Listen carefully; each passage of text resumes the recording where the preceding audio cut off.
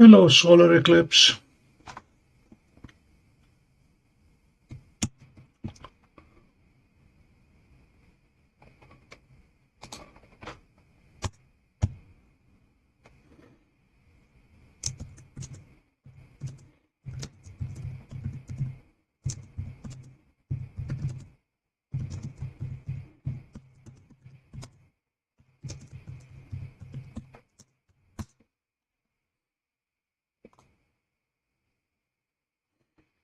Right now we're looking at a very distorted Saturn just a little bit above the trees.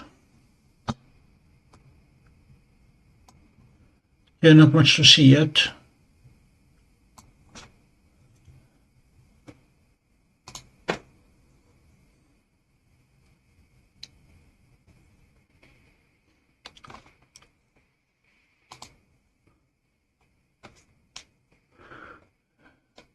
It is barely 5 degrees altitude.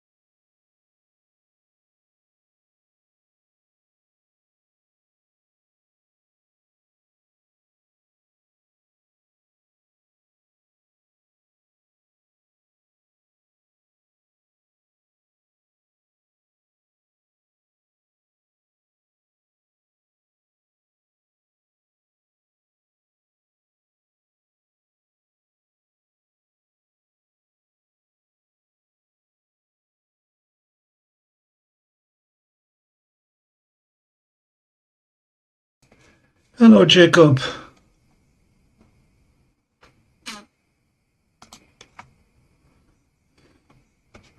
Hello, Bill. We have a bad pass of the International Space Station coming at 9 p.m. I am looking to see how far Cygnus XL is from it. I don't think we're going to be able to see Cygnus approaching the International Space Station, not tonight. When I say it's a bad pass, it is low altitude. May or may not be able to get it, but that's going to be a priority capture. This is Saturn at only 5 degrees. That's why it is very, very badly distorted. We'll come back to Saturn. The plan for tonight. We have Saturn and Neptune. They should be good after 9 p.m. till about midnight. Jupiter is going to grace us with the great red spot from about 2 to 4 a.m. Moon comes up at 1. And for entertainment, Venus doesn't come up till about 4:20. But we have a bunch of smaller nebula that I'm going to attempt to go for. C63 Helix, and then C55, C22 the blue snowball, C4 the Iris. These are all smaller nebula that should look good on the big scope. And then possibly M30, M75, M72, M2, and M15. And anything else that you guys have in mind. It's going to be a long night, and I am prepared for it.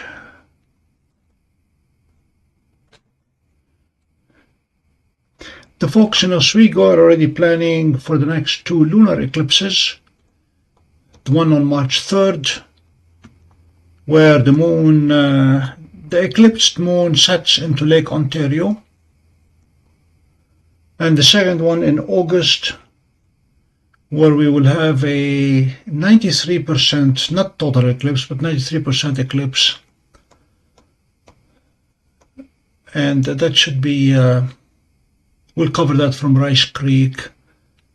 The March 3rd total lunar eclipse, we will cover it from campus. I am eyeing one of the tall buildings that overlooks the lake. I am really excited for this one. It's going to be really nice to have the eclipsed moon, a red moon going into the water. Hello, Otto.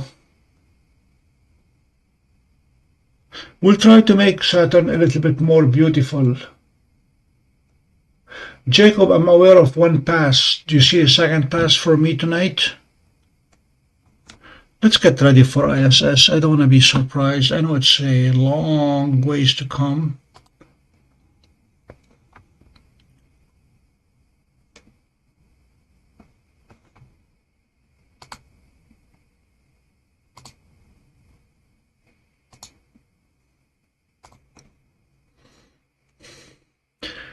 Starry Night remains the most reliable and dependable system that we have. Let us connect it.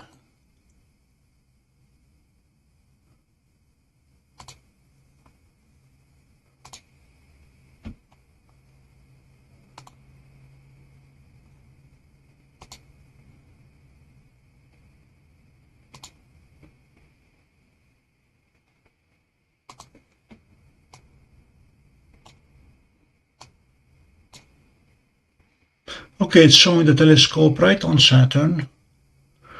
We're going to fast forward. The blue line is the orbit of the International Space Station. Jacob, can you help me check the Chinese space station? I know it is passing over us at around 840 something, but everybody is telling me it's going to be magnitude 17.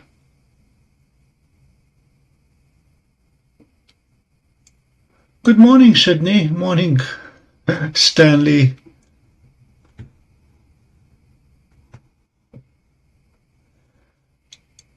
Yeah, I'm looking forward to a long night. I just woke up from my nap. It's taking longer than I thought to recover from this marathon, but it was worth it. All right, let us stop the clock and go forward.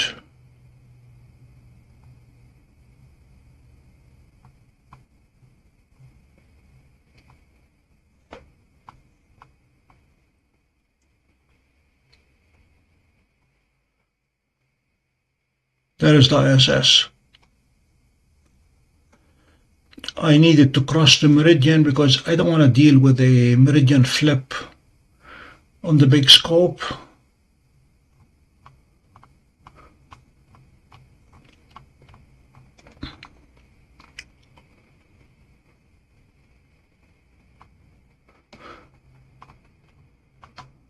Somewhere out there should be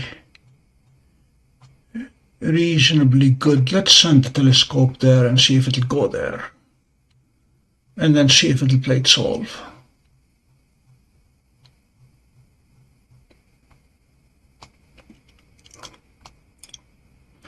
Preparing to stop it at an instant if it tries to go the other way around and flip on me. Well, let's go first to Alpharaz.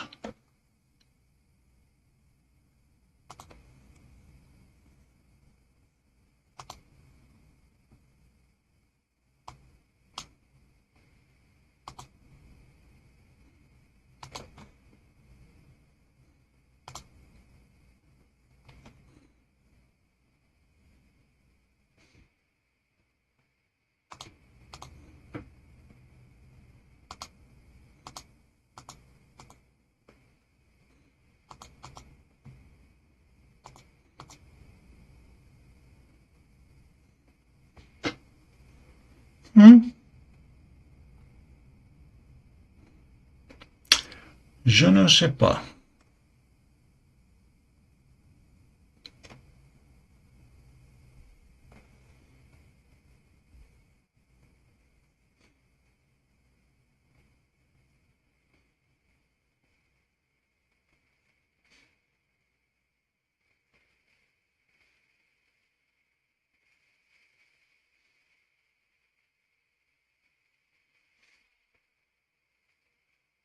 Yeah, Bill, I do not understand why it's telling me Tiangong.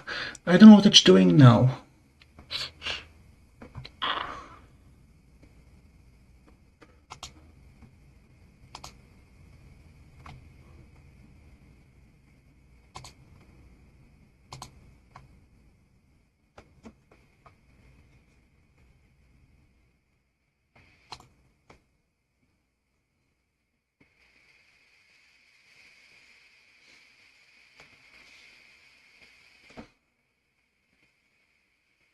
Something not quite right.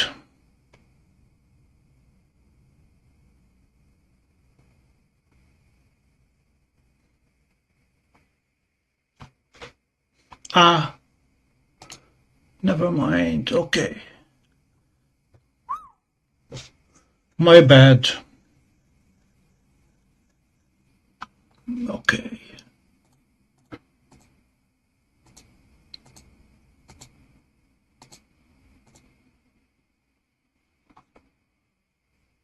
I had it zoomed in on Saturn and forgot it.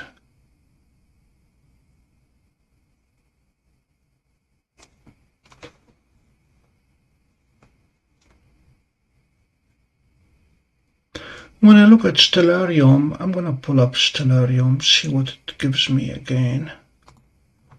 When I pulled up Stellarium, it showed me a very, very dim pass.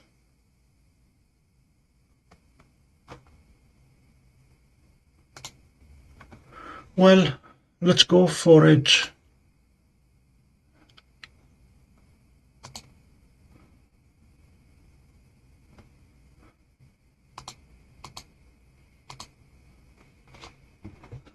Let's look for the Chinese space station.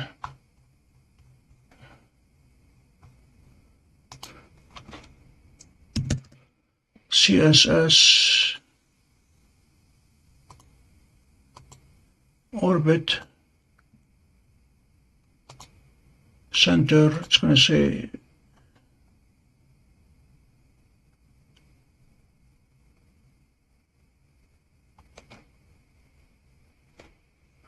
okay, this is 260.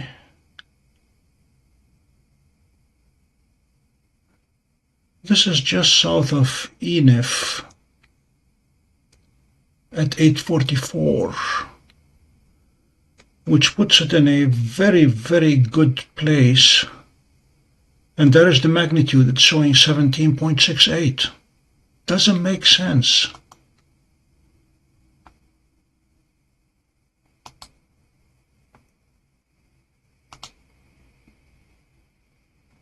So 17. I'm going to try to capture it. We have time to get back to the ISS. 844.20.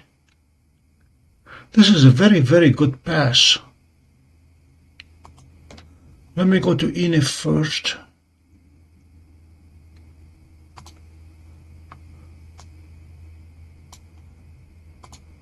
We were there earlier tonight.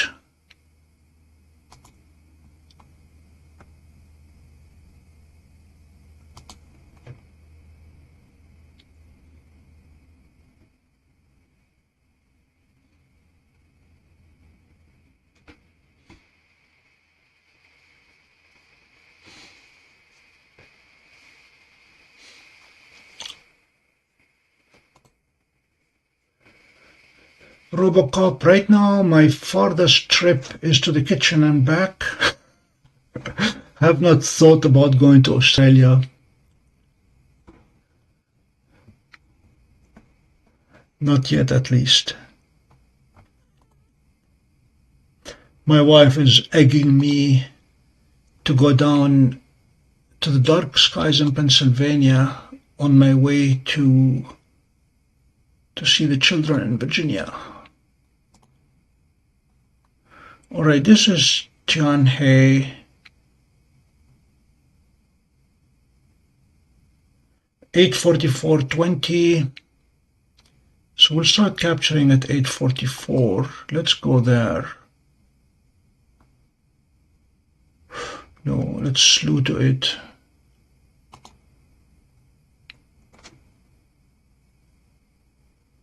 All right, let's see if we can play it solve accurately.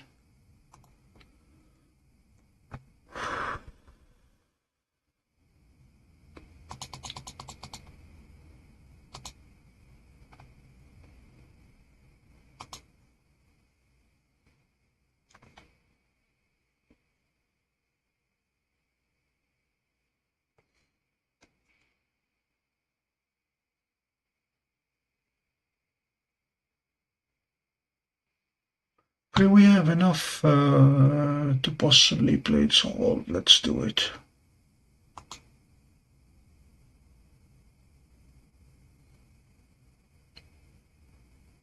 Okay, this is a beauty.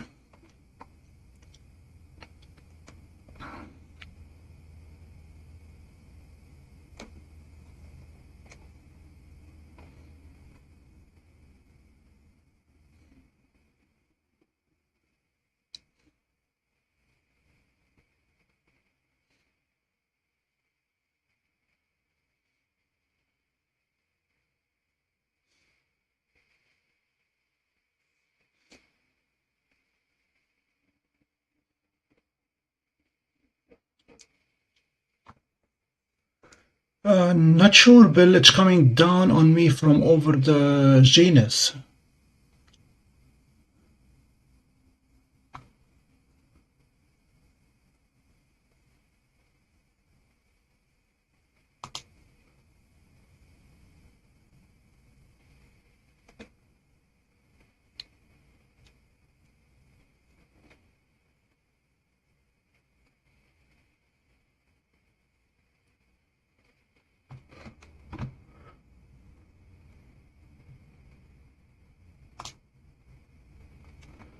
So this is, it says 844.20, and it's coming from the west to the east.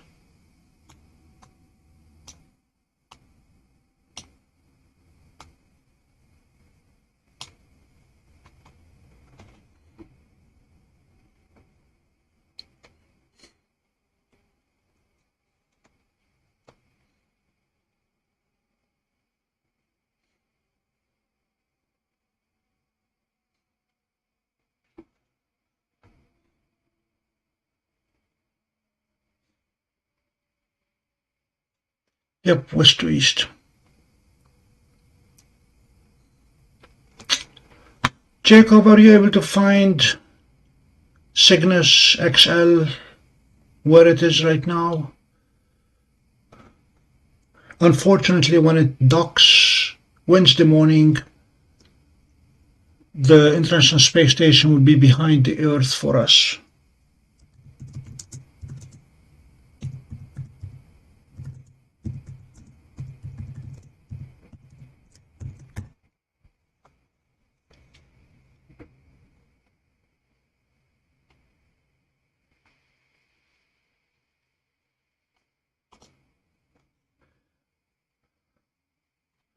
All that the geniuses are telling me is that it is in orbit traveling toward the International Space Station.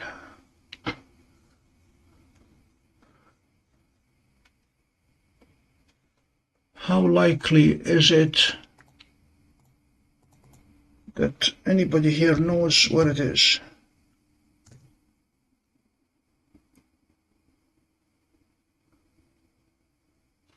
We have Cygnus A, Cygnus Egg, Cygnus Loop, Cygnus Rift, and Cygnus X1. I don't see Cygnus XL.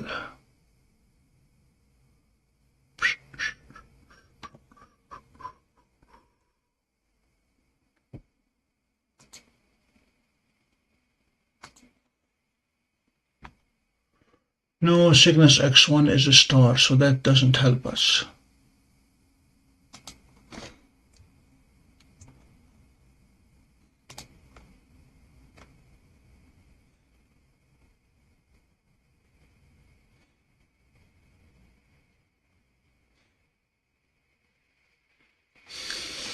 Sounds about right, Bill.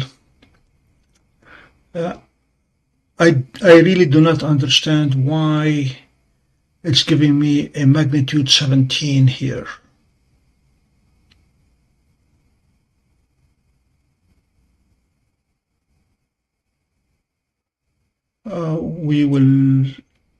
Well, Saturn is not too far and it is lit by the sun.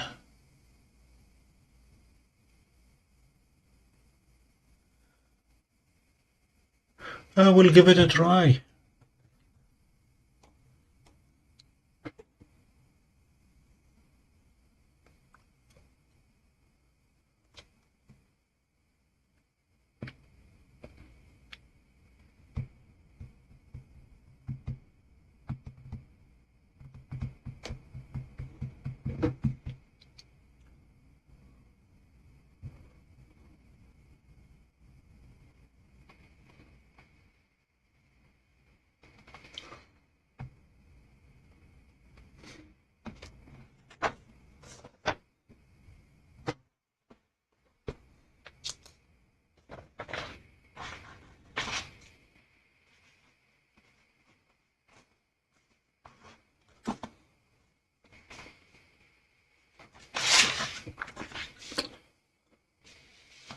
Let me verify that we have everything ready here. Data.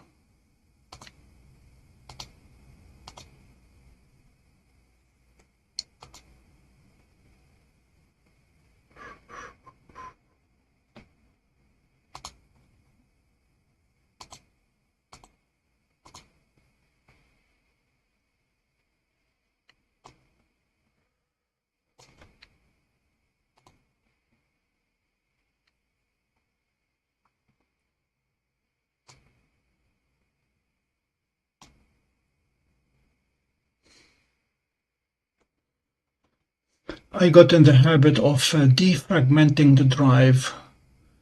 Actually, it is a solid state drive, so it's not a defragment. And that allows for faster capture when we have to capture. Okay, delete. Next is to empty the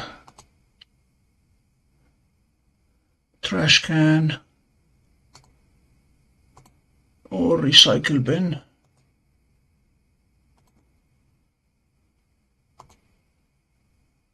It is empty. And that is the retrim, as they call it. Optimize. Done. And now let's see how much space we have on the C drive.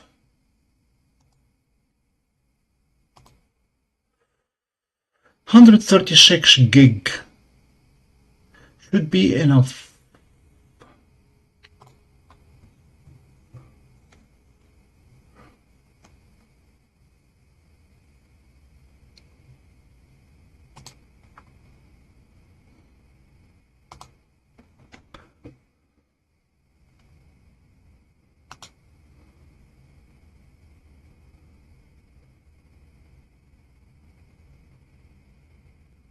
No synchronization needed. I like it, so our mount is tracking nicely. We're going full resolution, and we're going to capture PNG files.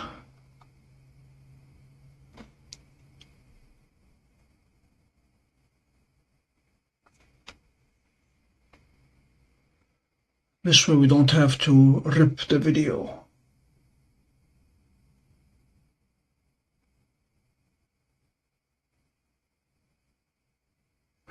Yeah, I have 844, Bill.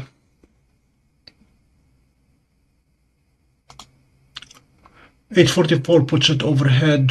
840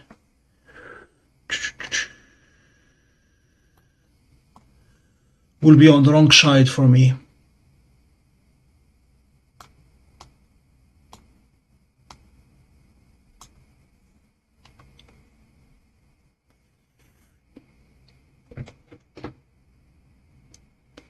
I can try to go a bit higher, see if it matters.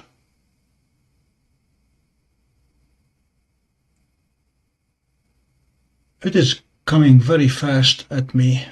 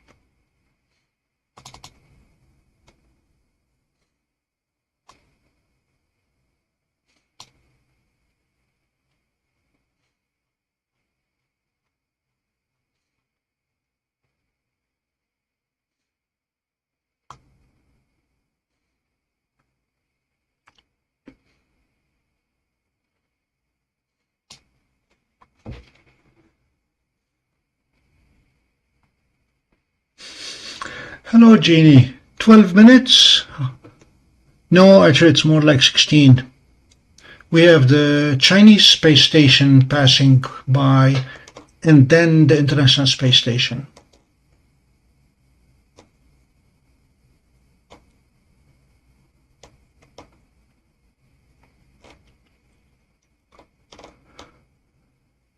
Jeannie, thank you for your investigative work on the robot, on the popcorn serving robot.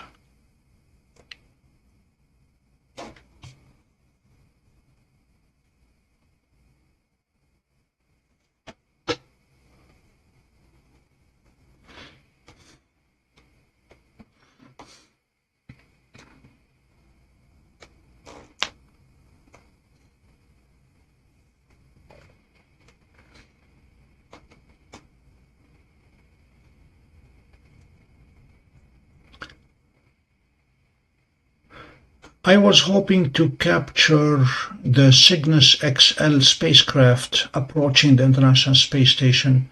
I'm unable to find any reliable data that show me where it is right now. All I hear is it is traveling toward the International Space Station.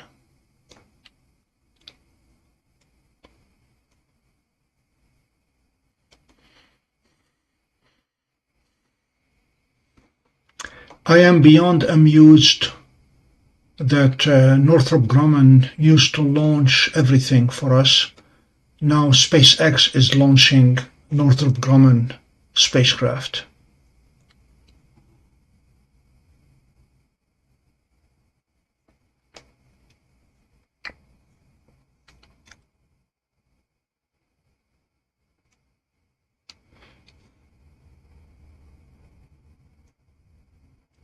Yeah, I watched the launch, when was it, 2 nights ago. It was a beauty. They just had their 500th launch of a rocket, the 300th launch of a Starlink. An interesting statistic or bit of data. SpaceX is deorbiting on average 4 Starlink satellites every day because of obsolescence. The first generation are being deorbited at about 4 a day.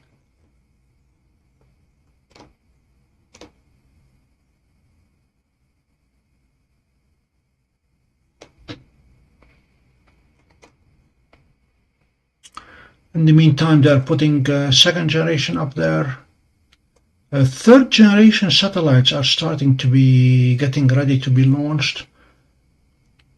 In case you missed it, SpaceX has entered into an agreement with T-Mobile to provide direct-to-cell phone service from satellites beginning October.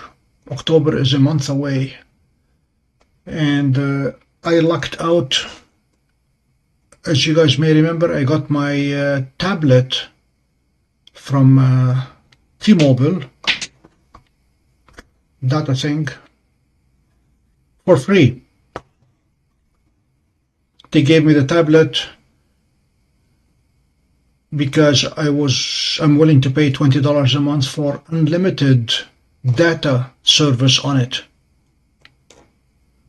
So as soon as they put those satellites in orbit, the V3 version 3, I will be testing direct satellite to cell phone. They're starting with text initially and then adding gradually more and more services.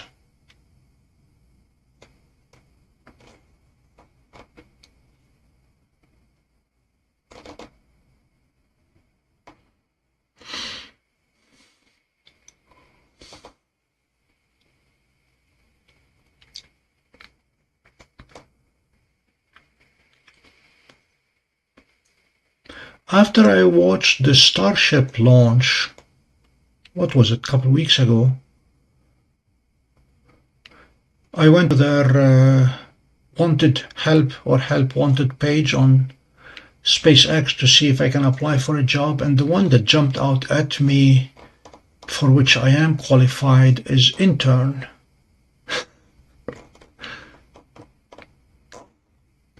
Unfortunately, they do not have remote work for interns.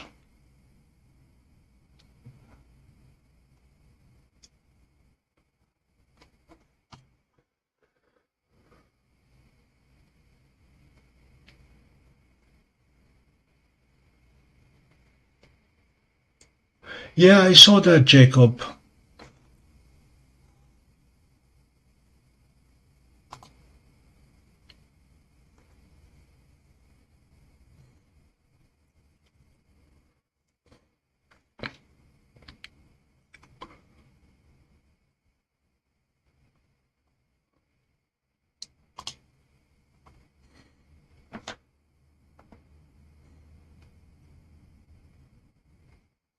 No synchronization. Good.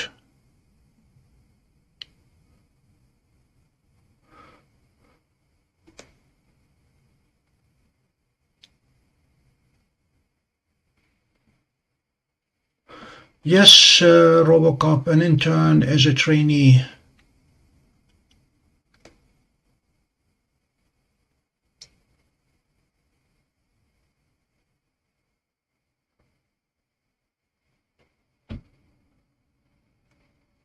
We're getting there little by little, Jacob. I got a Tesla, so we're moving in the right direction. We'll get Starlink eventually.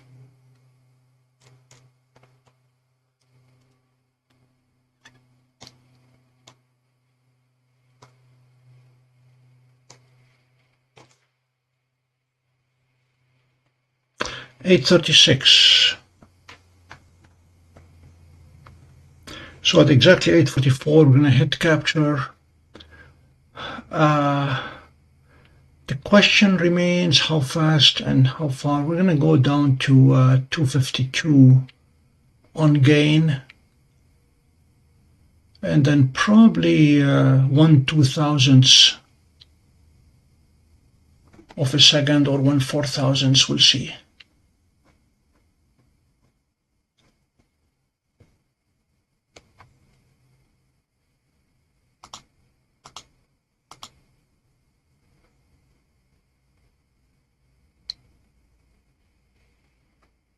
It's going to be moving very fast across the sky.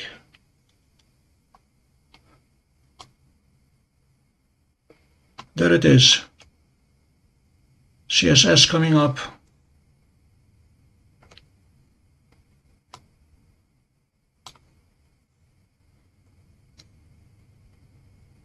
Oh, I hope you can see it in the bottom right corner of the screen, just under the word West.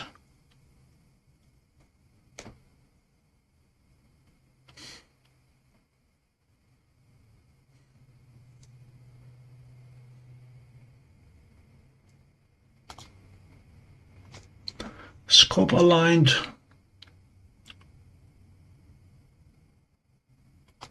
One last time.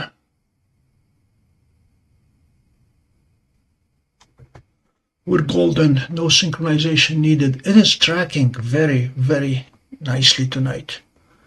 Okay, let's get this ready.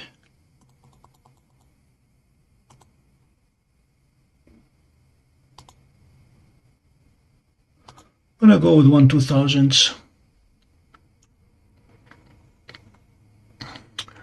And quick capture, we're gonna go for a minute, but we will stop it as soon as we see something going here.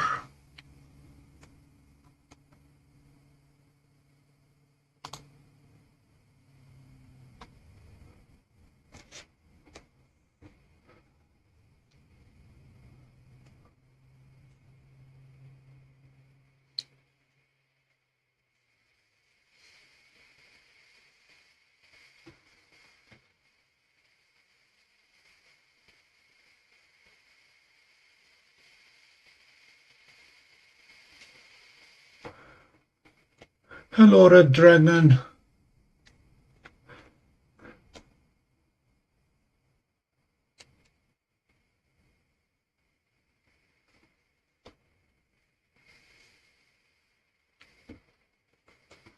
Ladies and gentlemen, if you're just joining us, this is the Pompey Observatory, live with a big telescope tonight. We'll probably add a smaller scope shortly. If you're not subscribed, please subscribe.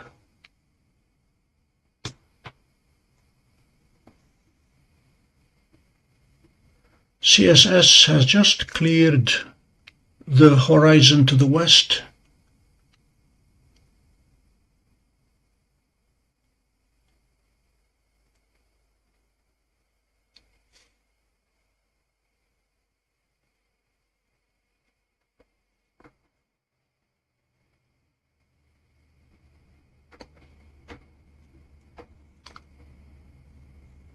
For eye observation,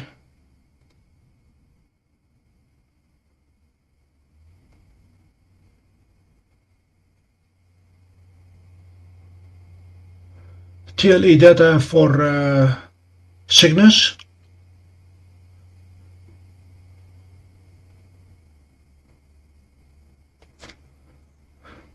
Alright, do not distract me from John here yet. Let me launch Stellarium.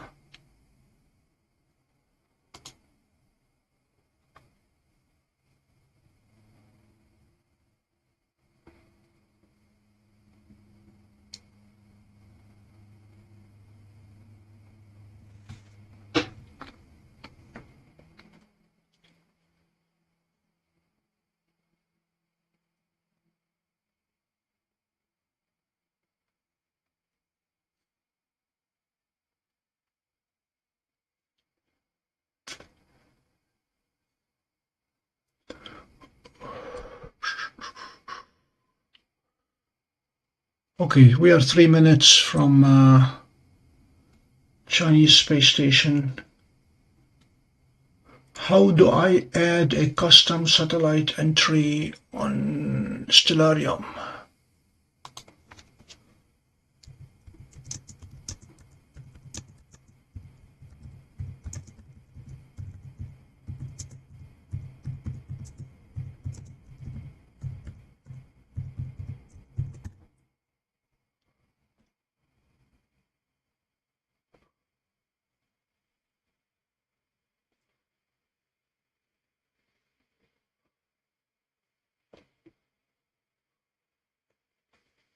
Said we need to create a satellites.json file.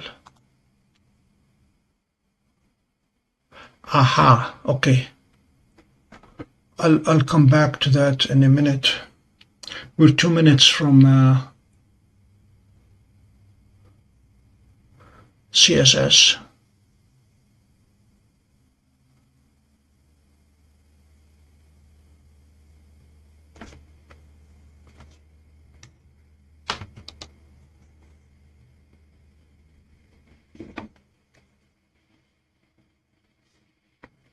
We need the clock running.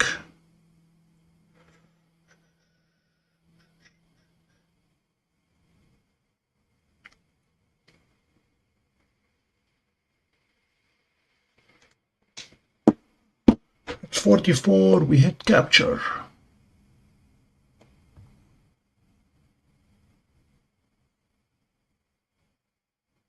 One minute to capture.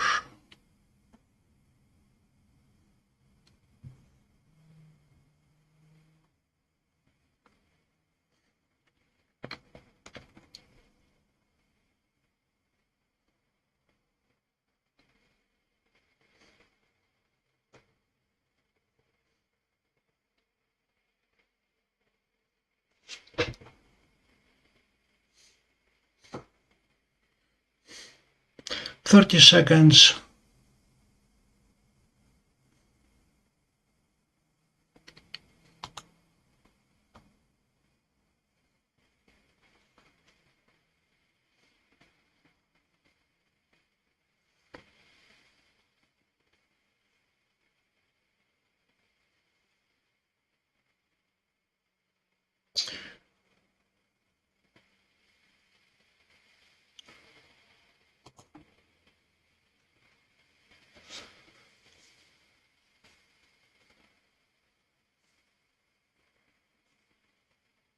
Ten, 9, 8, 7, 6, 5, 4, 3, 2, 1.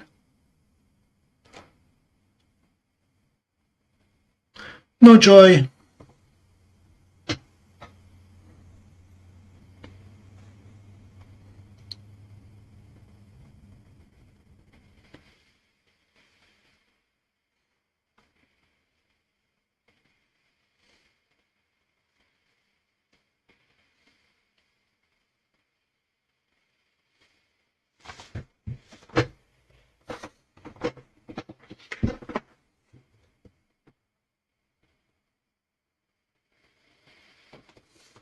I cannot see anything out of my window either.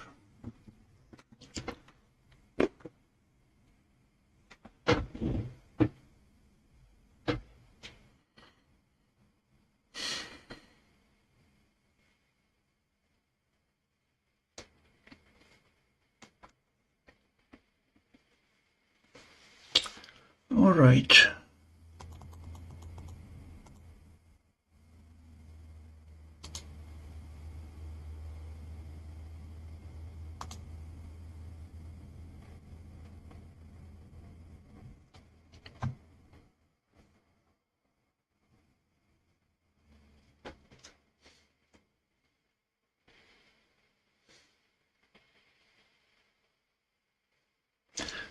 If you did, let me see, I have the files, we can look into them quickly.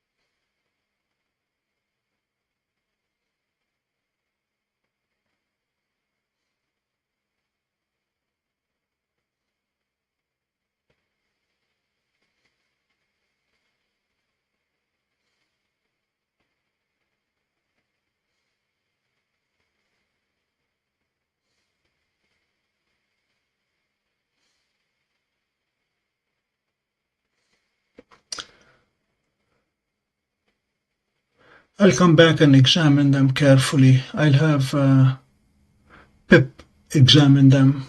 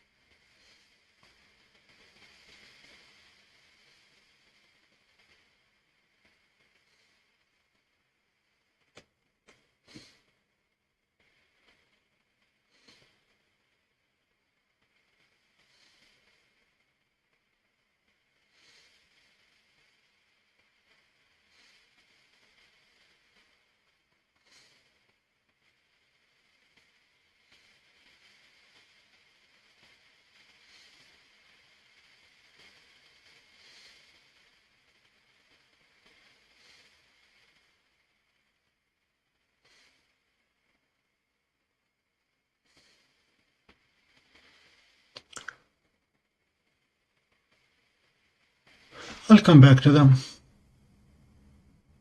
Thanks, Bill.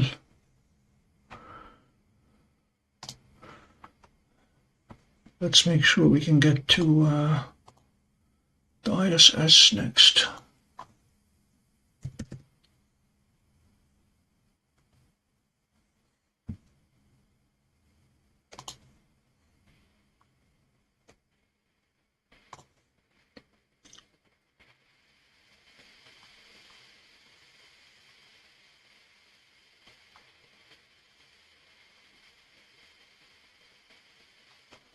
(901) should be descending on us from the north. There it is. Yeah, we don't have as much altitude here.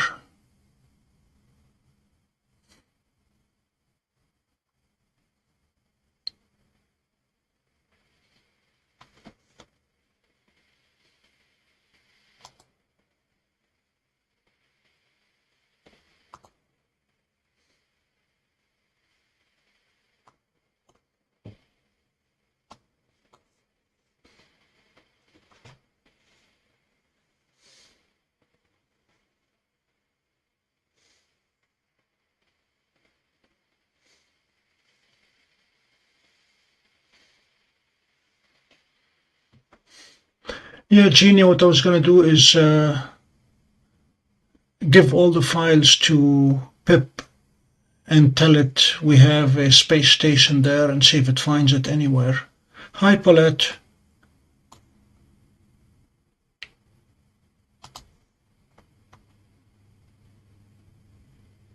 Oh, good. Good, good, good. We have stars.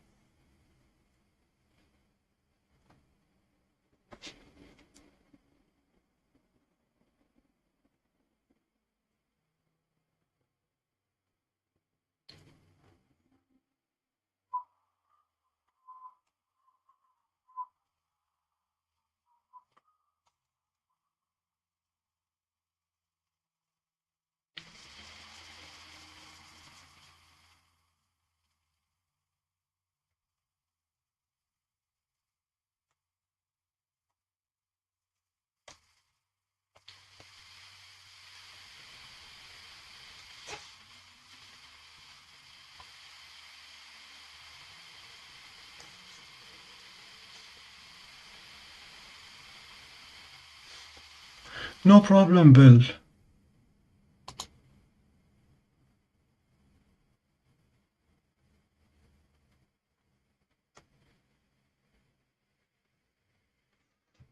All right, Jacob, you're saying go to the satellites tab.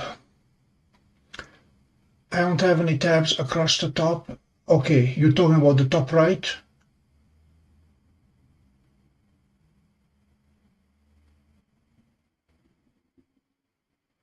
We're talking about Stellarium, correct?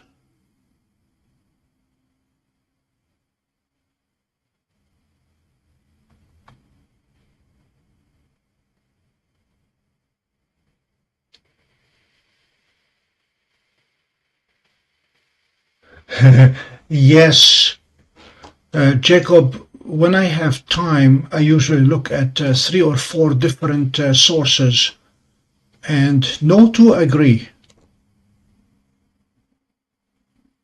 No two agree.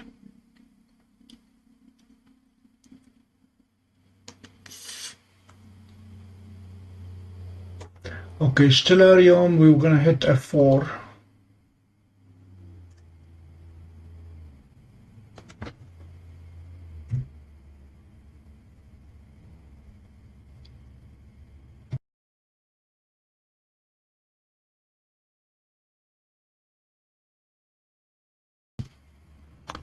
F4 muted my microphone. Okay, function F4. Sorry, never mind. Okay, we hit F4.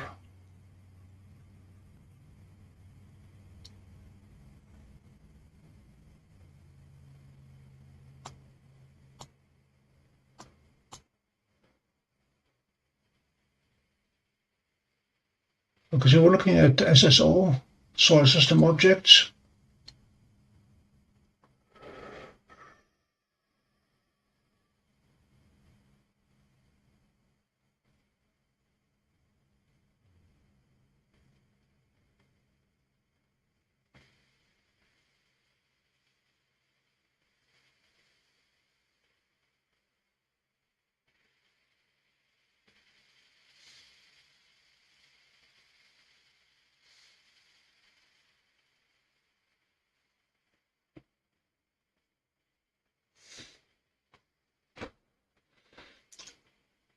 Okay, we have to find the search box now.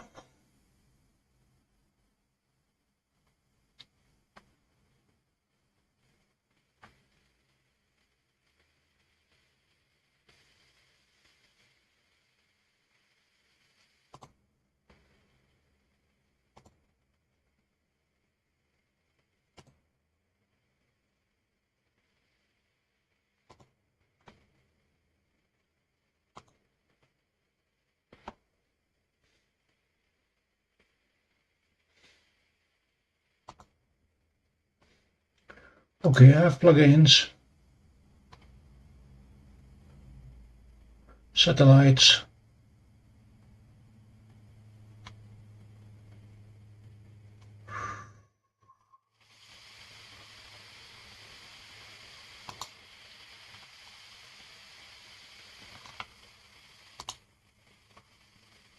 Satellites search. NG23. Okay, Cygnus, sorry.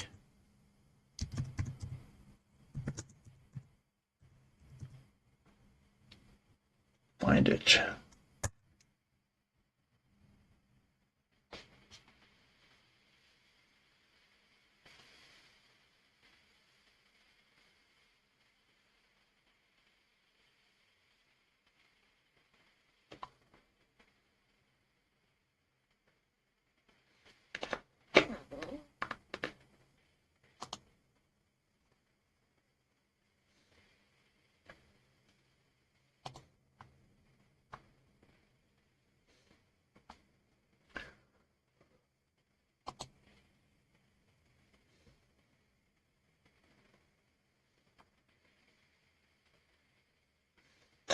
Okay, I searched all for Cygnus NG23. It's not returning anything for me. Downloading data.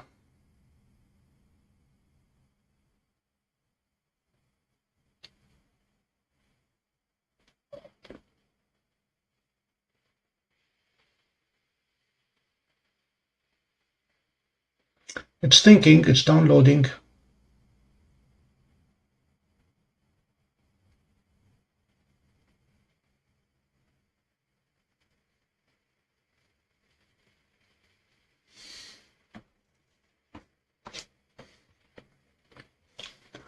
Okay, I'll come back to it. We have a satellite coming soon here.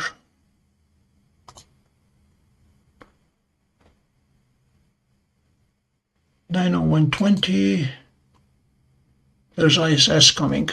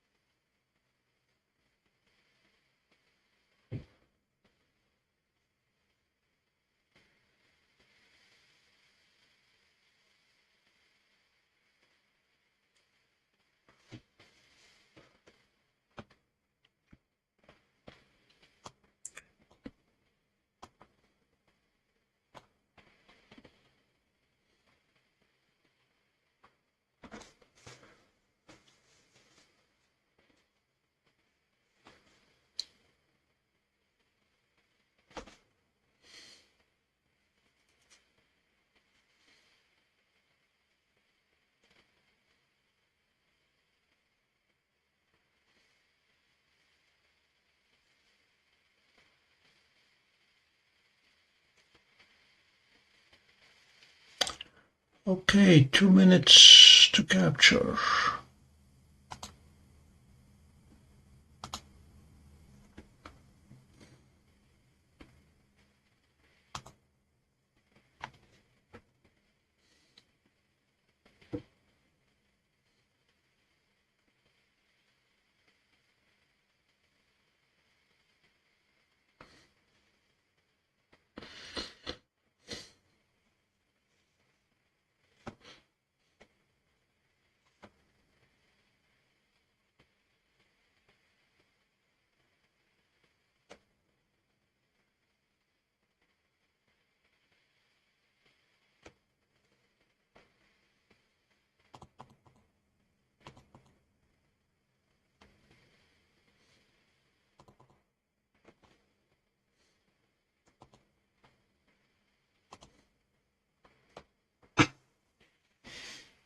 One minute.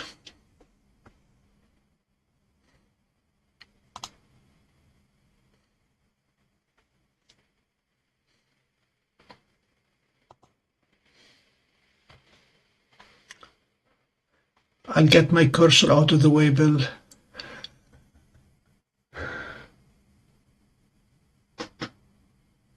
Yeah, mine is trying to download and it's stuck at 0%.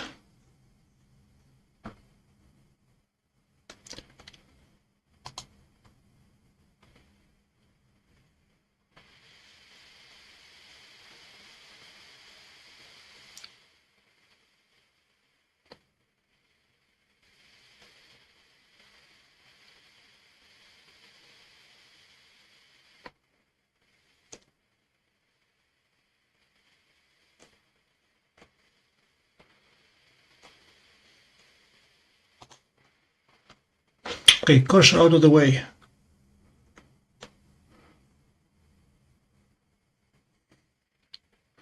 Ten seconds.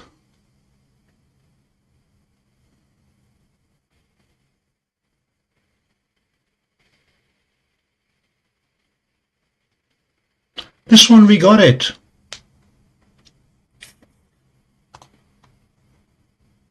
We got it, guys.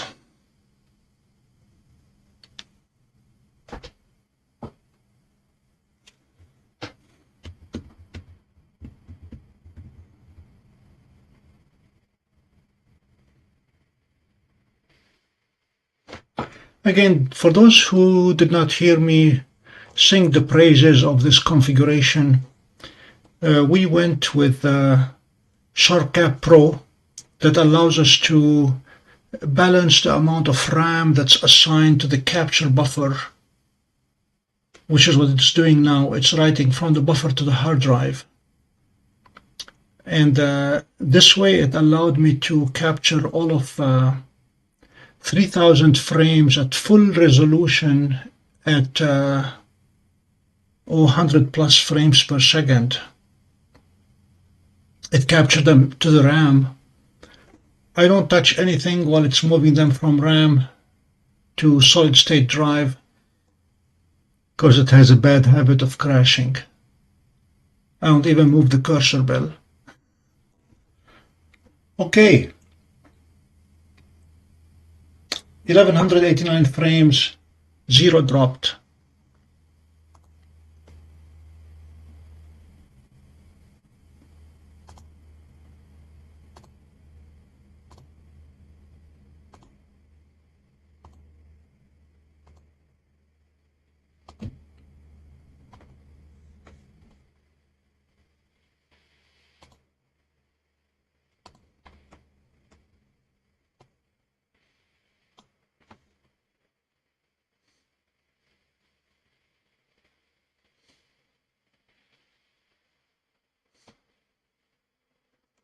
There it is.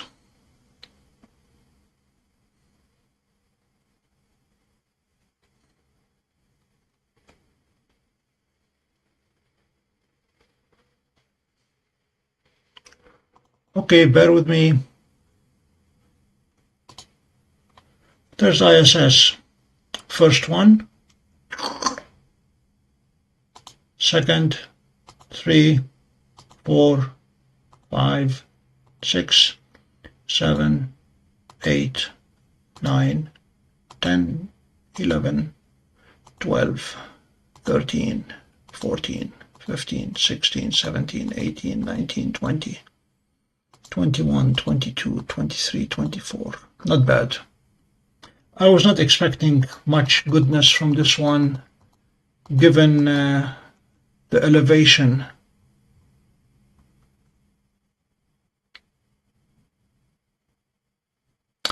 It is only 17, 18 degrees altitude, and it's due north, but we got it.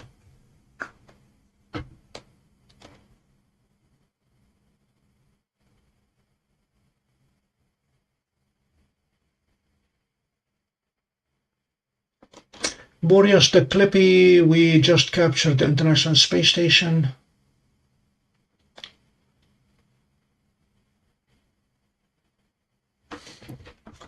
It's not pretty at all, and I can attempt to stack these, but I don't expect much goodness from it.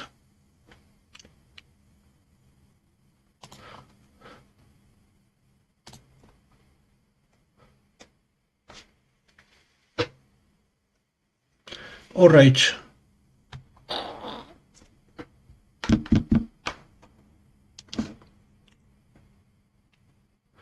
Ladies and gentlemen, if you're new to this channel, please subscribe.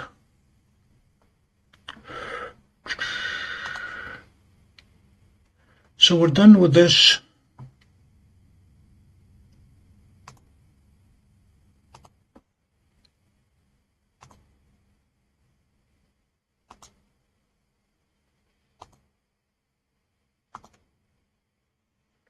Now we can go back to our solar system. Saturn should be barely high enough.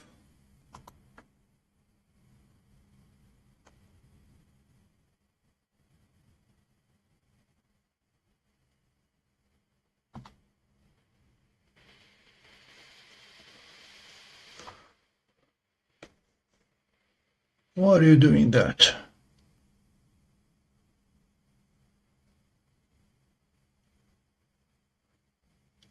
Trying to avoid the meridian flip on this one.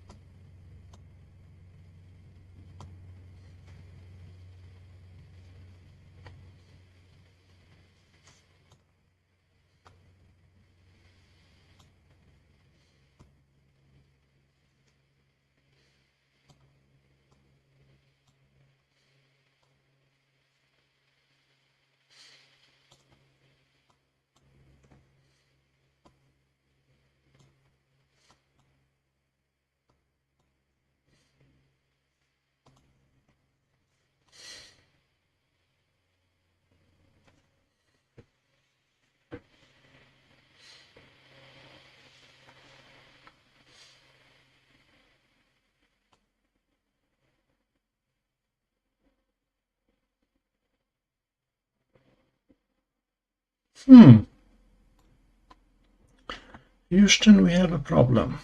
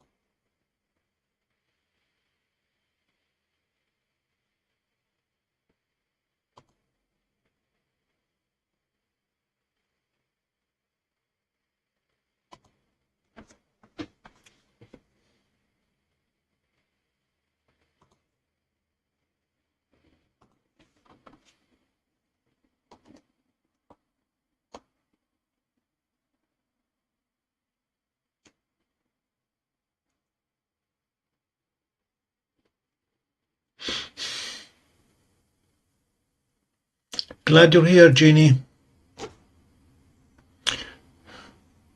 We're doing a silly thing, as in trying to find Saturn, which should not be a problem. We were on it just a few minutes ago.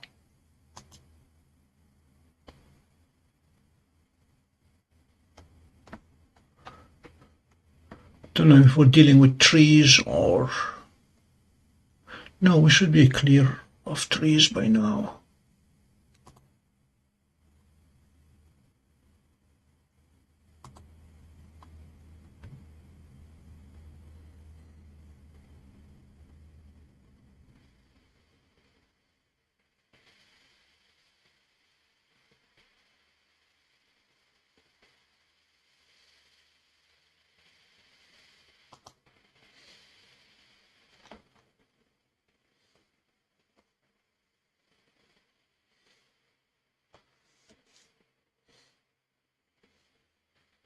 Wow.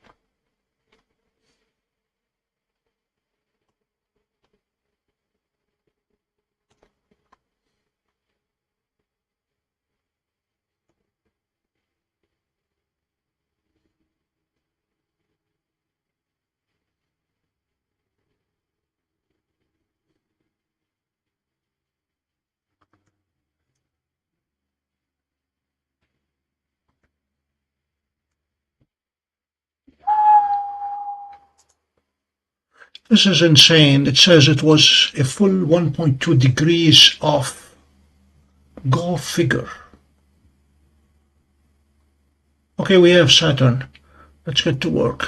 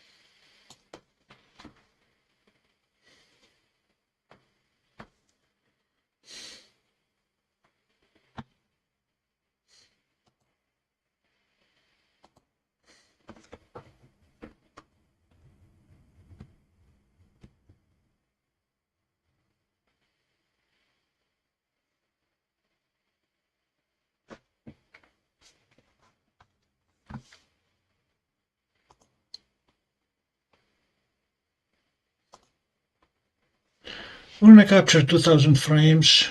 No, it's going to take forever.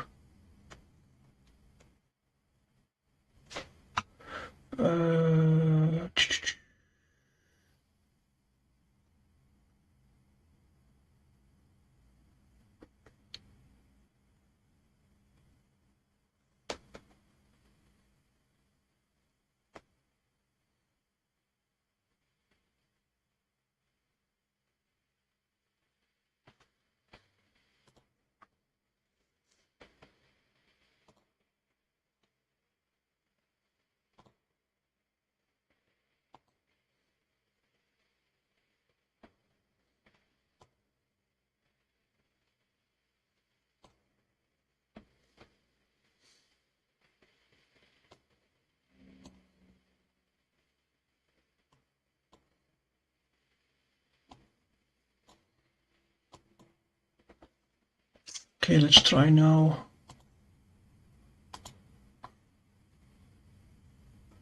That's more like it, 50 frames per second.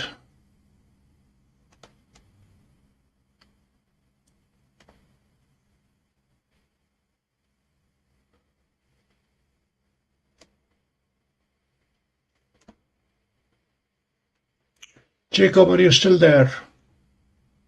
Because that will determine if I take the top 10% of frames or just the top 2%. Okay.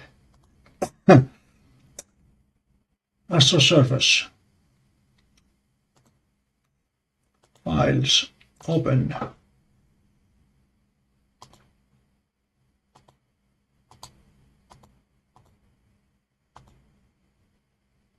Oh no.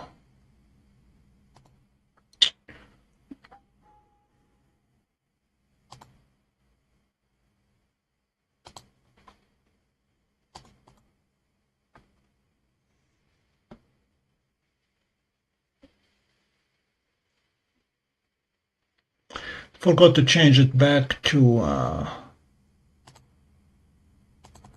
AVI from PNG.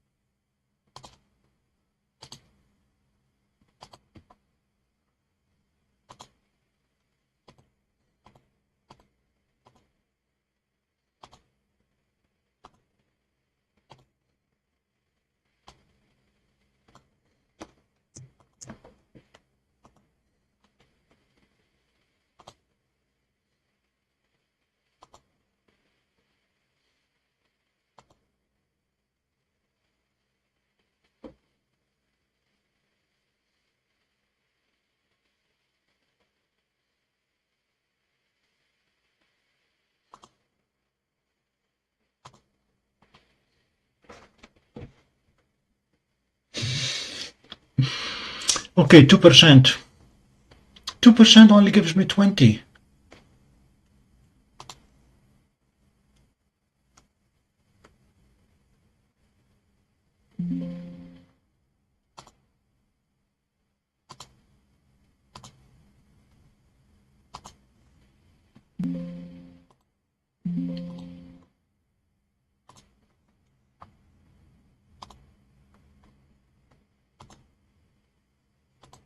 Wavelets.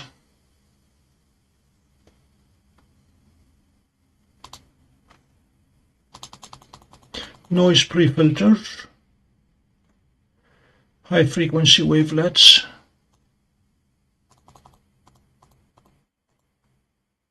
These are the ones that make the big difference.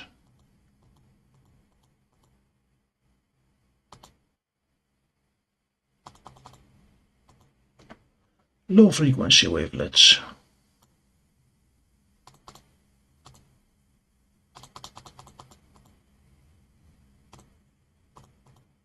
Okay, not much to show. And here's Saturn.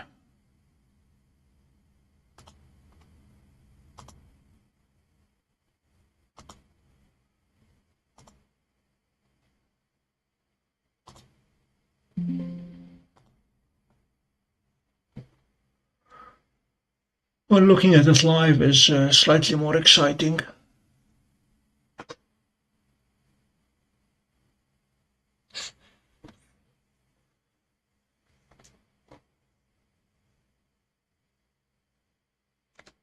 Yeah, lots of atmosphere. It's still at barely 19 degrees altitude.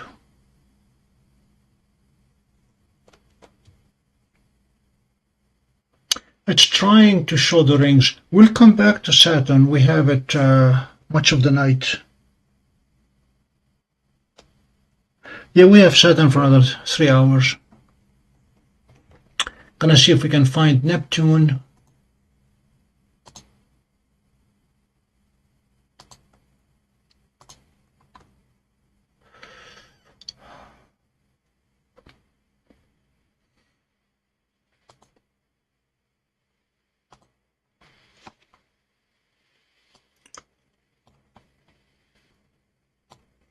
Yep, there is Saturn.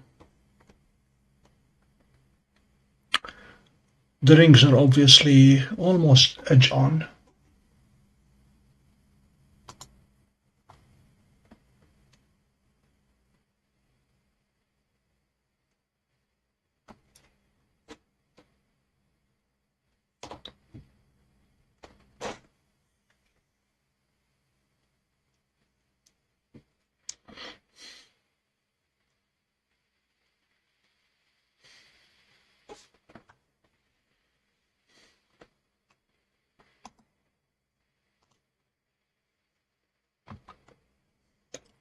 The next thing to test is PhD2 and see if it wants to work tonight.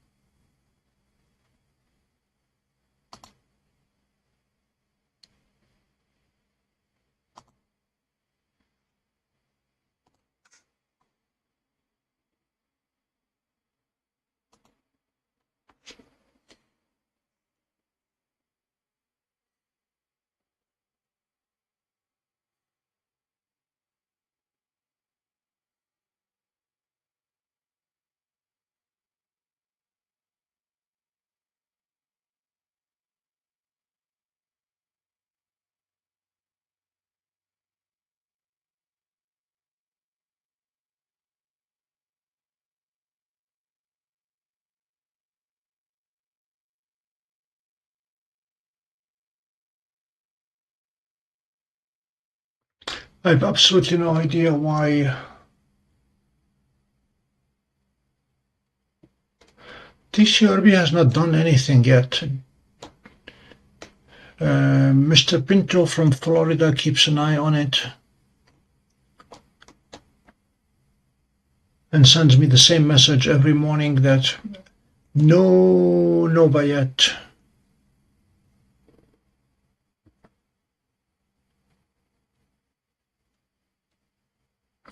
PhD2 has had a very bad habit of sometimes working, sometimes not working.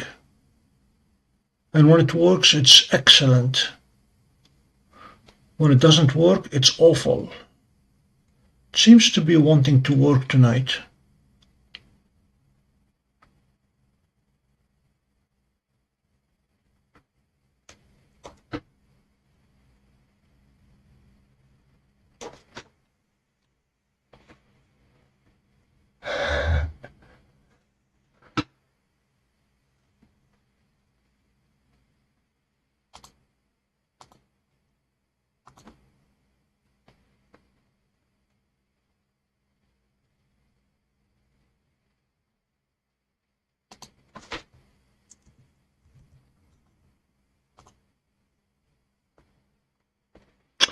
Helix is just rising now.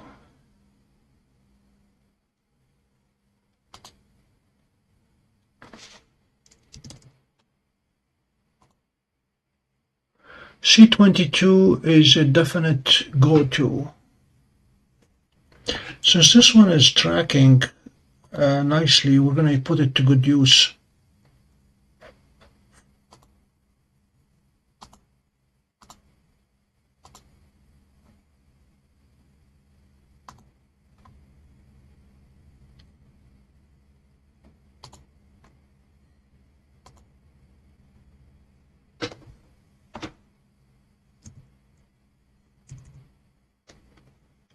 Really?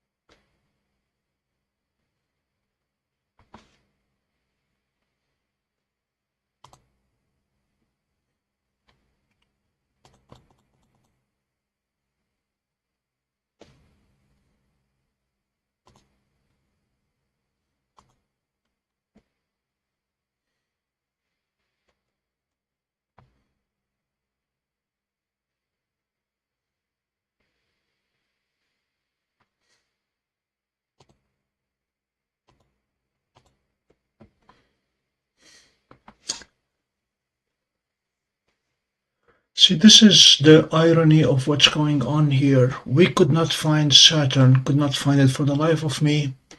And then when we did plate solving, it was a whole degree off.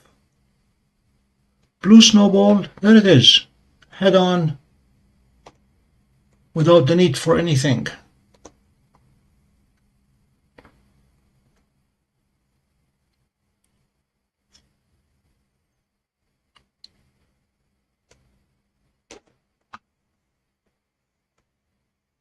Usually what we do is we lock PhD2 on it by looping again, finding a new target, and tracking.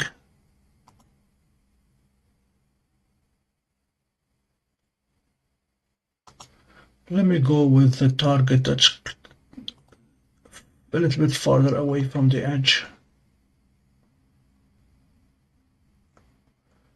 And then we try to stack it.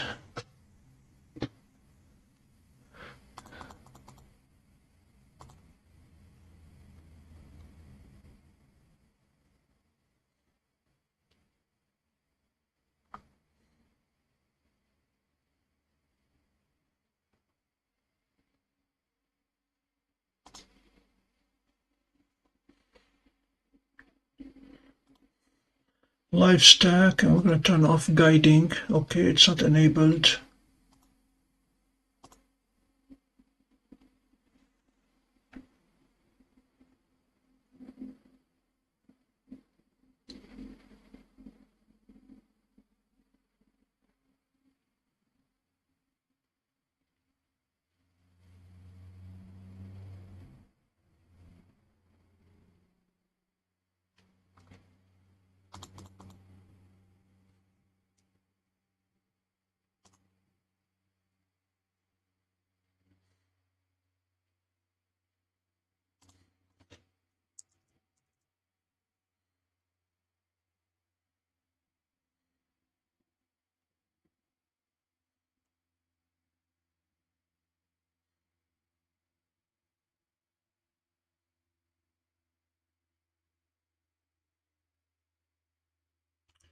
Don't want to stack.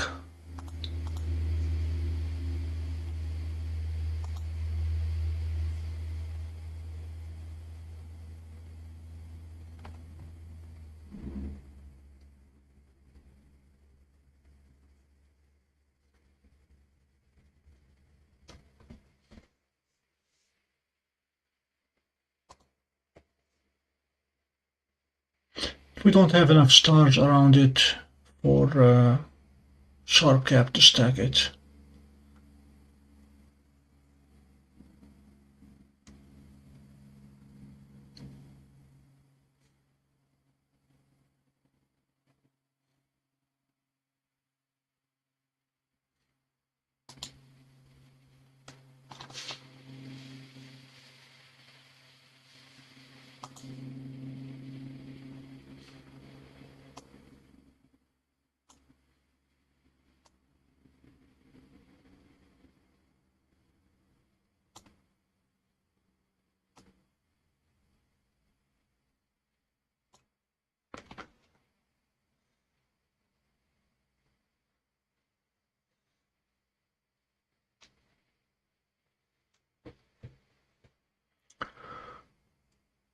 It's looking more and more like the snowball is best left unstacked in its natural habitat.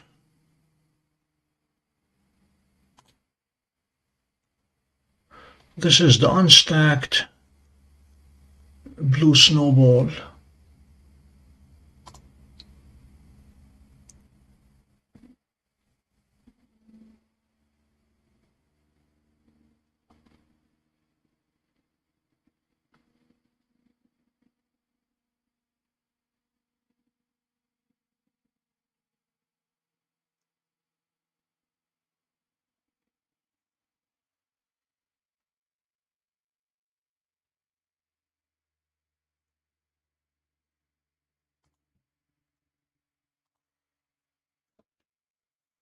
All right. The next one I had on my short list of nebula is C4.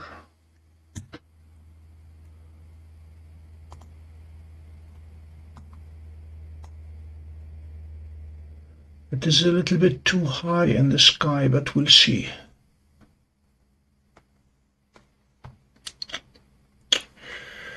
We start by stopping. This guy is tracking extremely tight. Less than half an arc second in error, in auto-guiding error.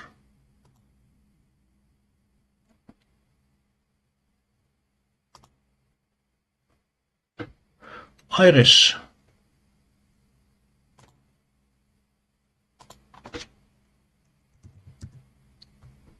No idea where it is. Okay. Let's see if SharpCap can do a better job. Tools. Go to. Full catalog.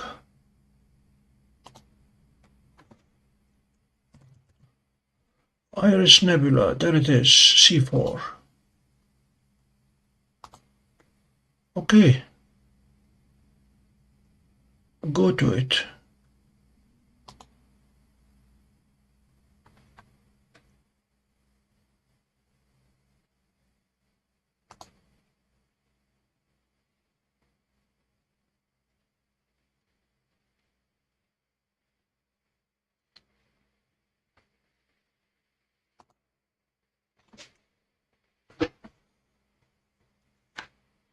Looks like it's looking inside the dome.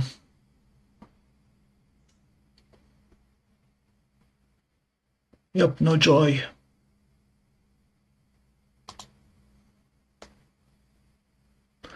Okay, yeah, it is too high.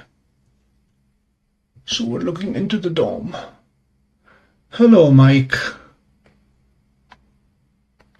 How is New Jersey today?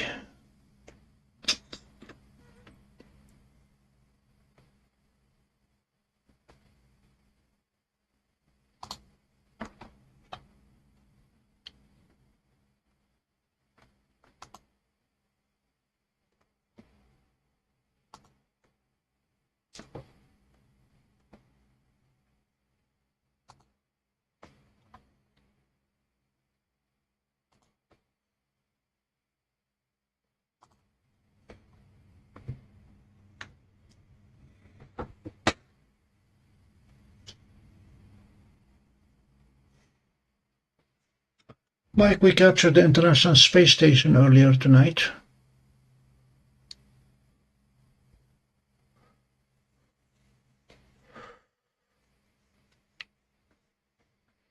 This is going to be a beauty if you bear with me for just a moment.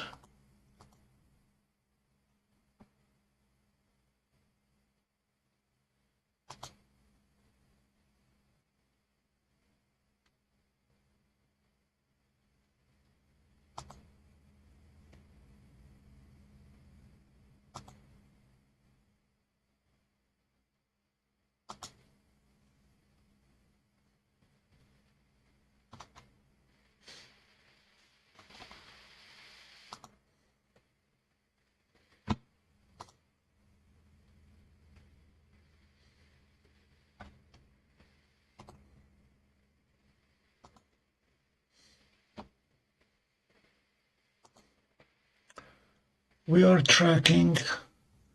Let's see what we need to do to be stacking.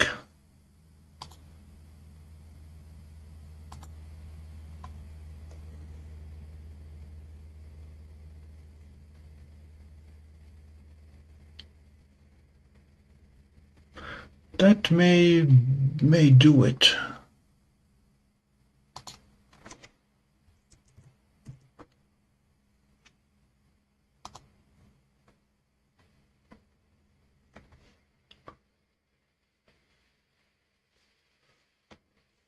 Don't try that at home, by the way. Trying to image Andromeda with an 11-inch telescope. For Andromeda, you need a dwarf 3.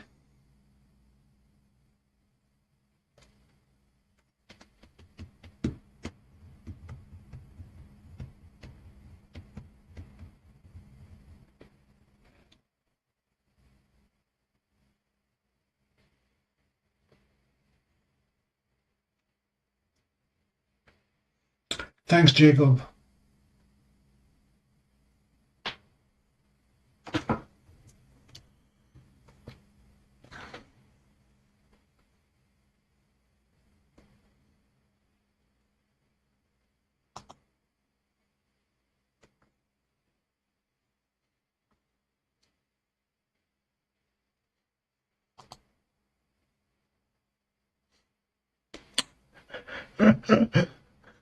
This reminds me that we have 5 students working on a project to detect satellite trails and images and correct for them.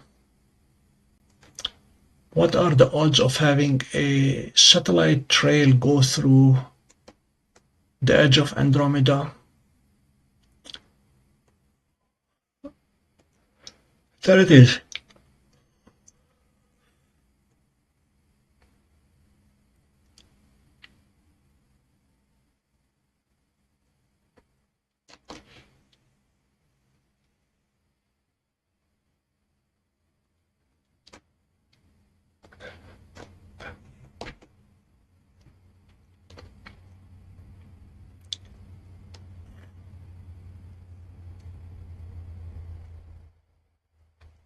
Yeah, 50%.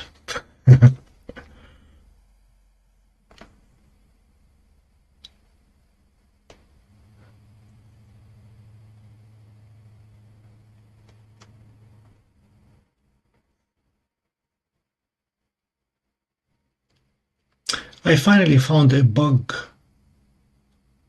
in the full self drive on my Tesla, and it is repeatable at exactly the same spot on the same road every time. When I reduce the speed from 55 to 30, the car will turn the turn signal on, pull off the road onto the shoulder, thinking that it is pulling off to park, and then realizes that there is no reason to park, stops the turning signal and cuts traffic back onto the main road. And it has been repeatable every time.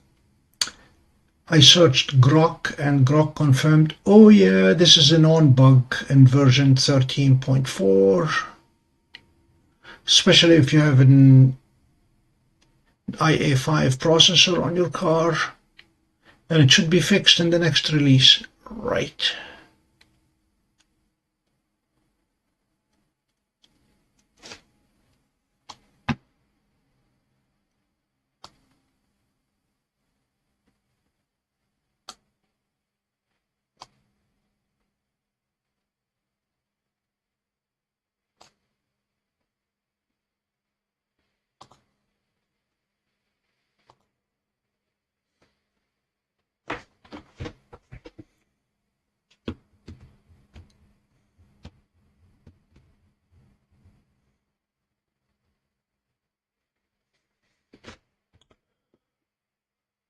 I'm gonna take leave for 3 minutes to go make me a cup of tea.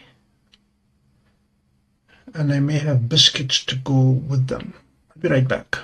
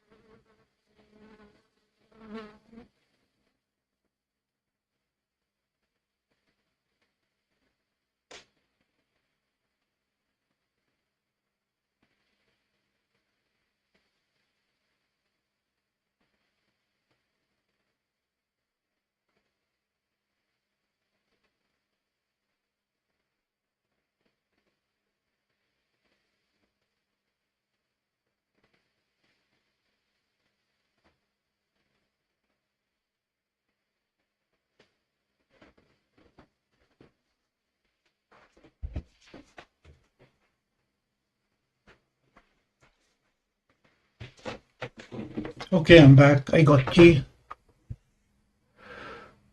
This is Andromeda, at least the core of Andromeda. Don't know if we can show it.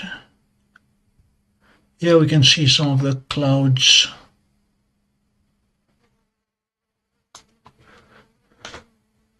It's not a good idea imaging Andromeda with such a big scope, but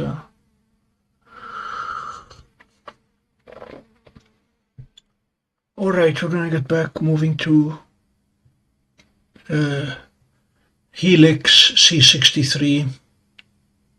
I think I know what was going on as to why I did not find Saturn. It seems to be having trouble finding planets, but no issue finding stars, so it must be the database or the date or the location or something messed up with it.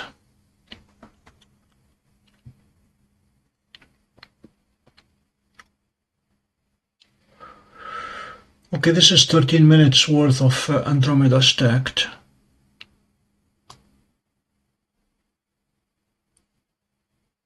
Of the core of Andromeda.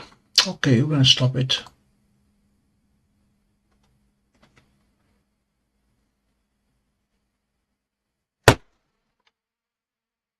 Sorry, I have a fly. Hi Tari, hi Isobeg.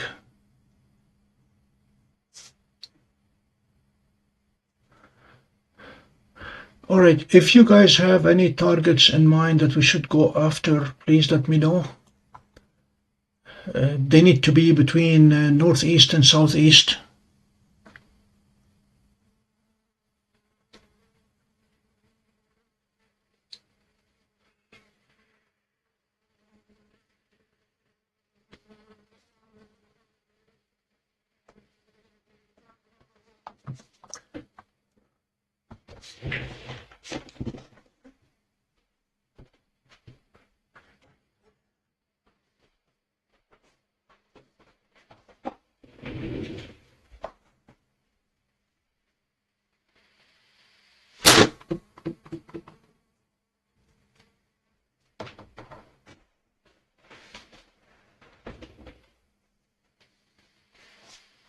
M81, M82 are both past the meridian. I cannot get to them yet. Let me make sure they're still past the meridian. Yes, they are. Cannot see them from here. Sorry.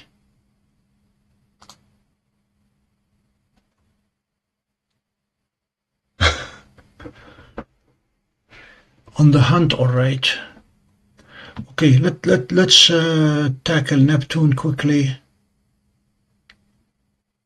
First of all, okay, this is a beauty. Less than half an arc second in tracking.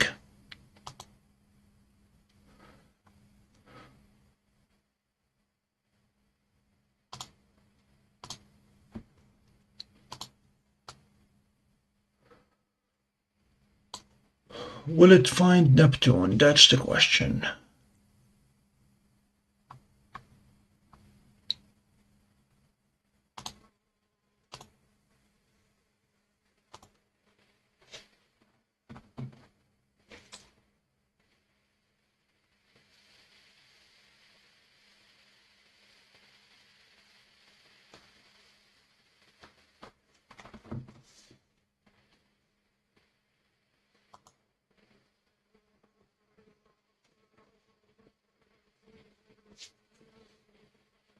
It did.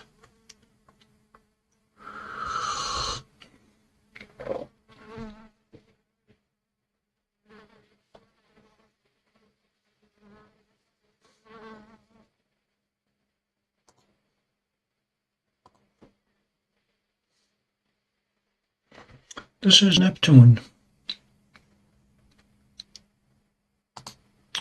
Let's see if we can move it to the middle.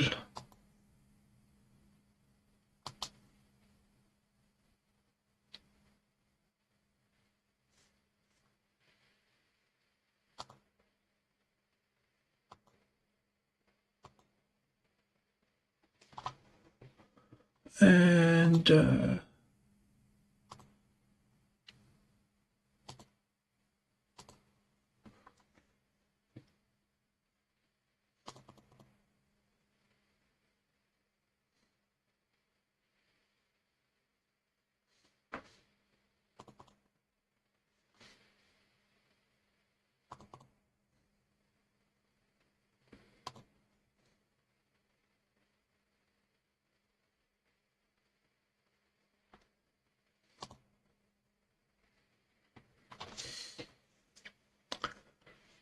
don't know if there is any hope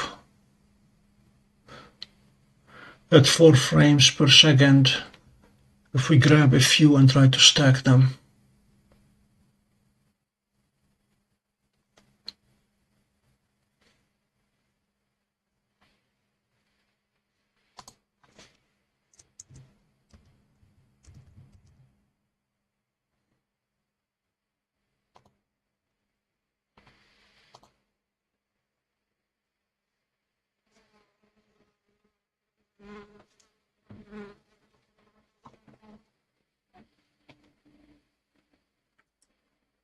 I'm going to try 200 frames. It's going to take 50 seconds. And then we'll see if it's going to stack.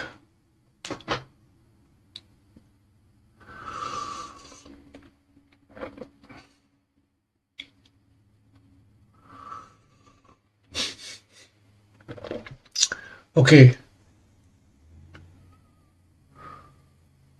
Mike, M2 is on my list. I'll be getting to M2 shortly. NGC 7000 is massive. What is it anyway?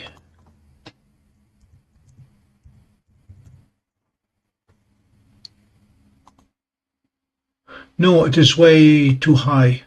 It's 75-degree altitude, sorry. Going down the list quickly. 7475.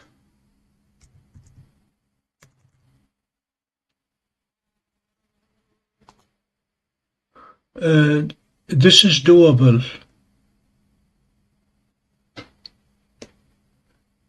Okay, so we have M2 and NGC 7475.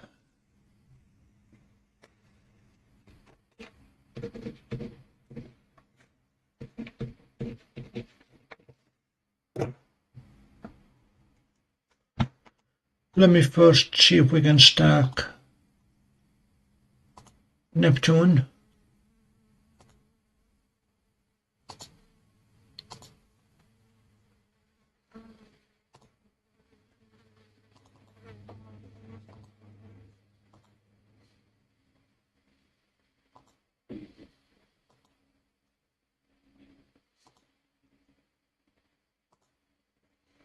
I detected it.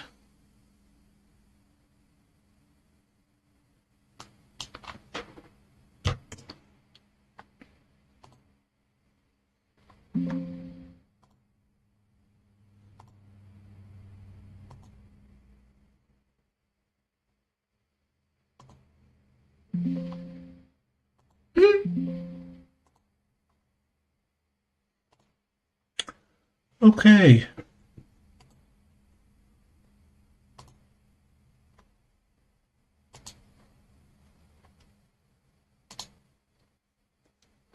Not much to show. There it is.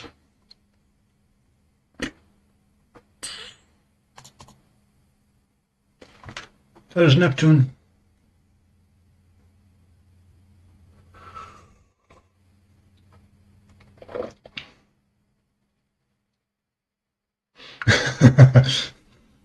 Yes, there is a fly and you are hearing it.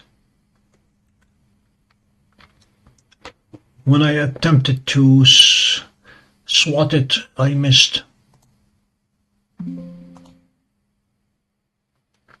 Alright, let's see if we go with M2 or 7475 first.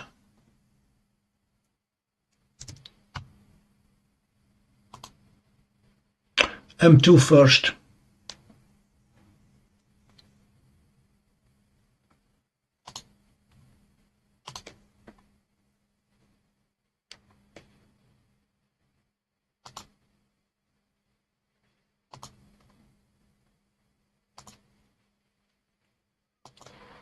Come on.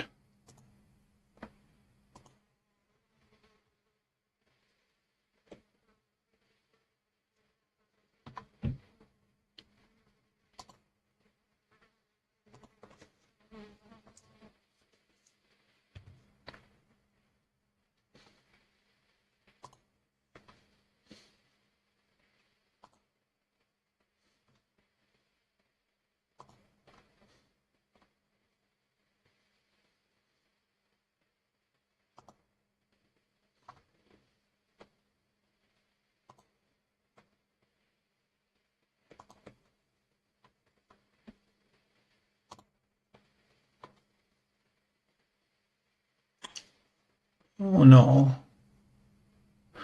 Okay, we're staring into the side of the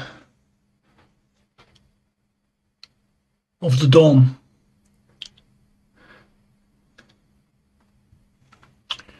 Okay, 7472.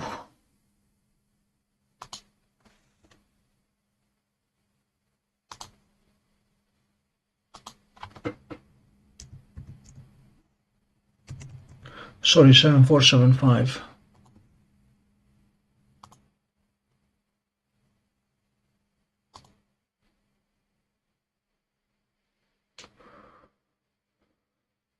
One problem with having a house behind the dome is it blocks about half the field of view.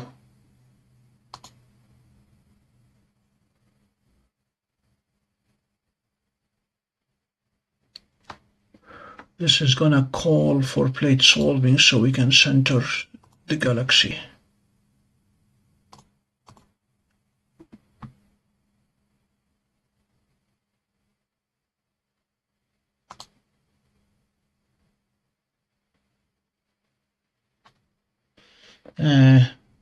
Oh goody.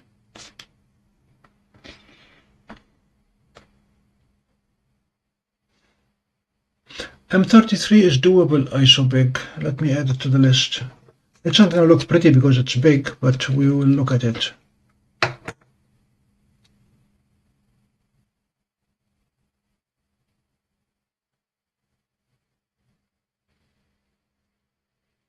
Tariq, I'm using an 11-inch Celestron Edge HD. Alright. Is this what you're looking for, Jacob? Let's track. Let's auto guide on it.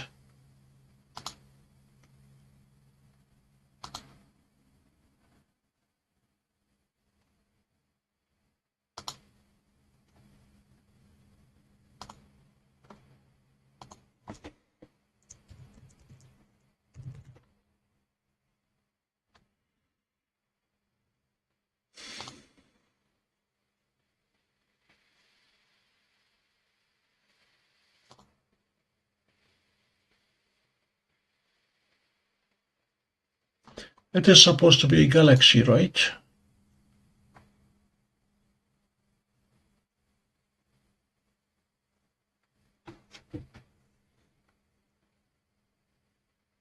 Hello, Dean.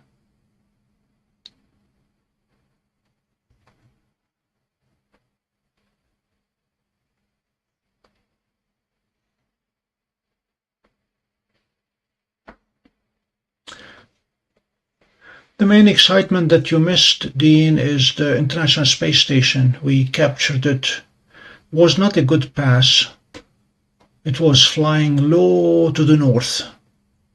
We grabbed it as soon as it crossed the meridian. It was at about 17 or 18 degrees altitude, so it did not look pretty.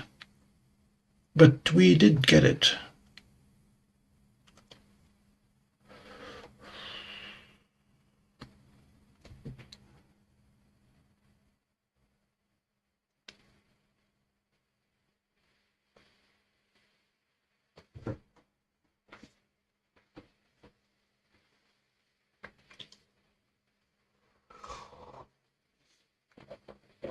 The fly either fell asleep or fell in my tea. I'll find out soon.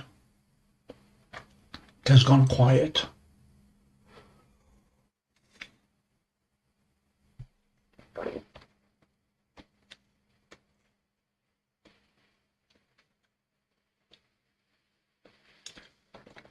I did not see any, but looks like Jacob did. He's a bit further north, and posted them on the Discord server.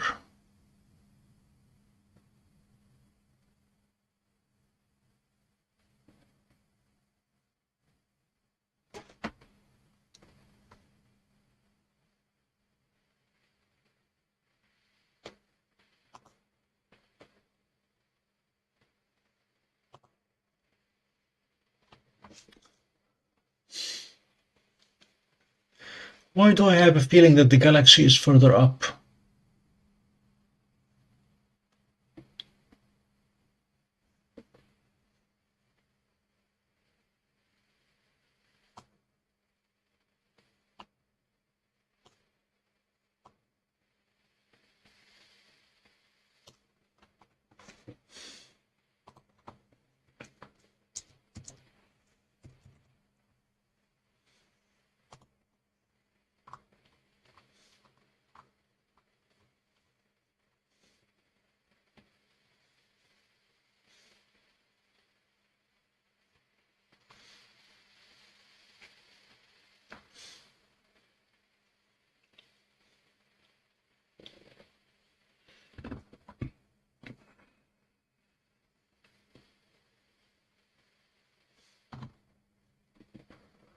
Are we expecting any aurora tonight?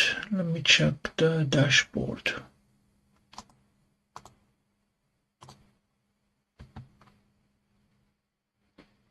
Nope. The folks up in Michigan and Illinois and Wisconsin have some. We do not. We're just a touch further south.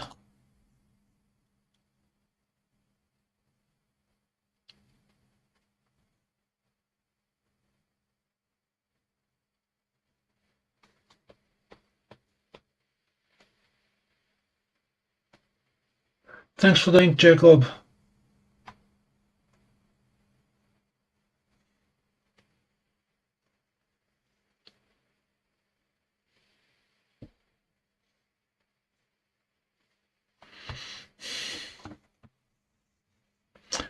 Gonna stop that and move manually a little bit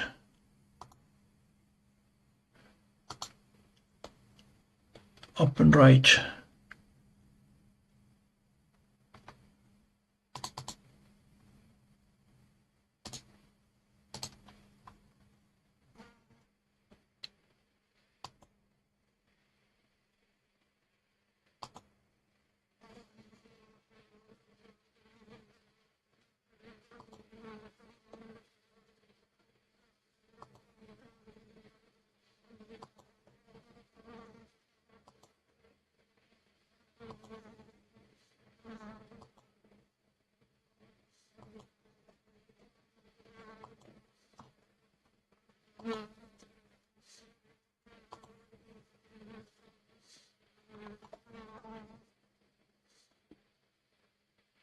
I think now we have your galaxy.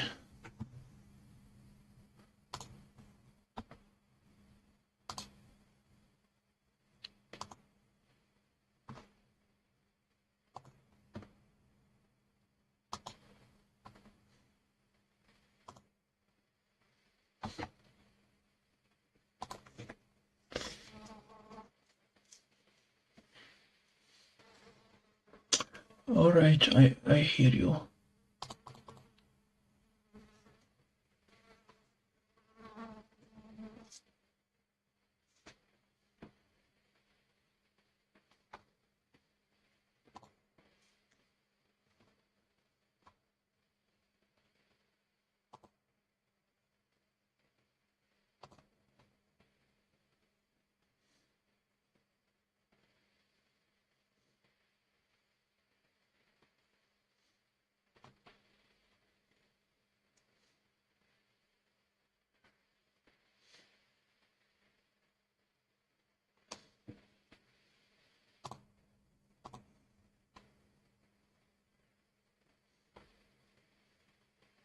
Trying to adjust the gain and the exposure so they'll be stackable.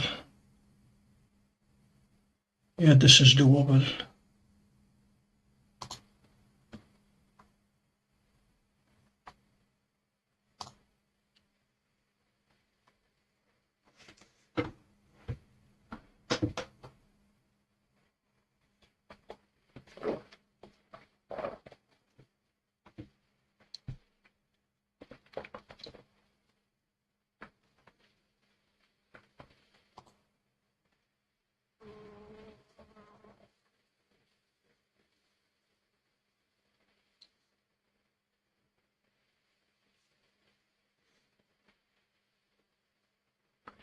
Looks like we're in between the two galaxies.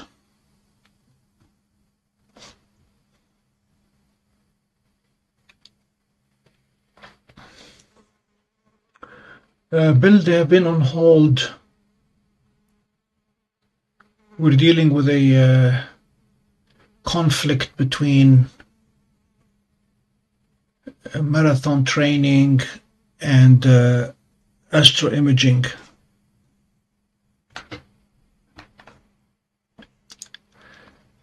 I was thrilled last week that after 4 surgeries in 4 years, I'm finally able to get back to running marathons. So I've been doing a lot of sleeping to recover. But we'll get back to it.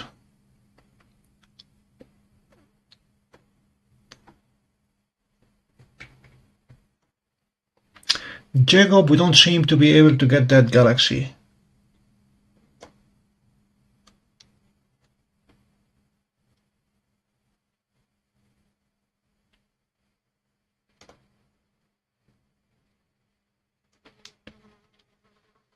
So I'm going to move to M33.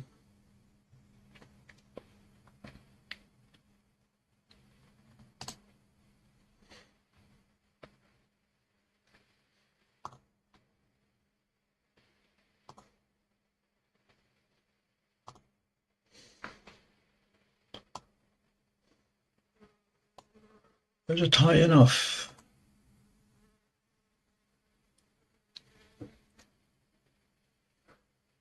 Yeah, it should be. This is a good place.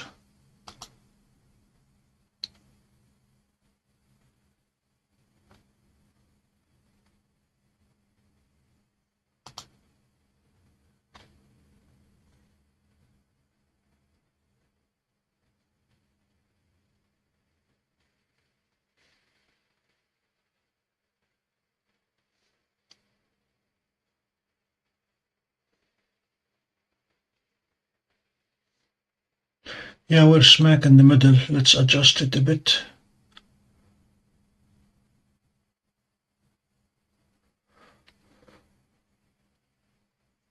Yeah, we're off by 0.01 degree, which is good. We're going to correct.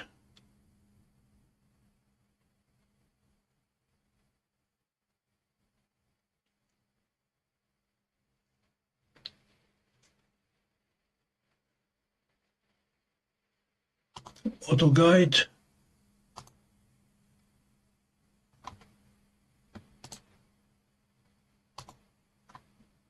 And stack.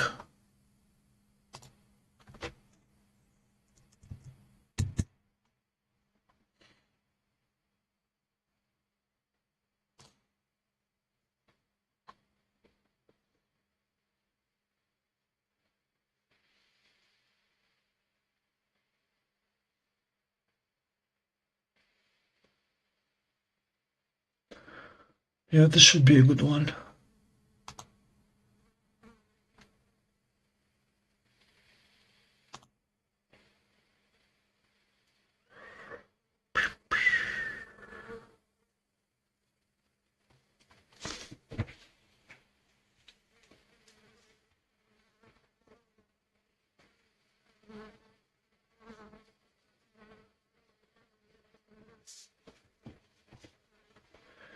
Bill, if by tonight you mean loosely anything before sunrise, then the answer is yes.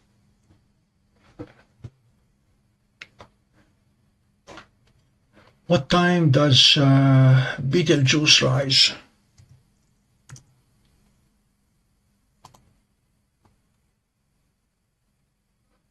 It rises at midnight, so we should be able to get it. Yep. Probably the more interesting thing in that complex is the Horsehead Nebula. That should look very, very nice with this magnification.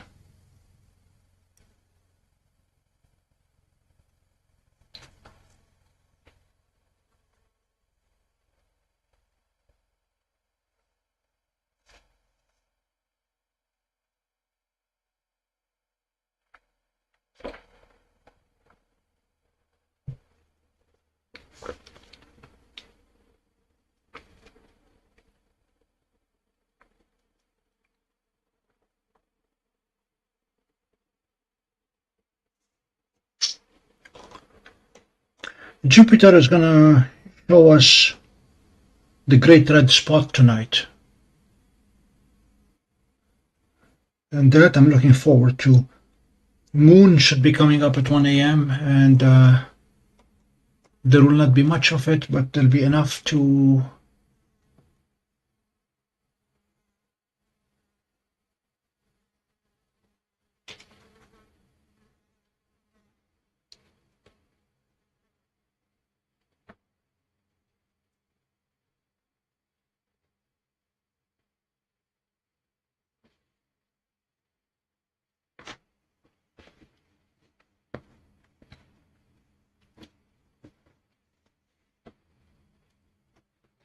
the big curse, if you want to call it that, has been my watch. I have a Garmin 55 Forerunner, and it calculates my body battery and my stress level. And it has been an excellent predictor of what I can do on the road. When I ignore it, it punishes me. Like last Saturday, I was at the farthest point from my car when it decided, when the wheels fell off, basically. And I staggered back 3 miles. That took forever. Walking, stopping, sitting.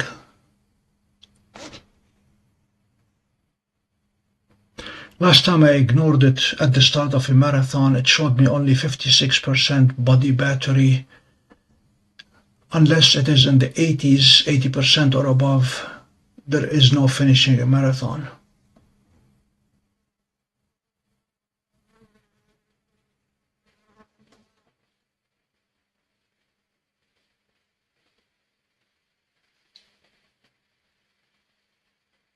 It records the heart rate. It has a wrist-based heart rate monitor, so I won't have to wear a chest strap.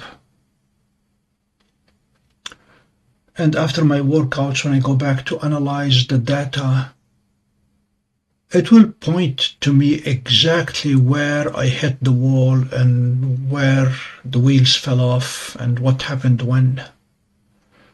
There is no doubt when the heart rate shoots up and stays up and doesn't want to come down.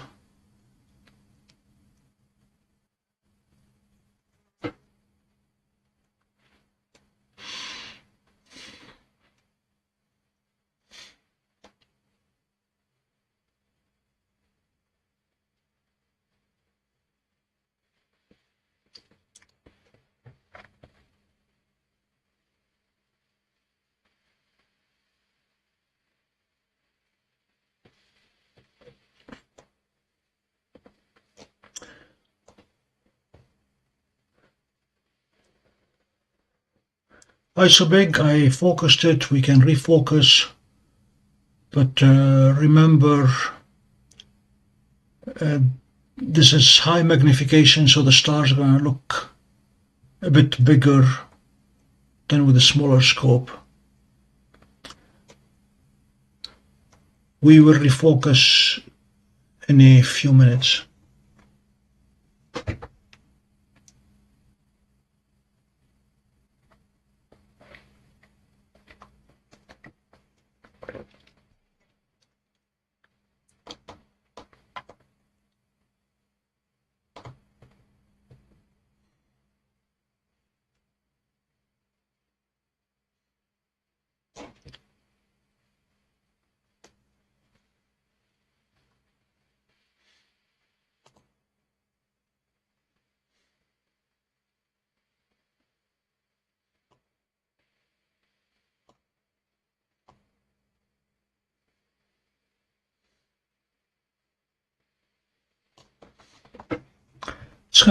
It's not gonna look as pretty as what Seestar would show us.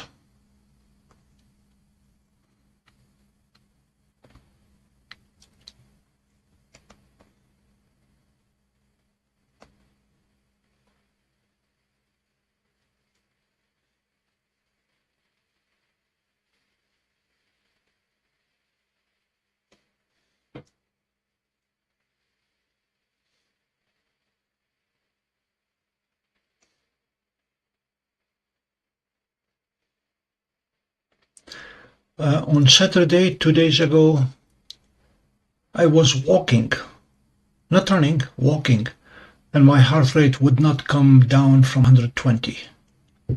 Da-dum, da-dum, da-dum, da-dum.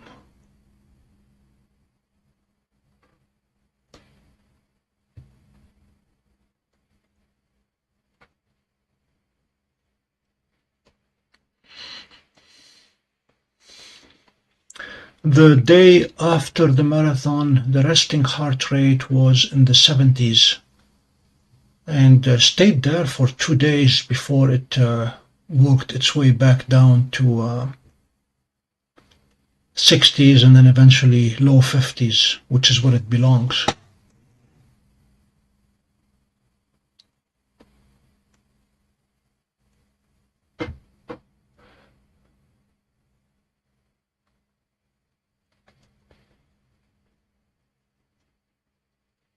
One other thing that my forerunner tells me is how many hours of recovery I need after an event. And when it says 5 days, it means it. Don't even bother try to run for 5 days.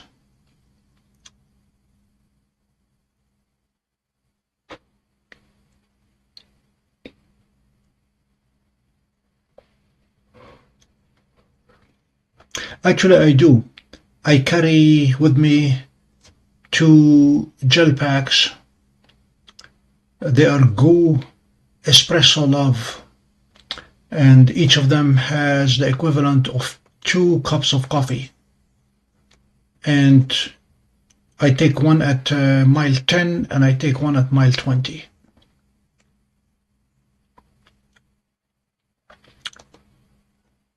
That would be illegal in the Olympics, but I'm not competing in the Olympics.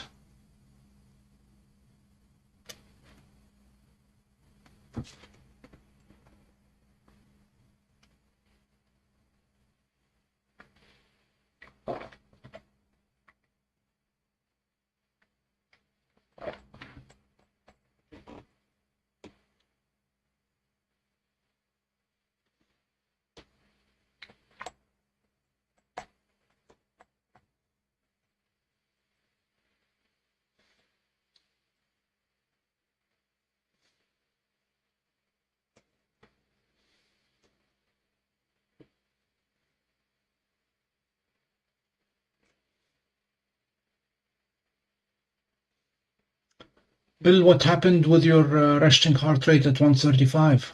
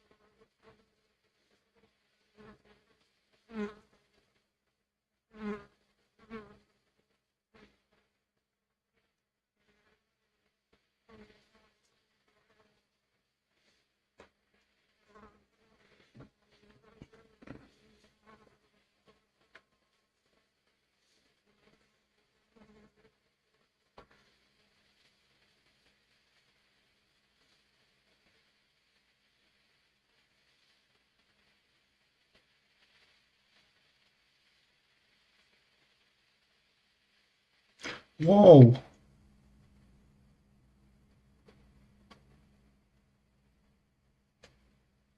Sorry to hear that, Bill.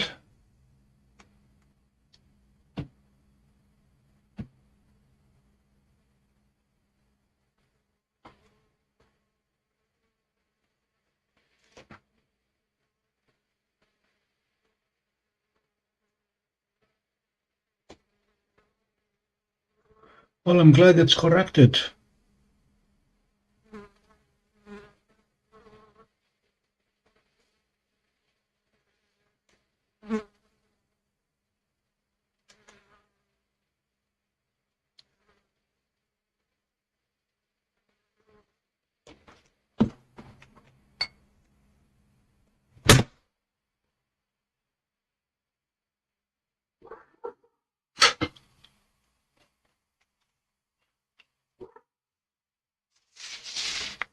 I think I got it this time. We'll soon find out.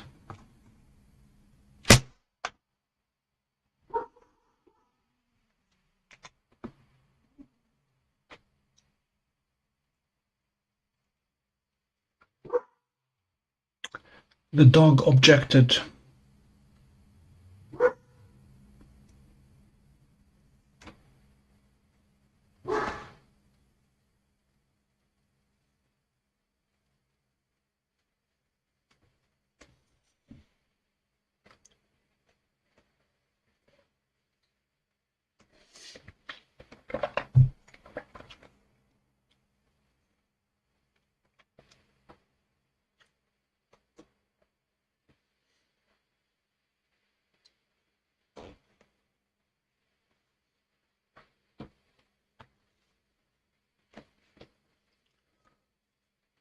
Bill, do you have any physical activity restrictions, or are you free to golf and run and do whatever you want?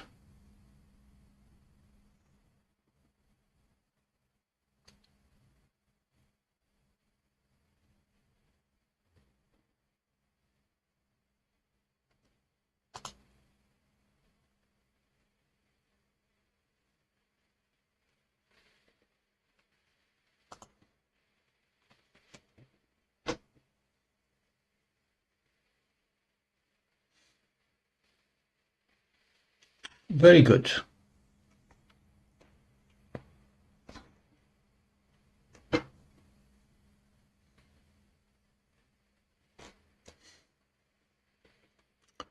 All right, we're gonna get off M33, and to satisfy ISO big, we're gonna refocus.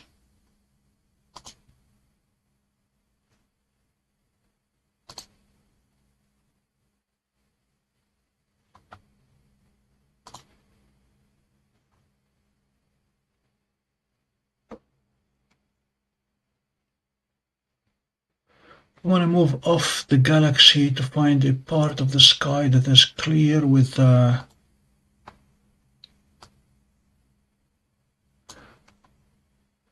see if we can get here. That should be good enough.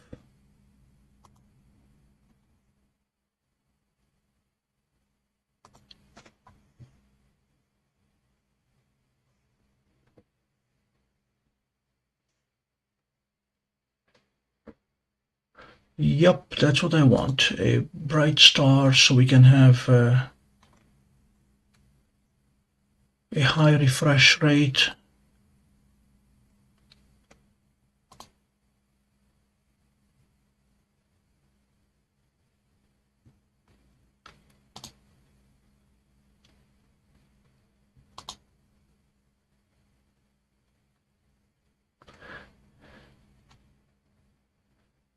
This is very, very focused.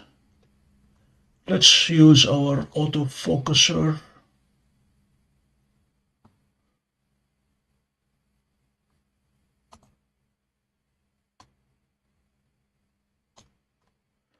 Yeah, star is too bright. We'll make it slightly less bright. How about now?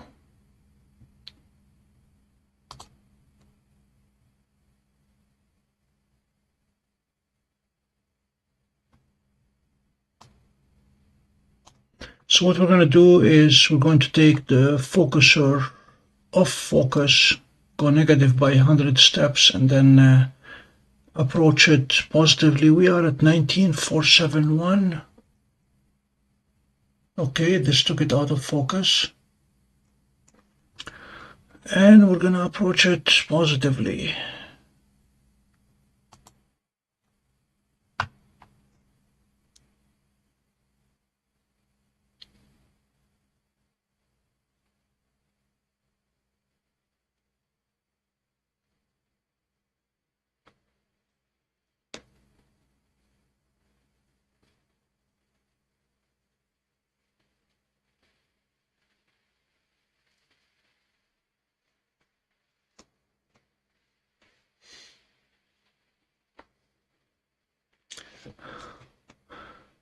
ISO, it gives me a chance to illustrate another feature of Sharp Cap, and that is the ability to do an autofocus.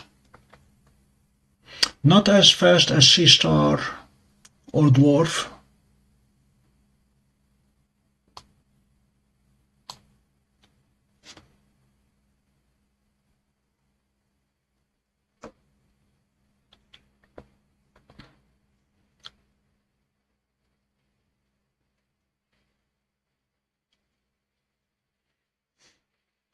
but it does the job.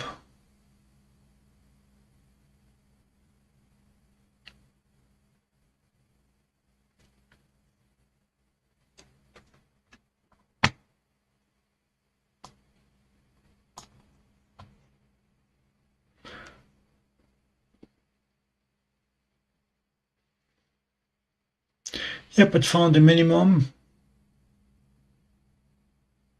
And now it will send the focuser to the optimum point.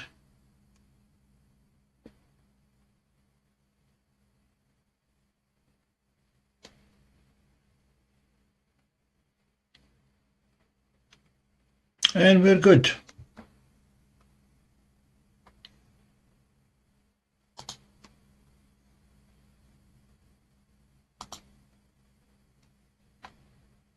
Now we can go to Saturn since we're refocused. And will it find Saturn?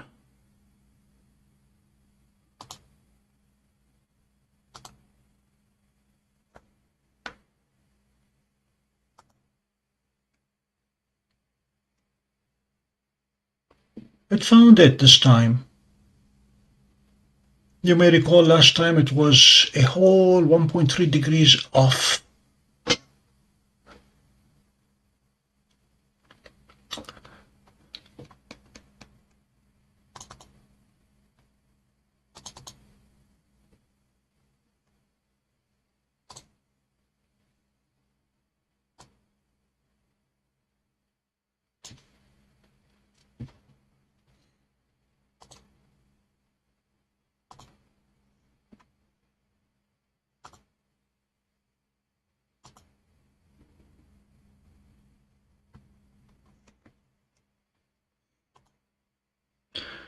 (800 by 600).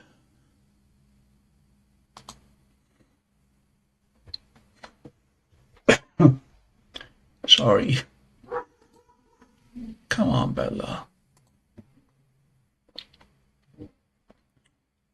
We're seeing some detail on the planet.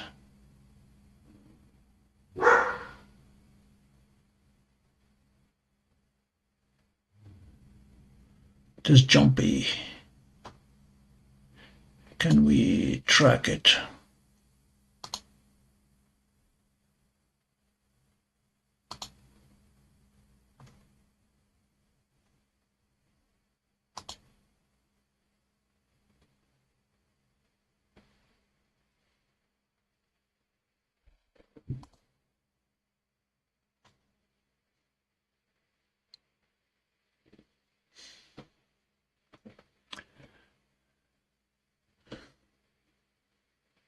Don't know why it's so jumpy.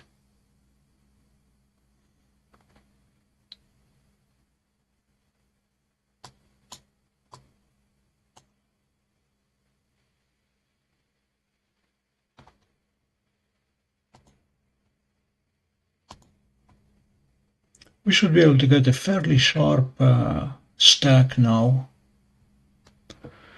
We are at 54 frames per second, so 2000 is doable.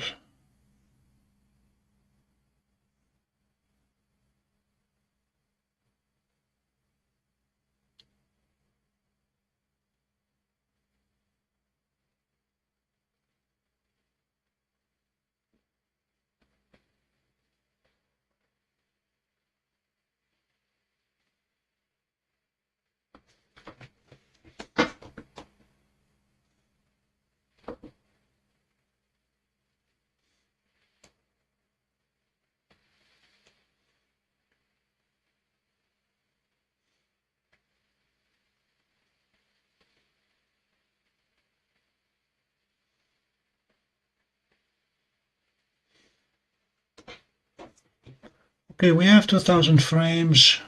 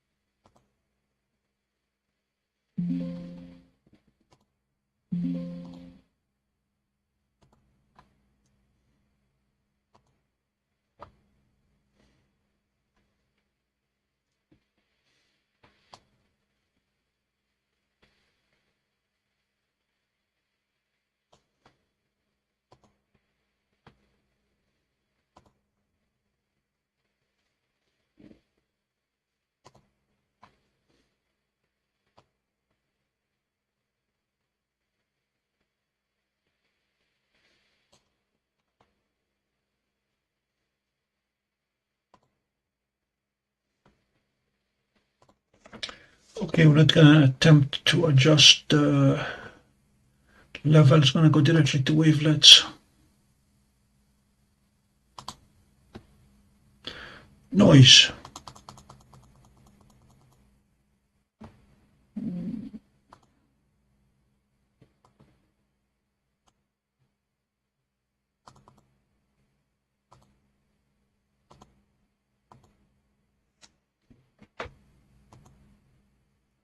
Yep, this is looking nice.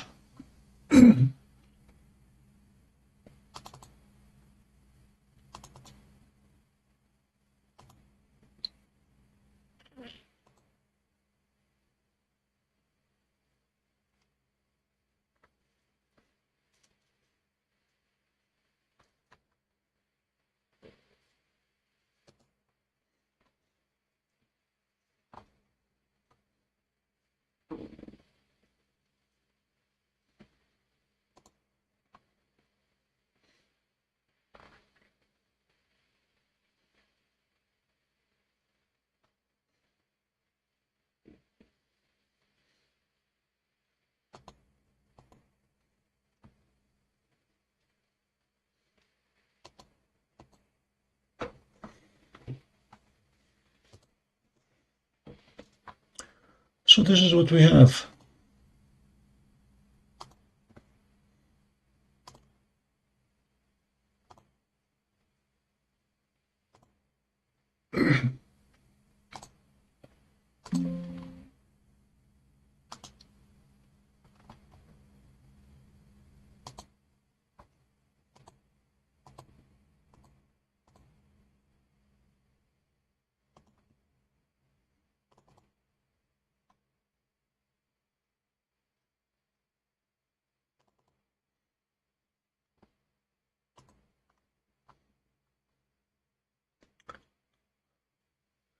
So this is what we ended up with. We get some clouds. The rings are obviously very, very edge on.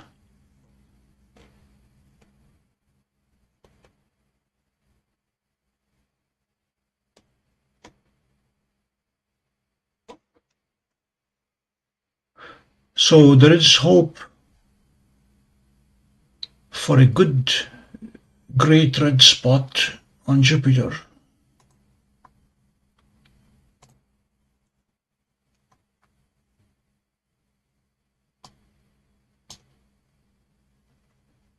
Don't know why it is moving on me.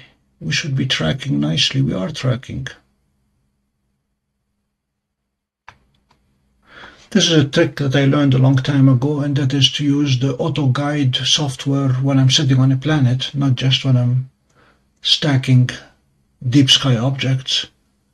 This allows the telescope to track the planet with very, very little deviation. All right. Stop it.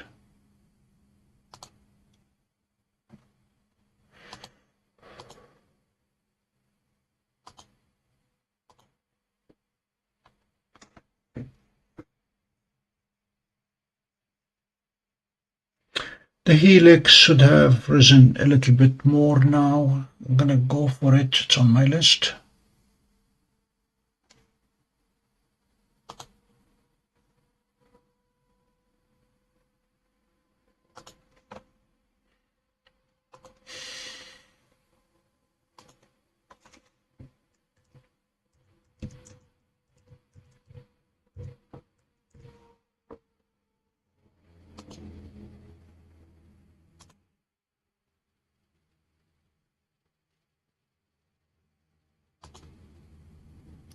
Altitude is 24 degrees, so we should be good.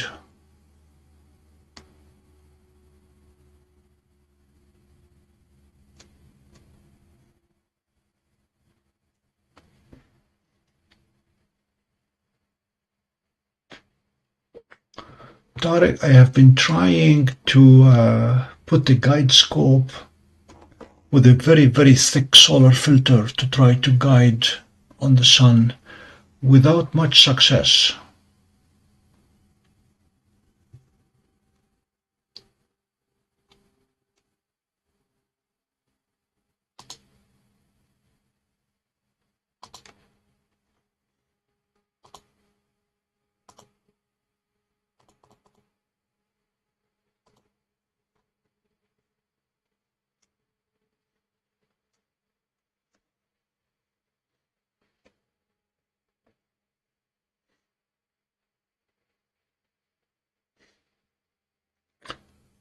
No.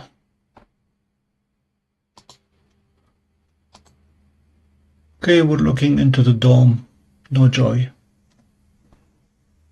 I thought C63 was not that far west.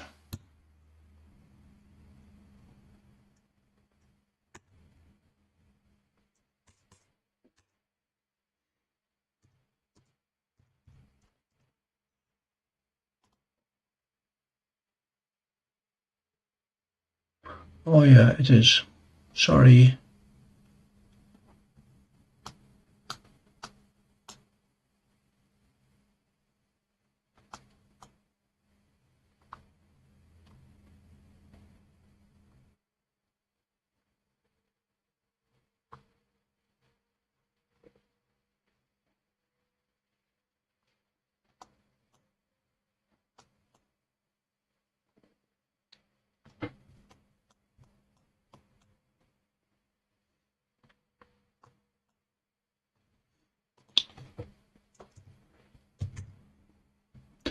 Okay. M30 is too far west. M75 even further west.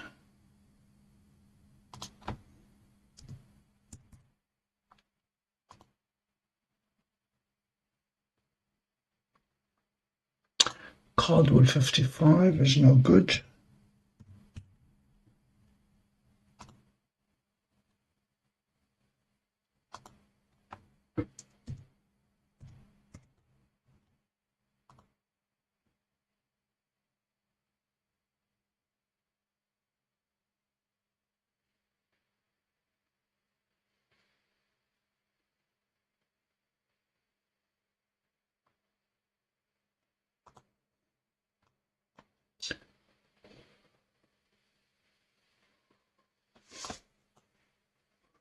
We're going to try to cross the meridian and see if we can get M81 and M82.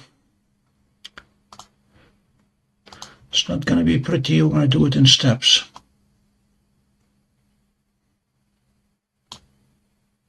What are these guys?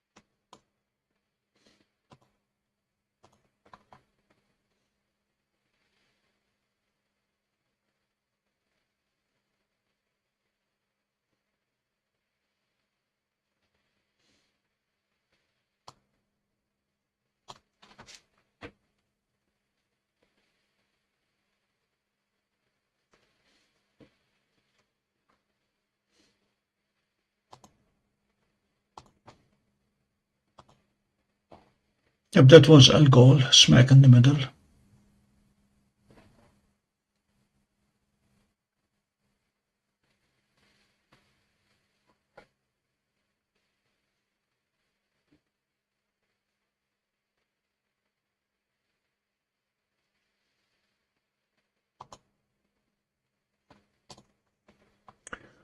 Okay.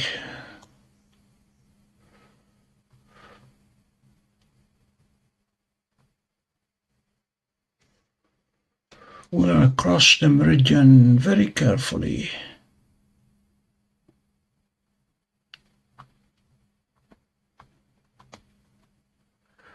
Where are we now? We're here, okay.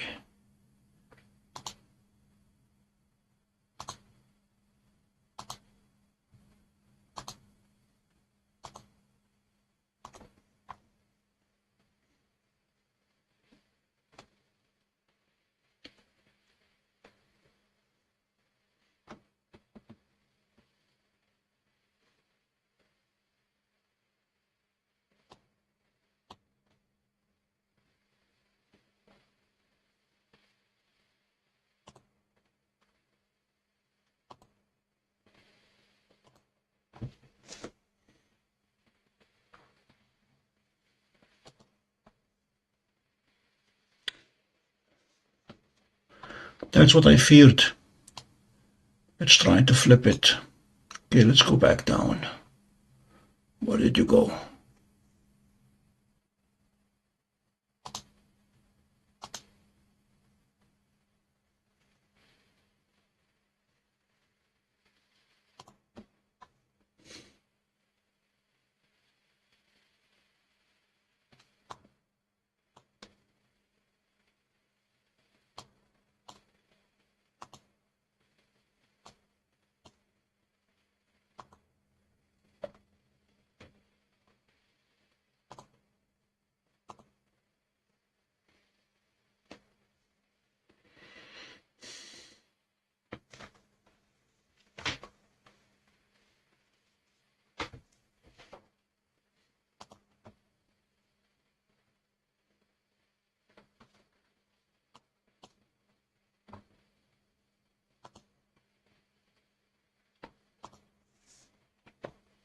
I don't think there's much to see in the California Nebula. Oh, the Pleiades are up, okay.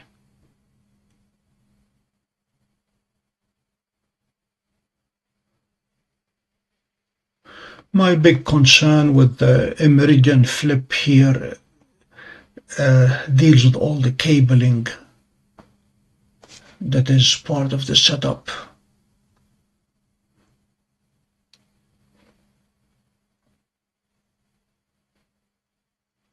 Let me see what M57 is. It is a good target for this scope. No, it is on the wrong side of the meridian for me. I cannot see it, sorry. What is M27?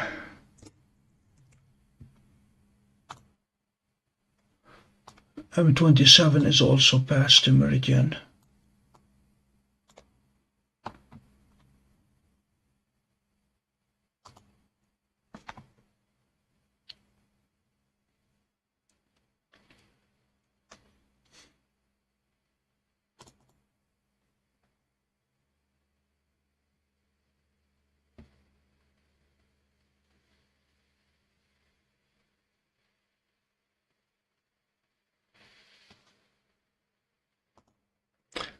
I don't know that we're going to see much with the California Nebula, but we'll look at it.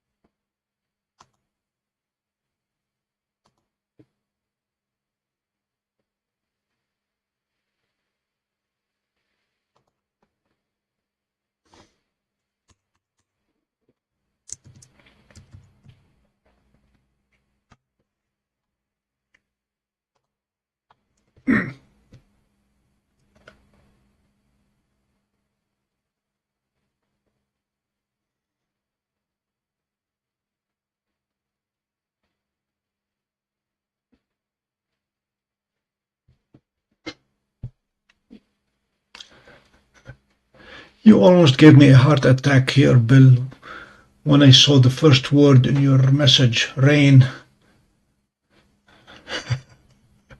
No! What is M13?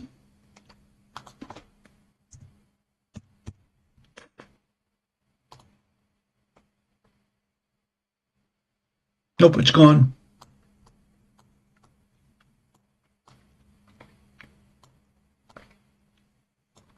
With the big scope, I'm limited from about due north till southeast. So I can get the north. That's where we got the International Space Station. It was right at the meridian, due north.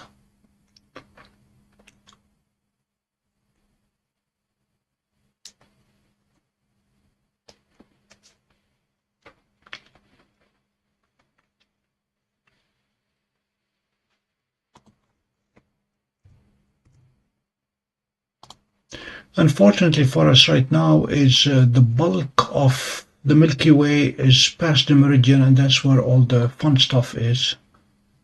I'm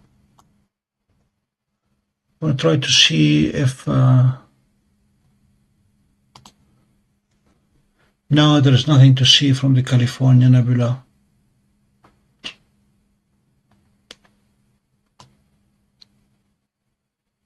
We just see some of the stars, but not much else.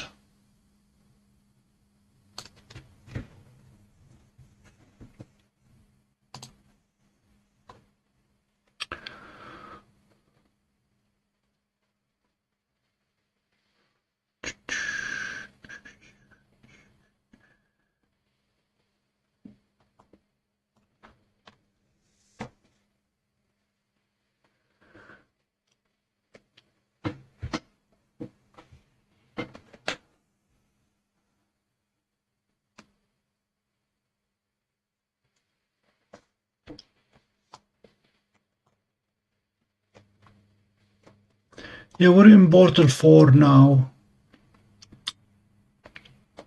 and we spend a lot of time fighting. Some genius here convinced all the fire departments within a 100-mile radius that they should get very large LED display boards to let people know when they have pancake breakfasts. And I've gone to more meetings than I care to count. and I lost every single one of them because they say, well, we cannot turn down money from the state. So everybody now is putting a very, very large, massive display to tell people that they have a pancake breakfast on the first Saturday or first Sunday, whatever, of every month.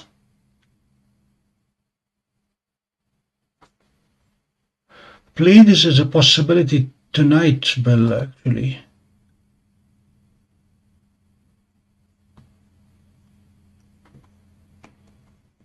Hello, CGD.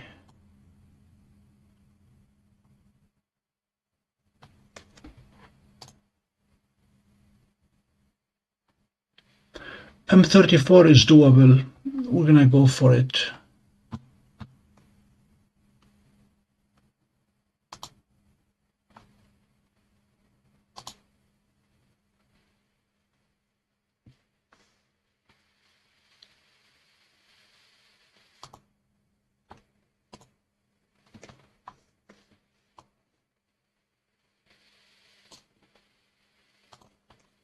Yeah, Pleiades is here.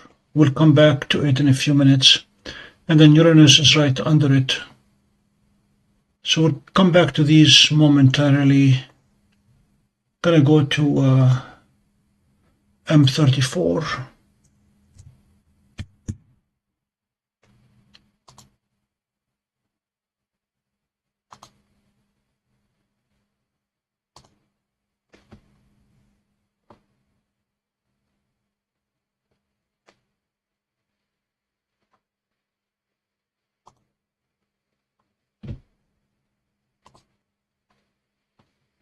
Okay, we got it smack in. Wow. Nice.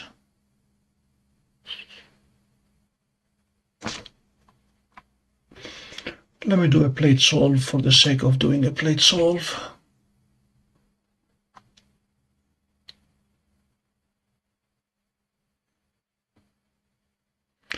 .02 degrees off, that's good.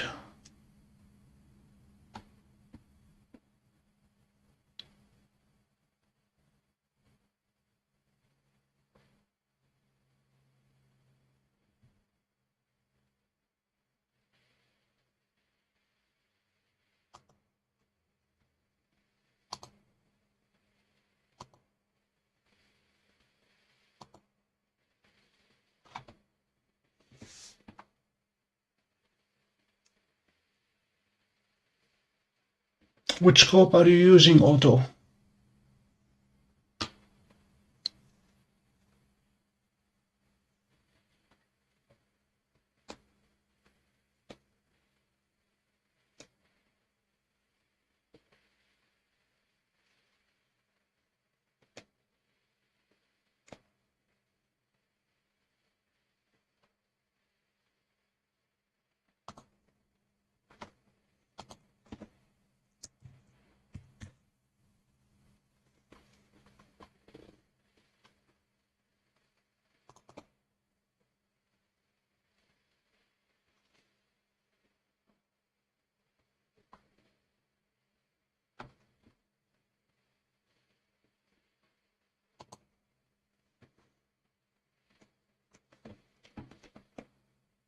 Oh yeah, good.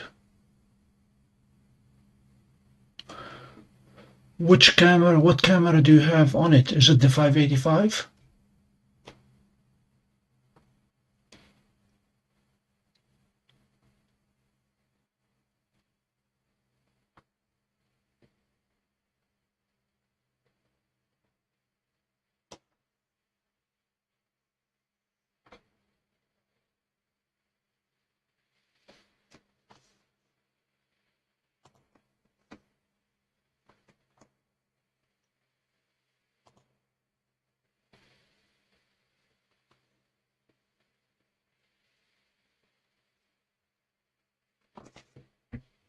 Yep.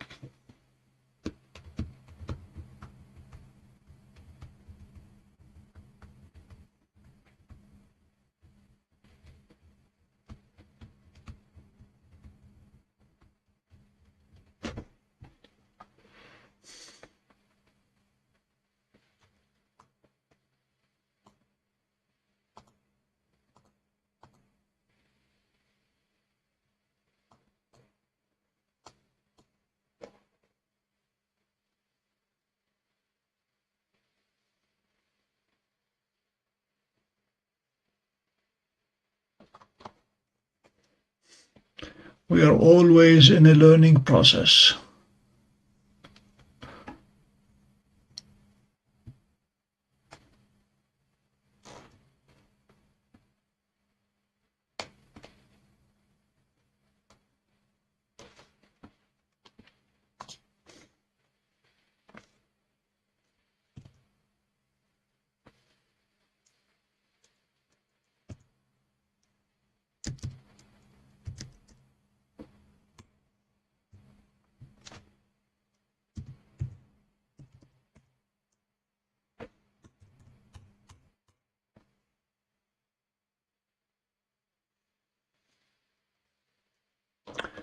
It is 11 o'clock, station identification. You're watching the Pompey Observatory, streaming live in 4K resolution from upstate New York.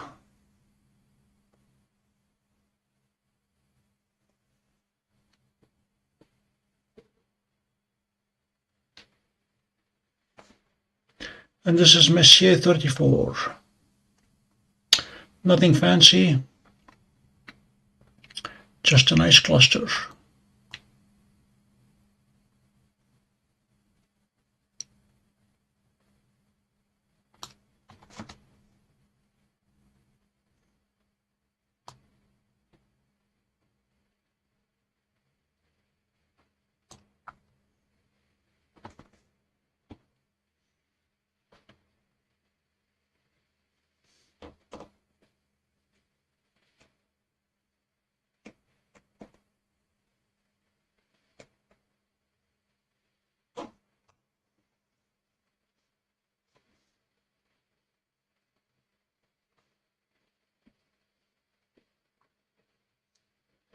Well, the Pleiades is going to be high enough in a few minutes. Which of the stars should you look at? Probably Merope or Electra are the two with lots of nebulosity around them.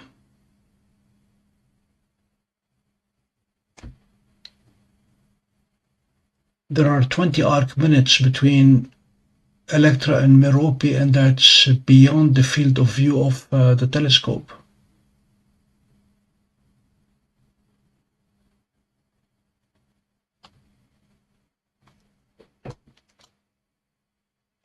Rain, we looked at Andromeda earlier tonight. If you slide your viewer back, you will see it. We looked at M31 and M33.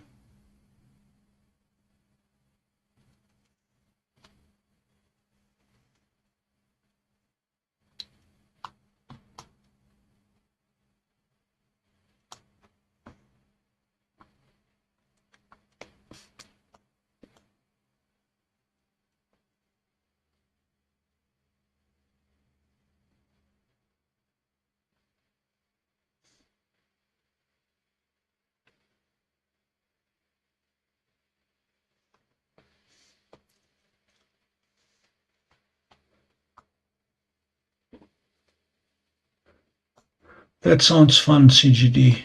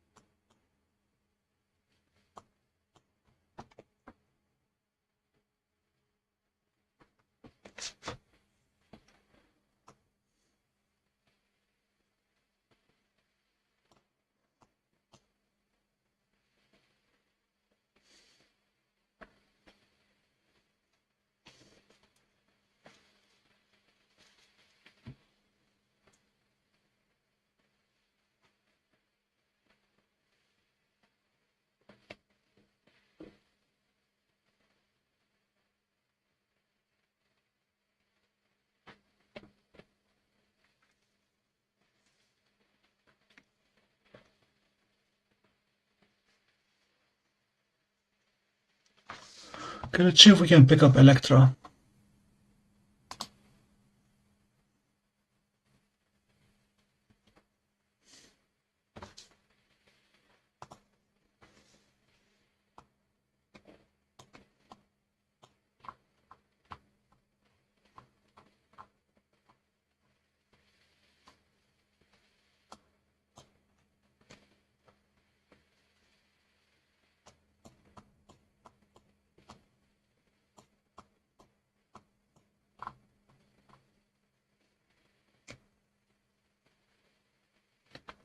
HR 1142, I believe, should be Electra.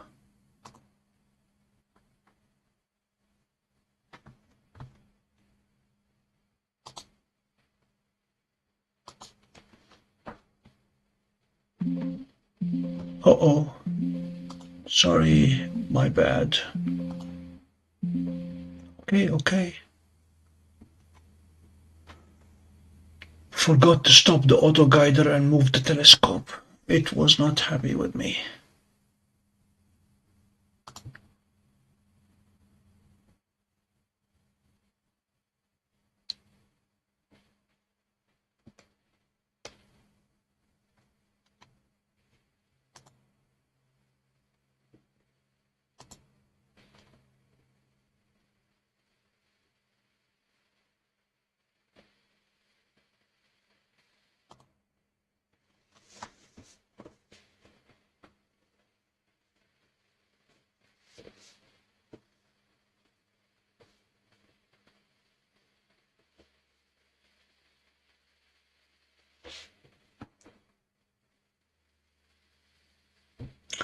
Dunno. If you say so, Bill.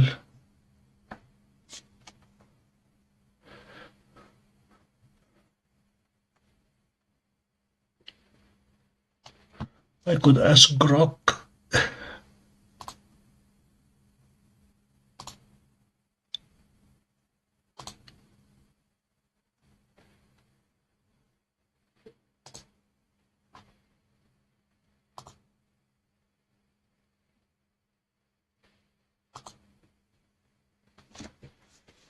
Alright, the question here is, will it stack it and show us nebulosity?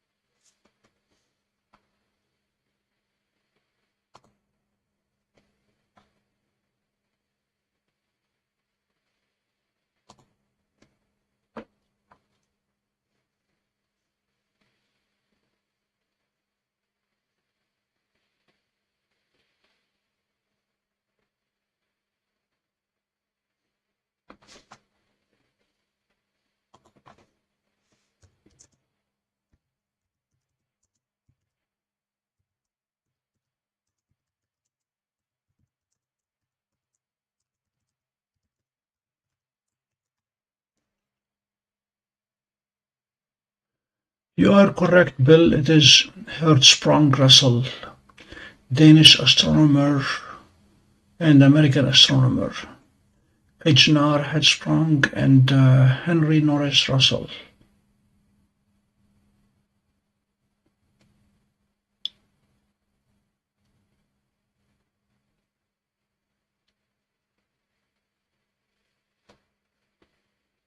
They independently pioneered the use of a diagram that plots a star's luminosity against its surface temperature, serving as a fundamental tool for classifying stars and understanding their life cycles.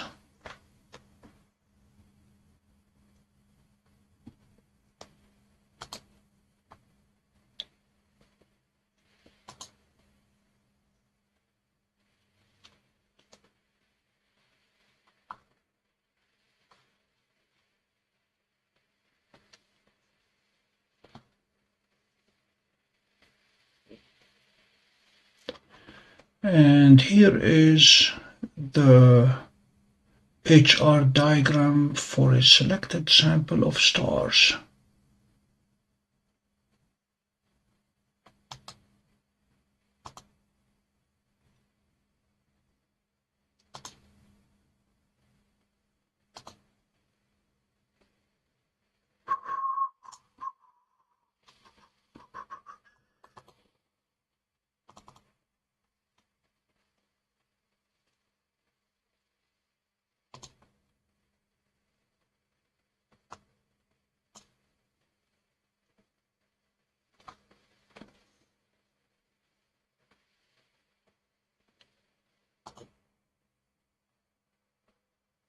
you go.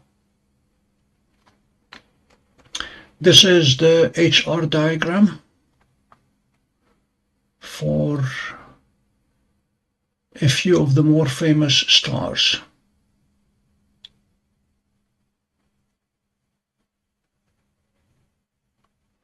The supergiants Betelgeuse and Taurus, quite hotter for their luminosity compared to Spica and Rigel, and for that matter Vega and Sirius.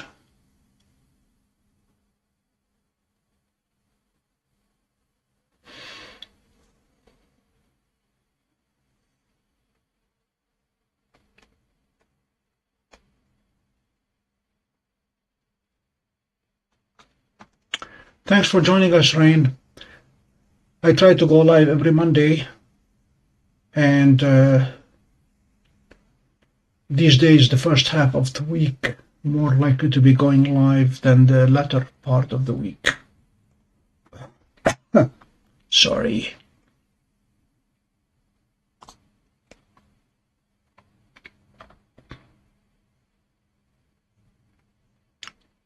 Yes, the sun is in the middle.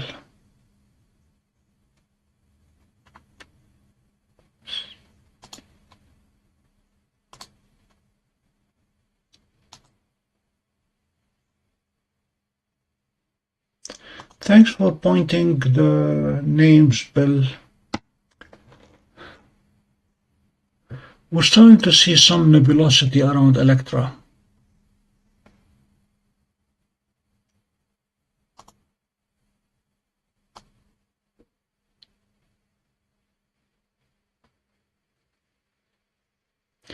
And it looks like we have a dust bunny above it also.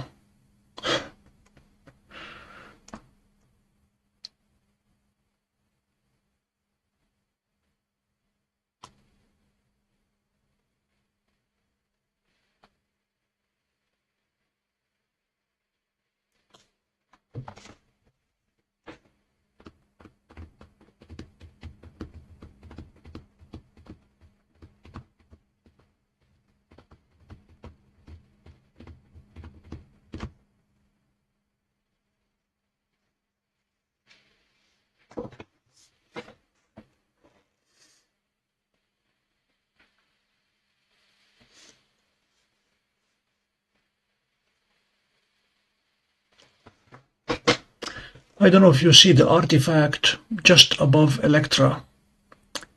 Have not been able to track it down. It does not appear often, but when it does, it looks like a donut, and I don't know where it's coming from in the optical train.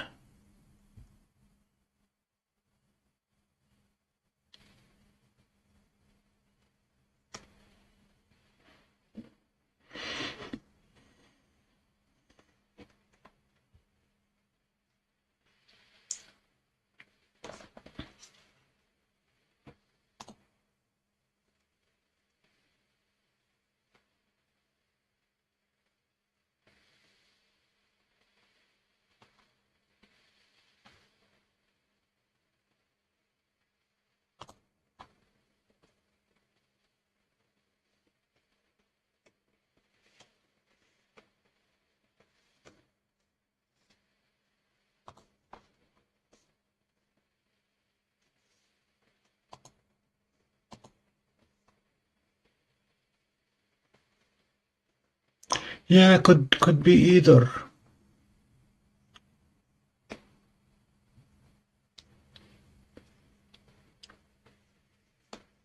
This is the first time we see it tonight.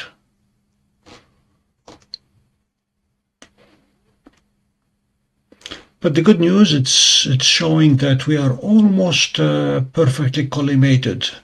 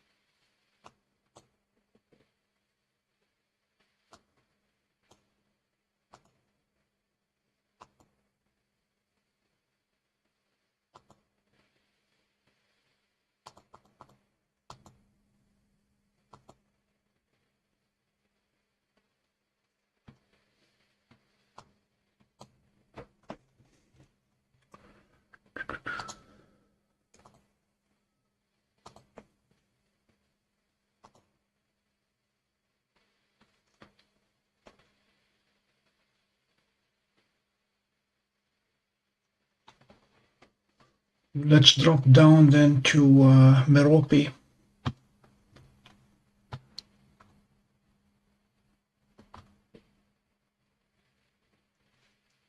Let's stop the live stack.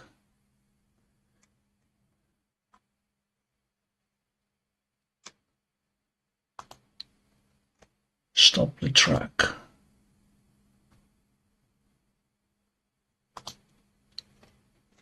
And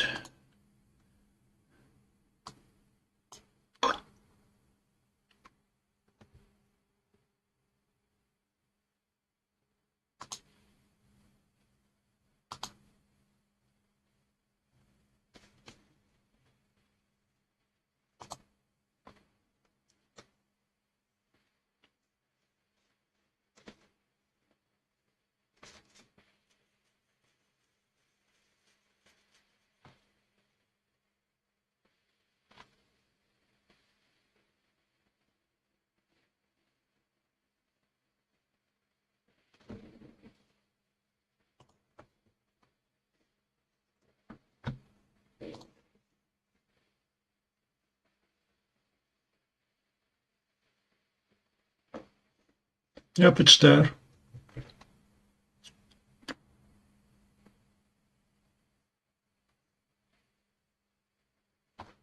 Less pronounced, but it's right in the same place.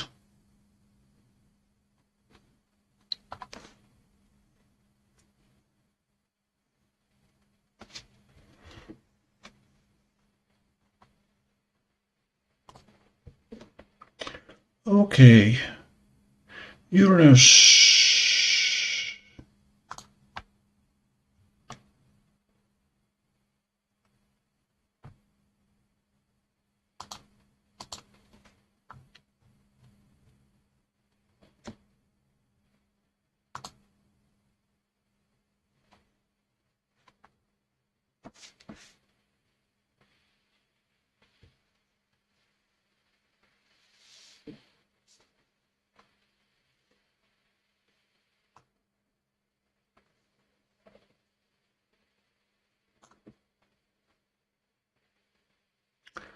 It's right below it, okay.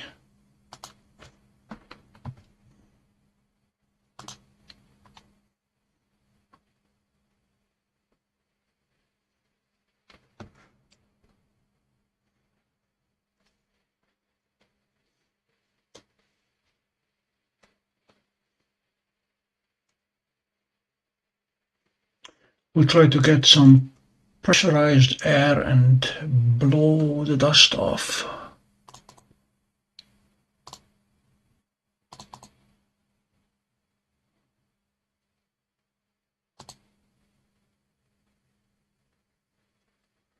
Okay, there is Uranus.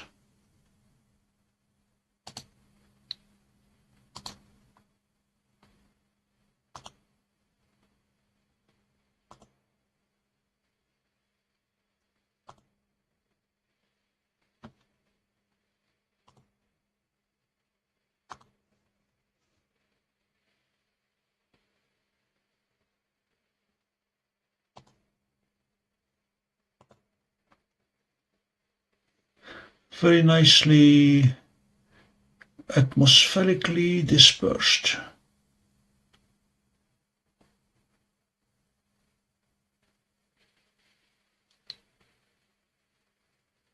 We might come back and revisit it later. I don't see any point in stacking it now. It's only 14 degrees altitude.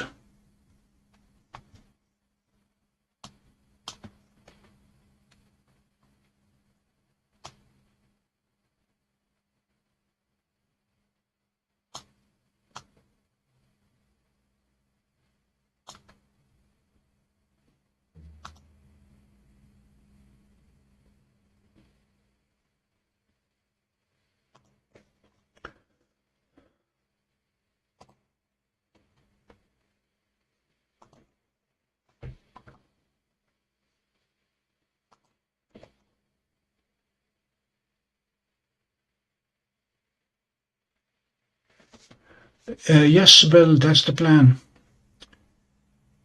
and Jacob said he's going to join me.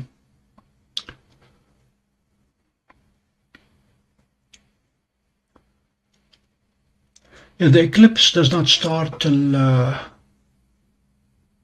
very late at night.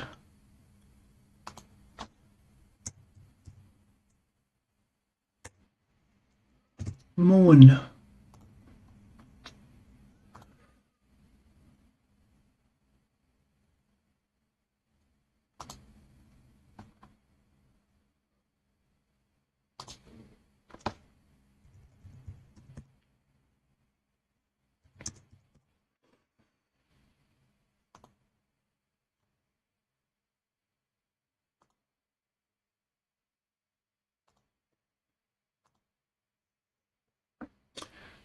Okay.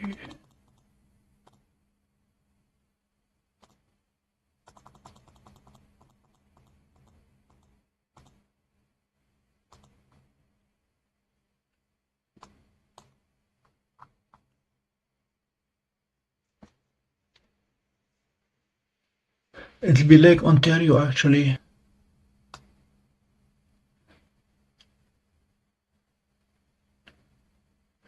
Let me show you what I have in mind. 1 second.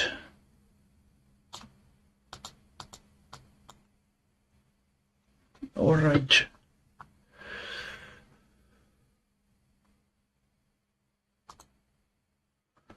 That's going to be the moon at 5 a.m. on the morning of the 3rd.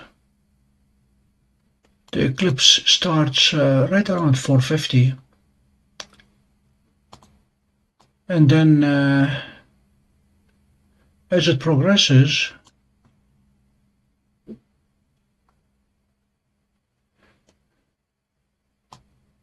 it is going down. The sun rises at exactly the same time as the moon hits the water. And looking here at the coordinates, the moon is at 276.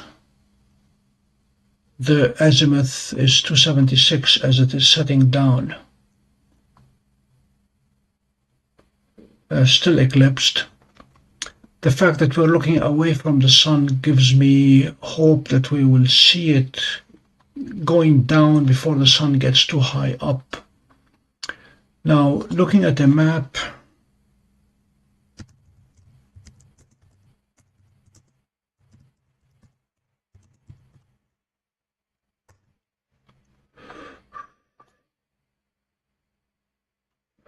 this is Shinneman Hall,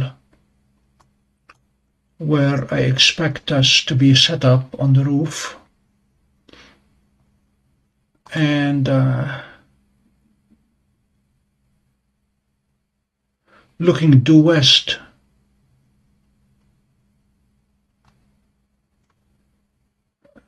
all you will see is Lake Ontario.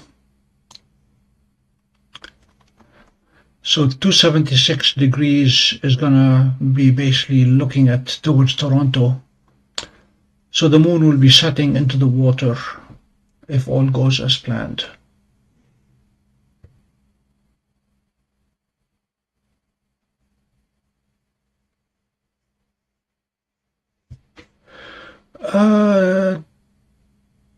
Don't know if it's going to be visible in Lower Michigan. It should be.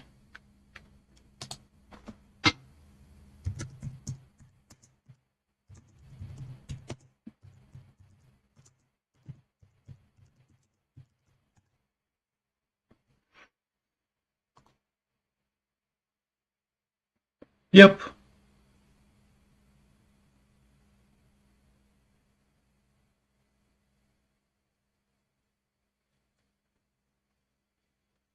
The further west we go, the more eclipsy it gets.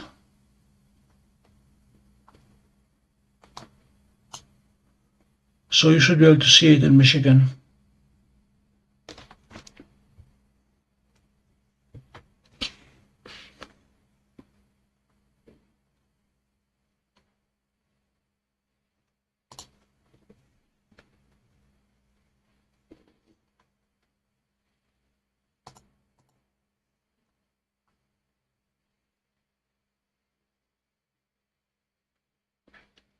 The August 2026 eclipse will be high in the sky.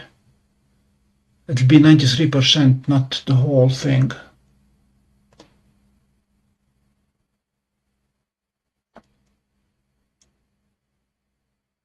Yeah, we're going to let people get on the roof and freeze. March 3rd, Lake Ontario, east of Lake Ontario, lake effect snow, freezing cold. Yeah, they will have access to the roof, and there'll be hot chocolate on the inside, on the other side of the door.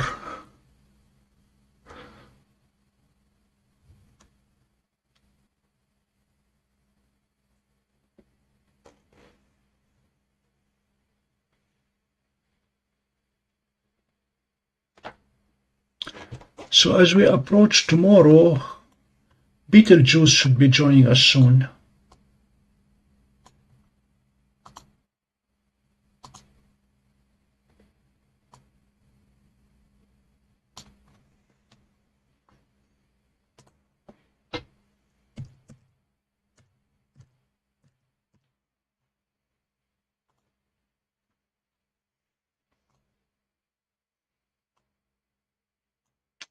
Yeah, Betelgeuse rises, oh, not until 1 a.m. Okay.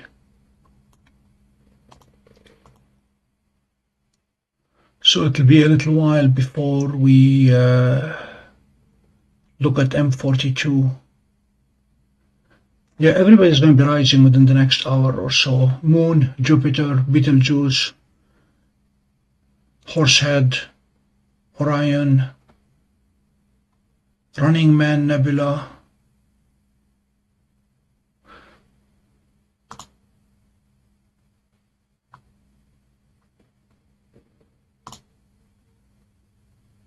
Bellatrix will be the first one to rise for us.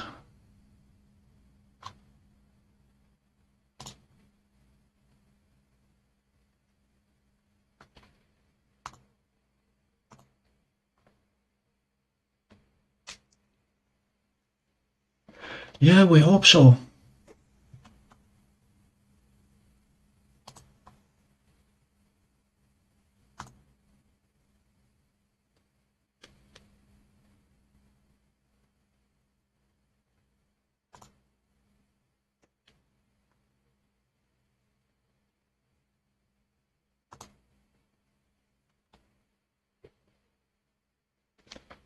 We are at 4,982. Within reach of the 5,000.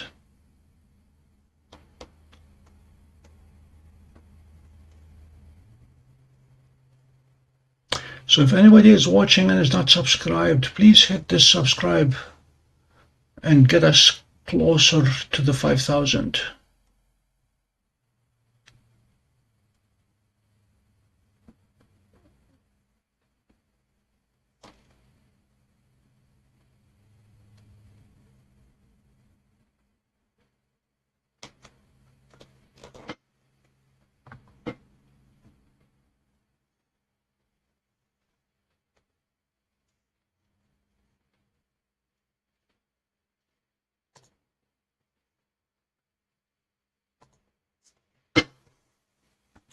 Okay, Saturn is not getting cleaned up anytime soon, so we're going to have to move off.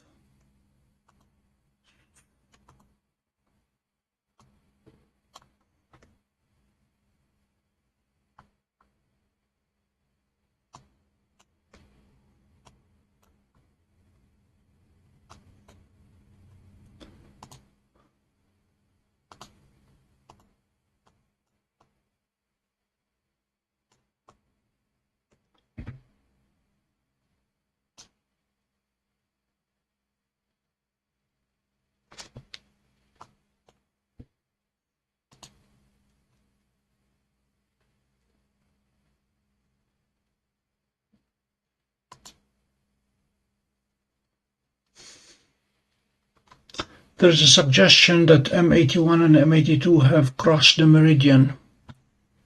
We're going to go see if that's the case.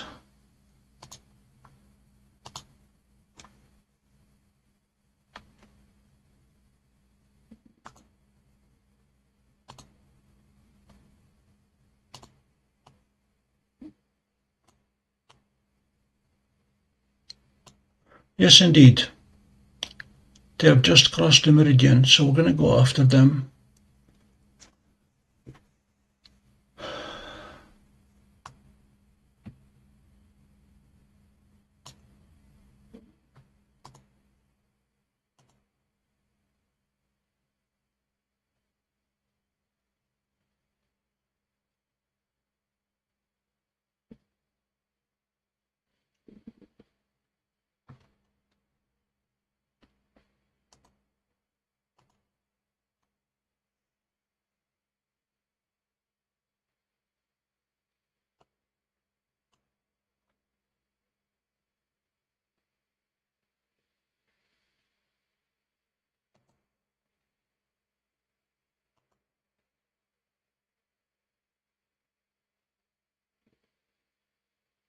Okay, no meridian flip. Let's see if we got it though.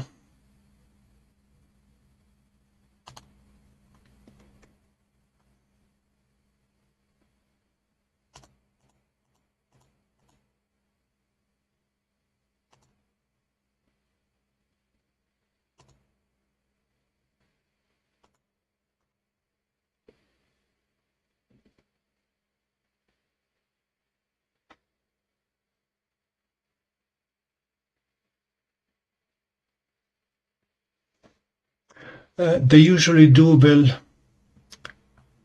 Yeah, they will be reaching out to the media.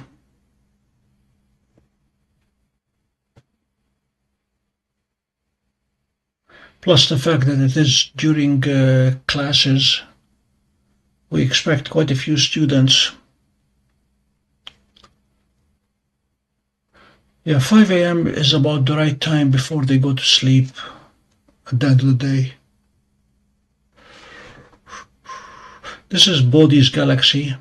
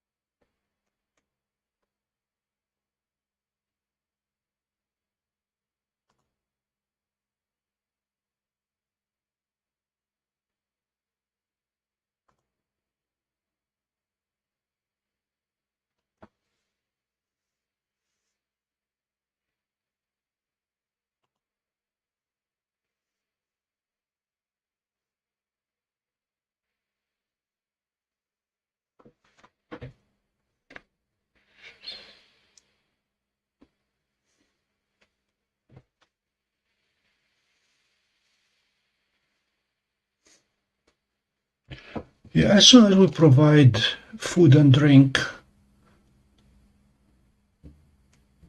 they will show up. I mistyped M81. This is M82. We'll go up to M81 momentarily. Sorry, this is M81. We'll go up to M82 shortly.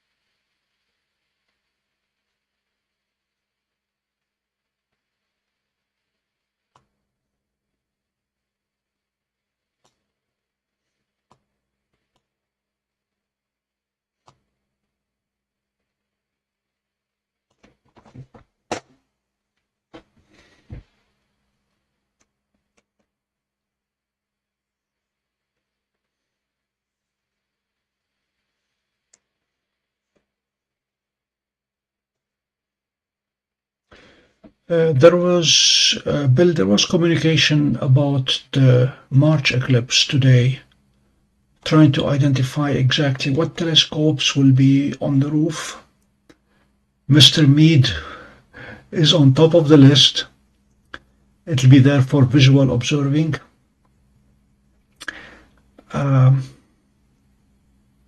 Definitely Seestar and DWARF, although Seestar is likely to give us better quality than DWARF when it comes to the moon. DWARF will definitely give a much wider view. And we will probably have an 8-inch Celestron next to Mr. Meade. These will be the two visual observing telescopes.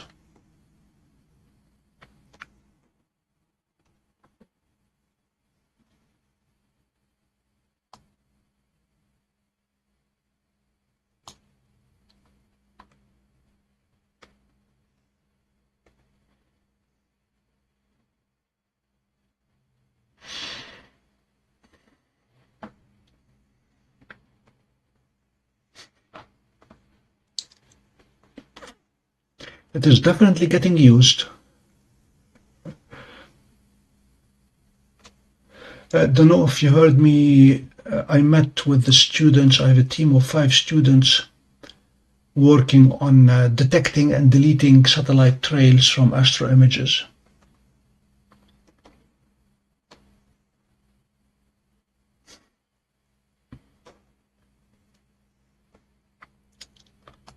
Don't know why my histogram is this funny.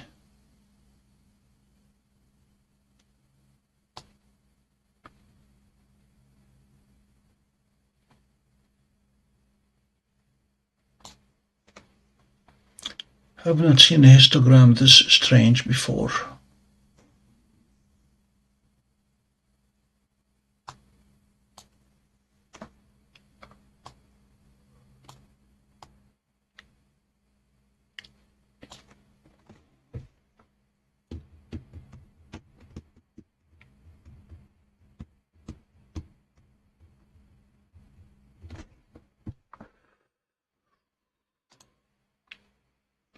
Oh good, I have the folder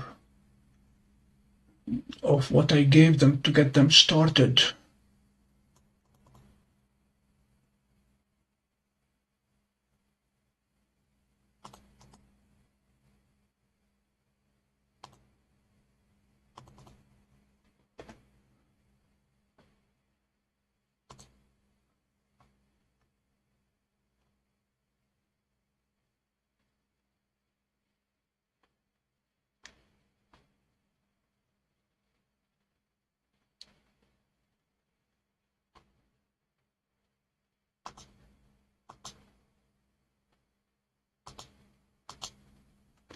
Let me show you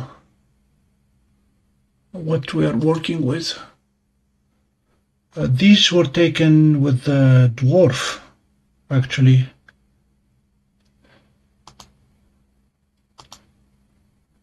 There is one. It shows the before and after images. This is IC5070. And there is the satellite trail.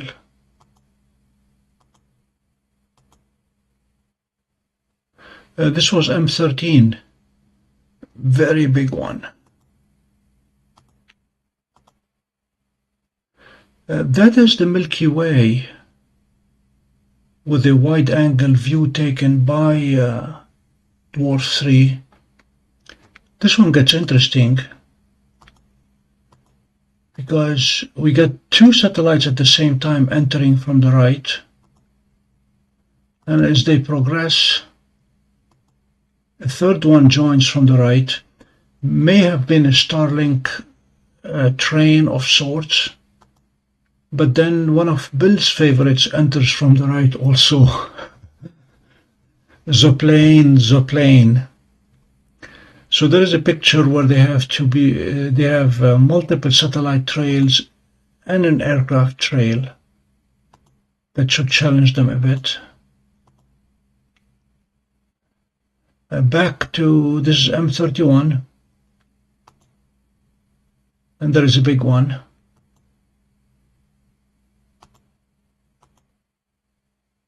That is M51.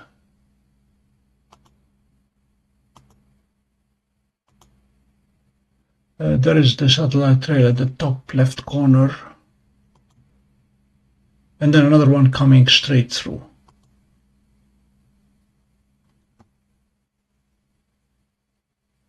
Mike, this is an assignment that I'm giving students in Oswego to detect and delete satellite trails from astro images. These are the images that I gave them to get them started, and then we'll test their algorithm on other images that I also have.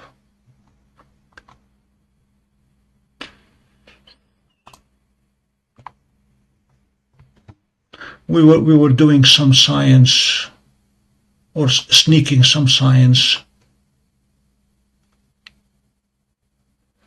Here we're looking at Bode's galaxy.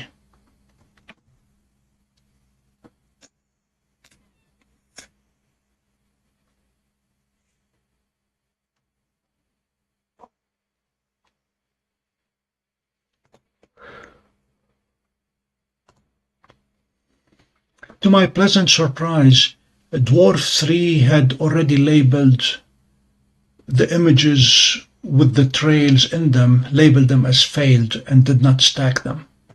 So they already have the ability to detect and reject. But it will not be long before there are so many starlinks in the sky that we will not have the luxury of rejecting images, because they will all have trails in them. So we're going to have to find a way to correct.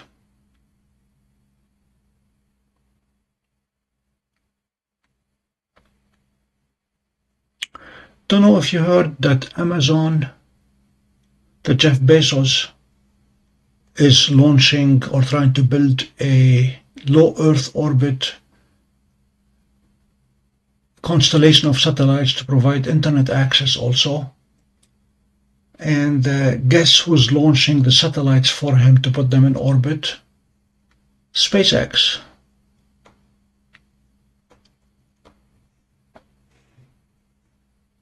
So SpaceX seems to be launching everybody's satellites now, whether they are competitors or not. They are willing to take the money.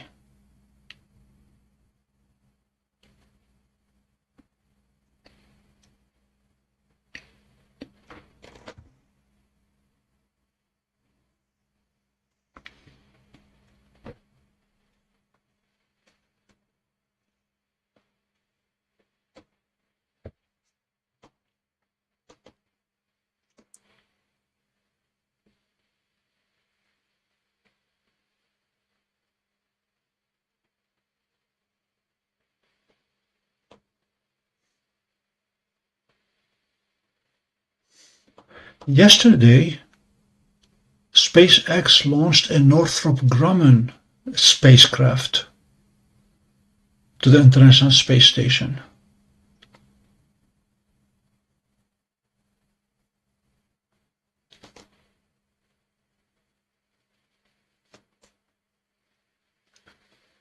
My first meeting with the students, Bill, I did not tell them how to do it. I focused on what needed to be done, gave them the assignment, and we discussed assumptions.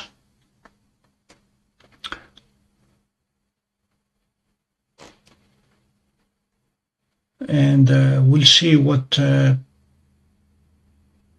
questions they have this week when we meet.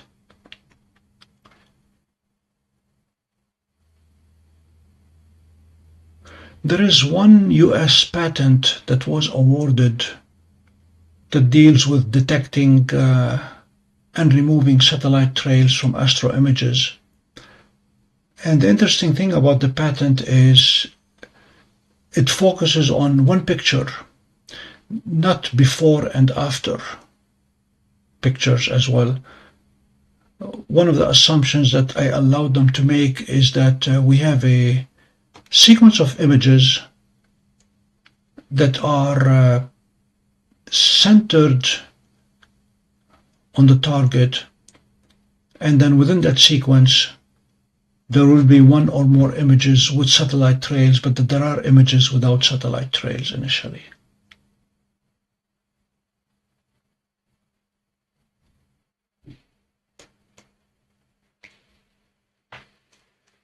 Yeah, and this is where I'm trying to give them images with various exposure times. As you noticed from the images that I showed, in some of them the trail crosses from one end to the other, and in others it is only partial.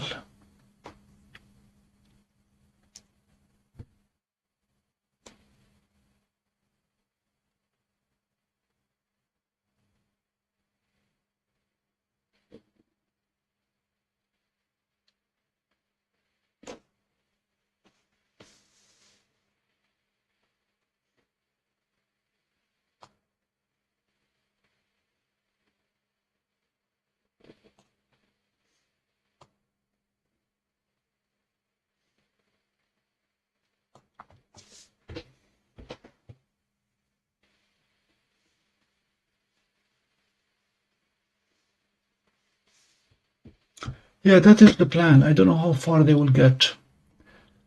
These are predominantly computer science students. They are programmers, not astronomers.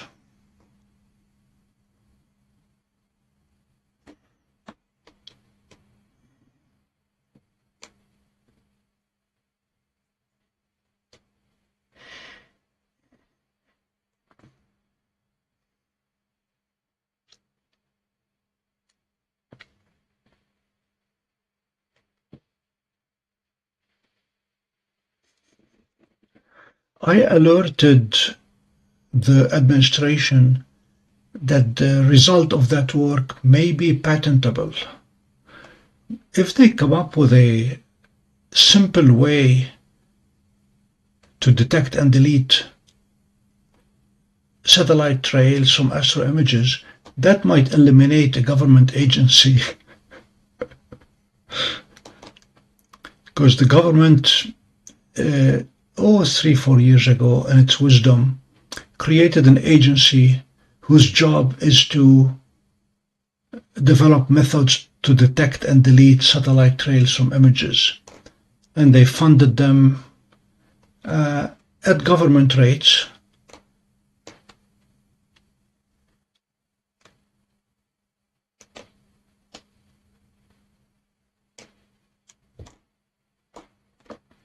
As I mentioned, DWARF 3 is able to detect and label those images as failed and not stack them. The one image of M13 that I showed was the very first frame taken in a new capture, and it had a satellite that went through it. So it was not labeled as failed, and DWARF 3 used it as the reference.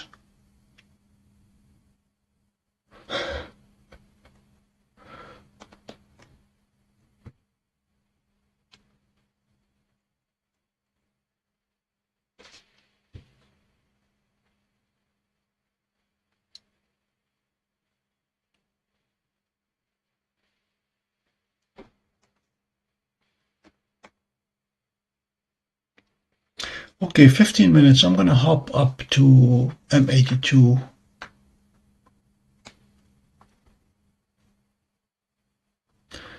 Stop the stack. Stop the auto guide.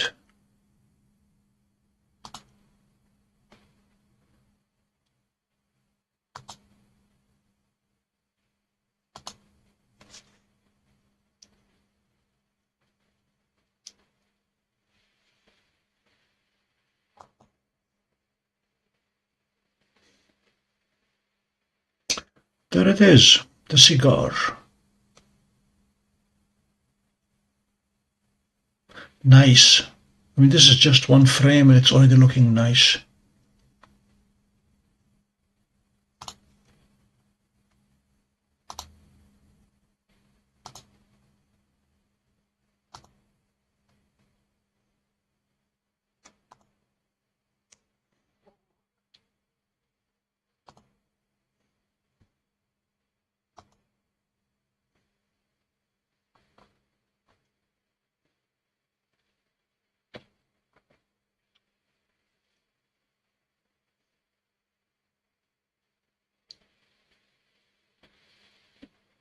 Yeah, we don't have enough stars for it to align and stack.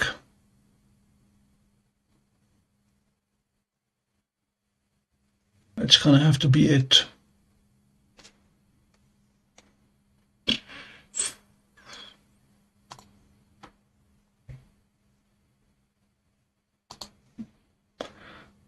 I'm gonna try to go with the much longer exposure, see if that allows us to get more stars.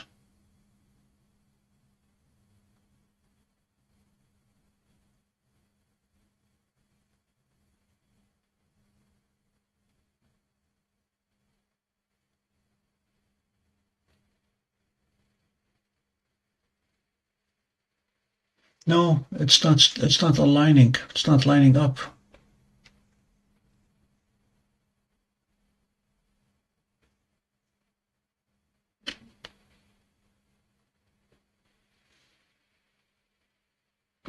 Yep, no joy.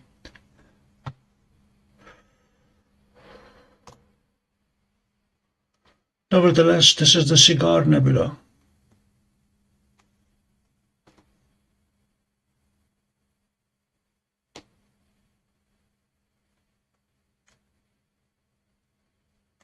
No, not really, Bill. Right now there is a crisis in higher education on both the intake and the exit of the pipeline. People entering academia, students, have no clue what they want to do. Most of them want to go into business management because it sounds flashy. And then people who are graduating are not finding jobs. This is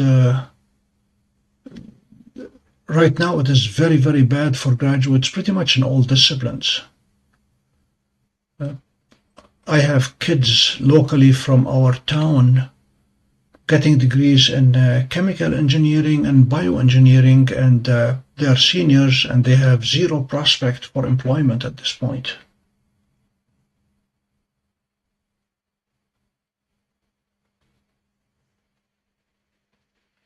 People who are doing well are those who are studying trades, whether it is mechanics or electricians or you name it.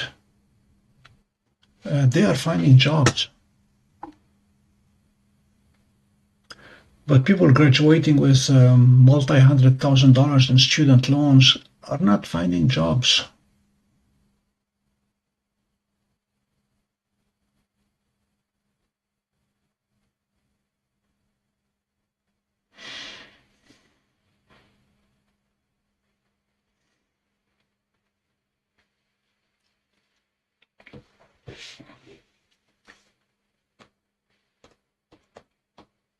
After the launch of Starship, I went to SpaceX's jobs website, and I was blown away by the page after page after page after page of openings that they have.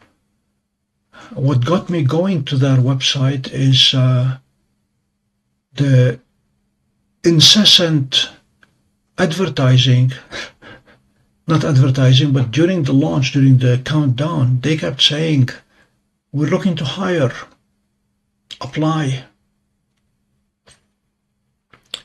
They're trying to make humanity interplanetary and looking to have a permanent colony on Mars that will be self-sufficient eventually. This is the fun part. They're talking about launching hundreds of starships per year to Mars and having them land on their own before they can send the first human or the first bunch of people. And when the humans get there, they're going to be spending an awful long time unpacking packages that have been dropped before them. Hopefully they will be numbered and labeled so they know where to start unpacking.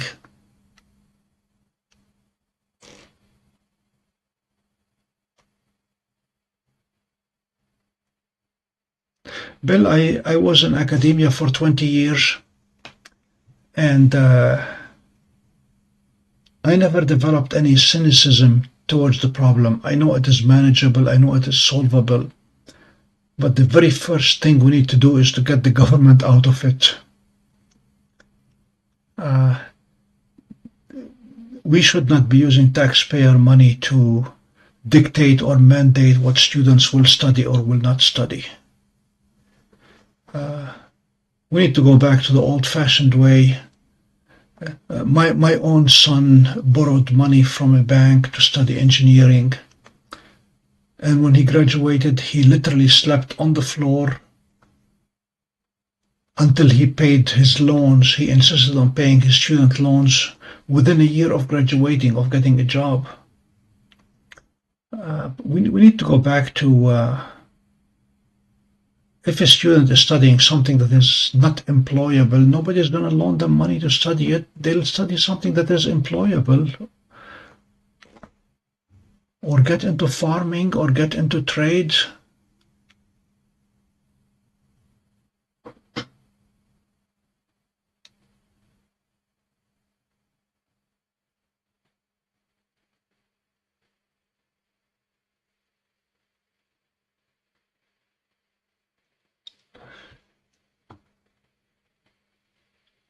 Hello, Toner Low. More than inspired, you have a problem.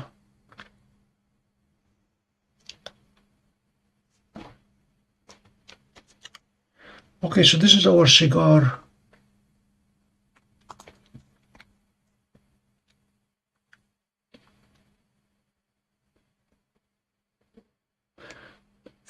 Happy Tuesday, everybody.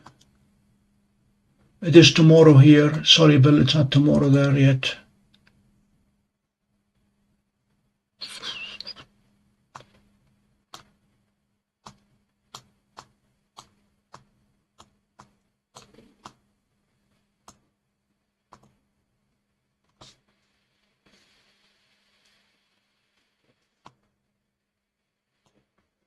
Trying to see what else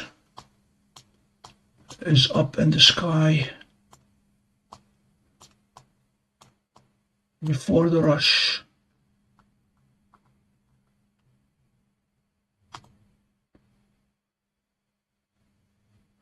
Okay, we have the #1 main belt asteroid that is visible now. Ceres is up there.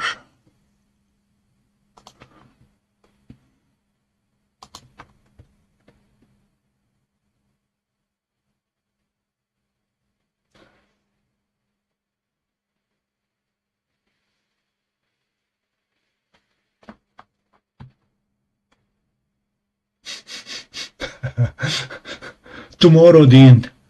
Tomorrow is in 59 minutes for Bill.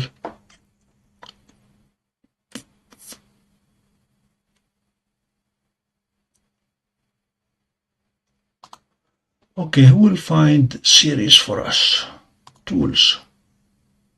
Go to catalog.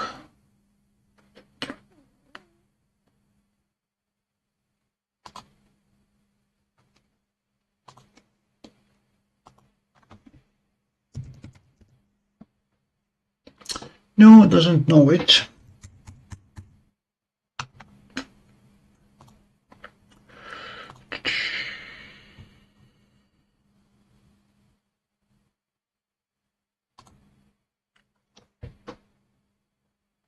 Stellarium can be told to drive the big scope also. Whoa.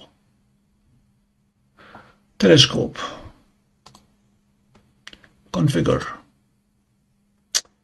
Edge HD is #4. Connect.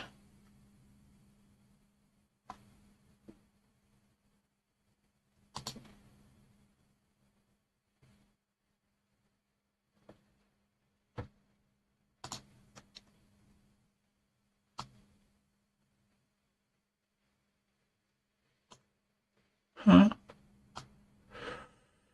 Does not have it in the right place.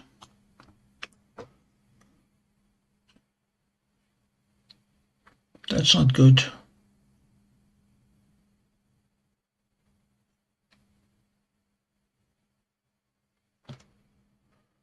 What is going on?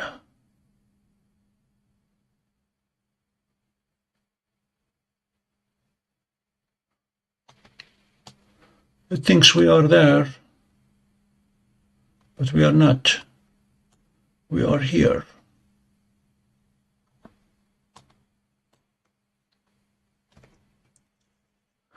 Let's disconnect and connect again.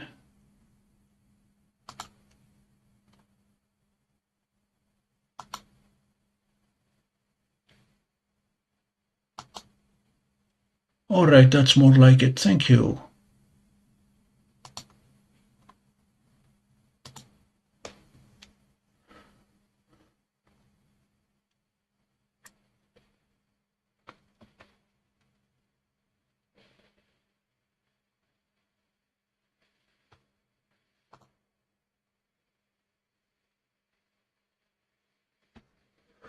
We're going to go to Ceres quickly, and then we'll hop over to Caldwell 56.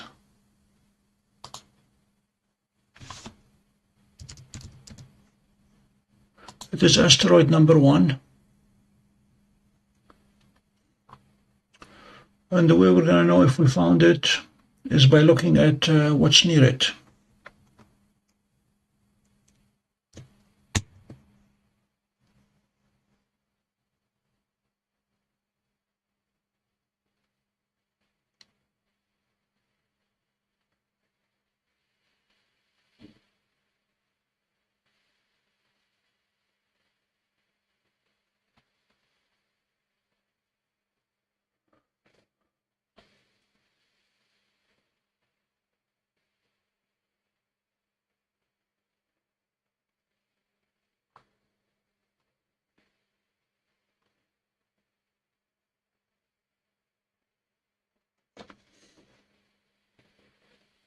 All right, let's see if we can play solve it.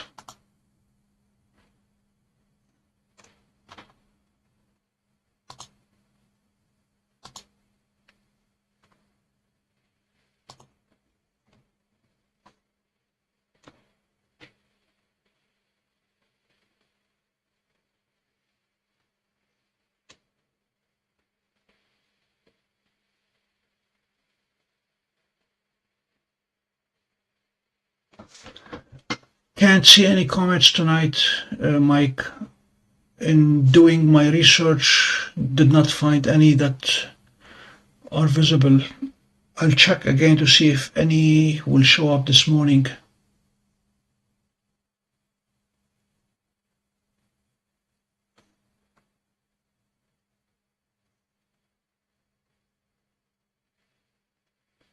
We had an offset of 1.3 degrees when we went to Saturn. Now we have an offset of 1.31 degrees going to Ceres.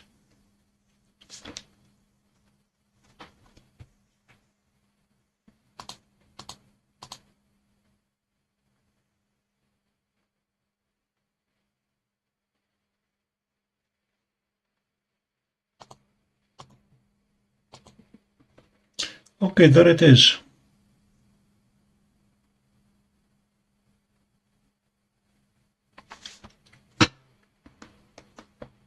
Not much to show, except that we went there and played solve, confirmed that we are there. To its right is Caldwell 56.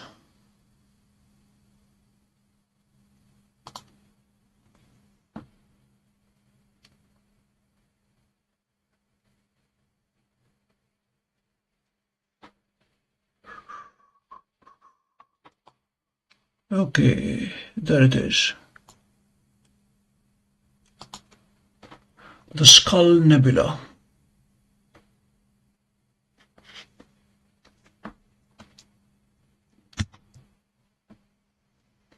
I'm going to pull up the sky live and see if any comets are coming our way soon.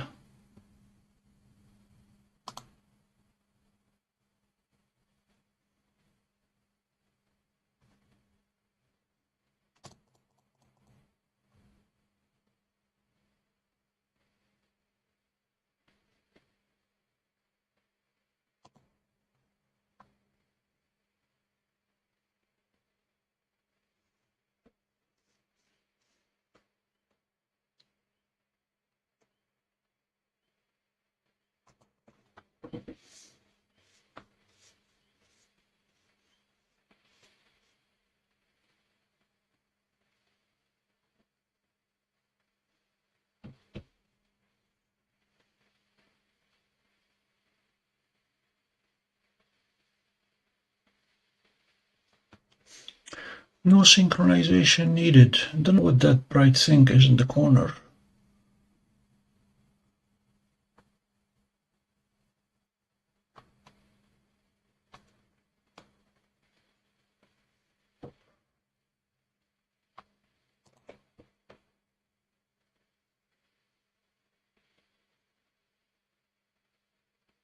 I don't think he did. He was trying to eliminate things that were not comets.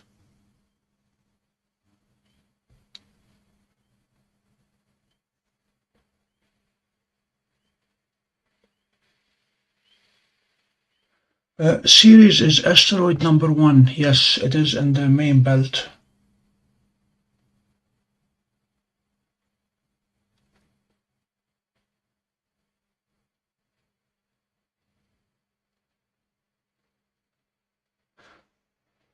Tarek, to be more specific, all from Paris.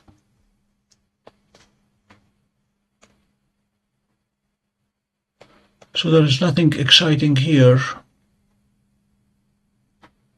It's a 4 arc minutes by 4 arc minutes. I mean, we can stack it, see if it gives us anything.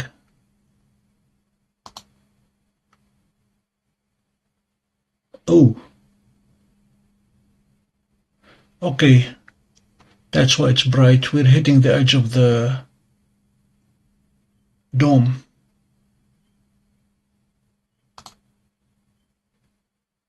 No. Sorry.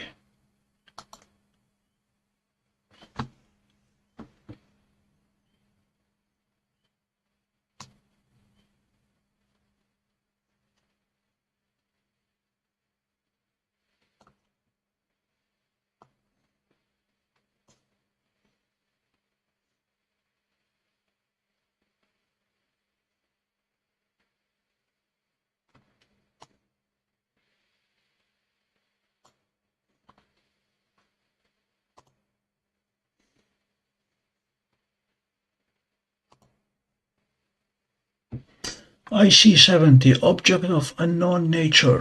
IC104, a star.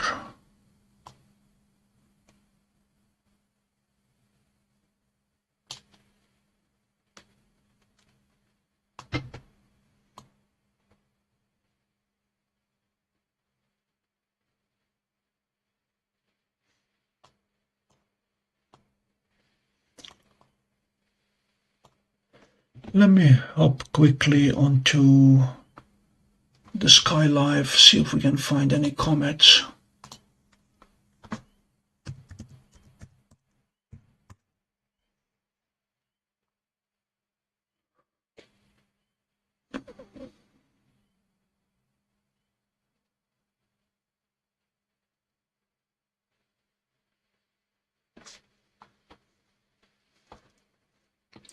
Bright comets. C2025 A6 Lemon.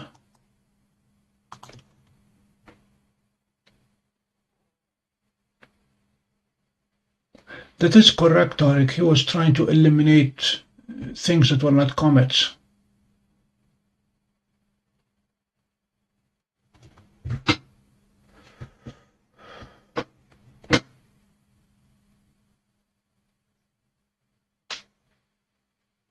Tonerlo Messier Marathon is end of March, early April.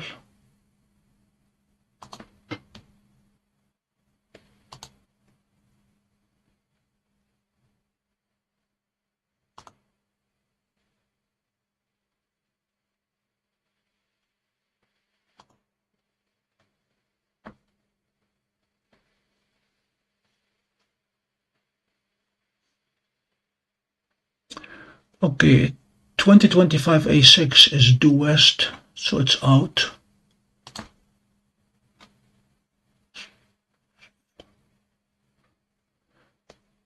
(2022 N2). Yeah, there are only 3 comets visible right now.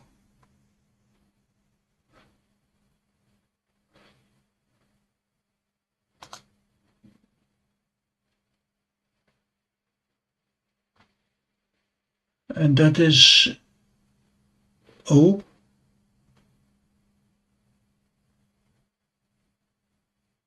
Something not right. It says it's near Uranus. We were just looking at Uranus.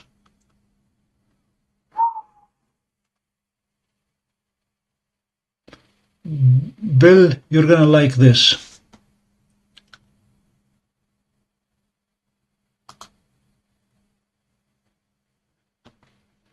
It has auto-located me as being in Ergeto, China.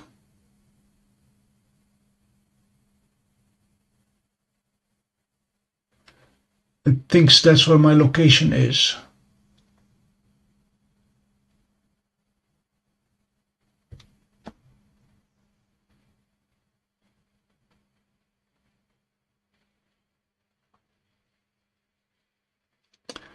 I wonder if somebody has hijacked my internet connection.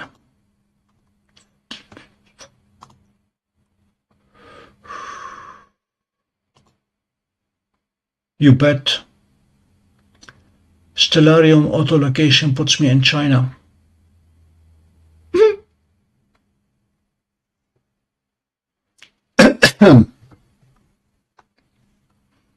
This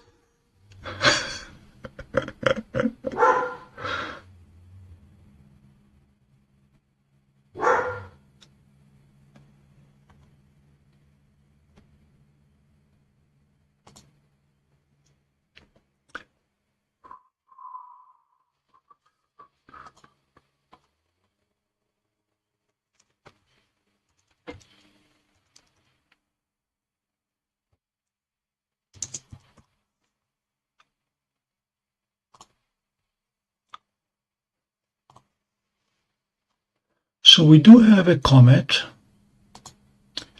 C22N2.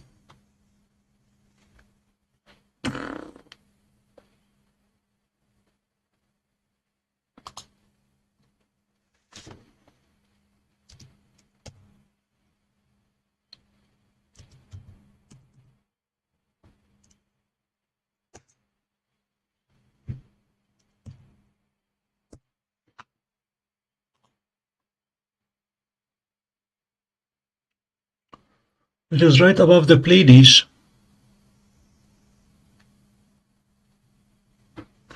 We're going to go see if there is indeed a comet there or not.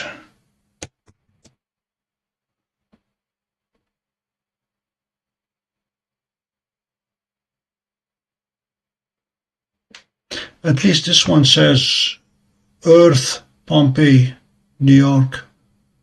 So that is hopeful that we're in the right place.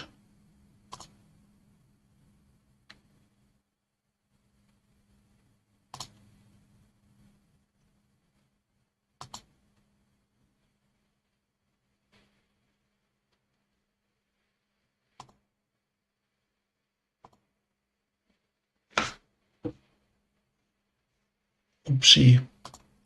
We need to play it solved first before we try tracking.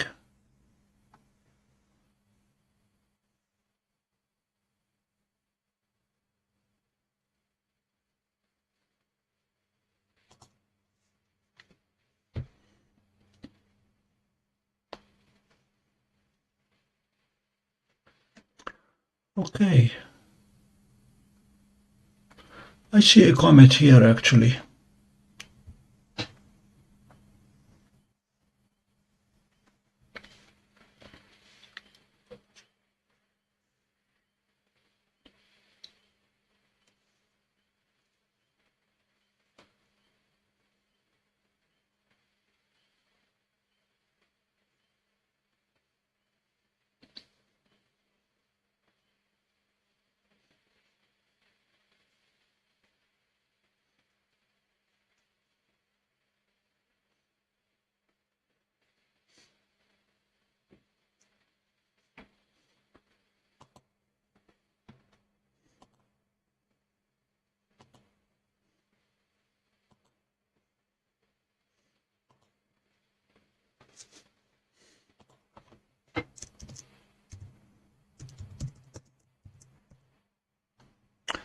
Let's see if we indeed have a comet here.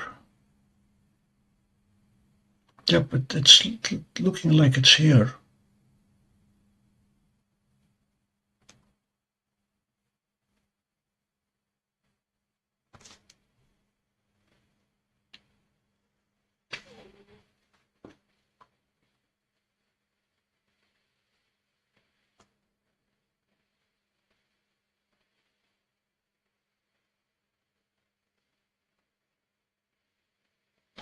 Mike, if you're still awake,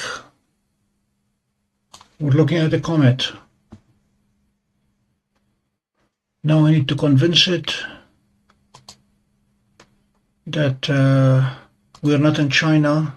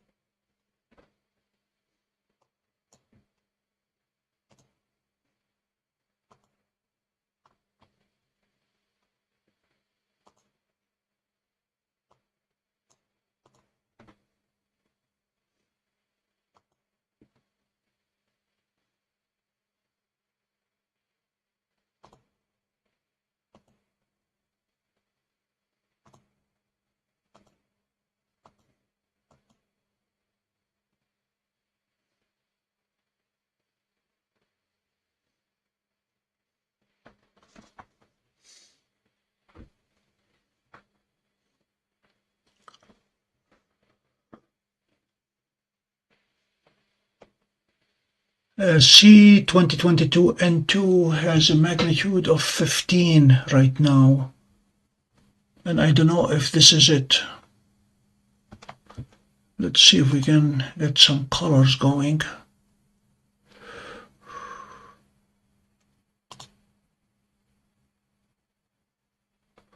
Or if that's 3 stars in a row.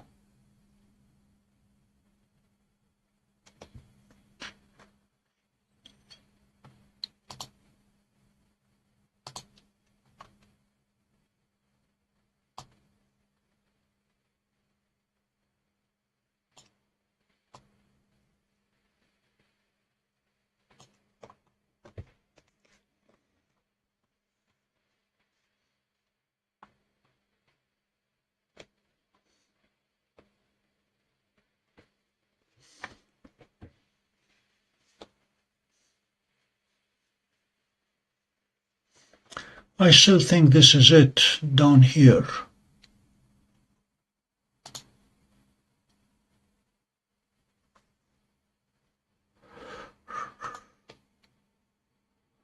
Down there.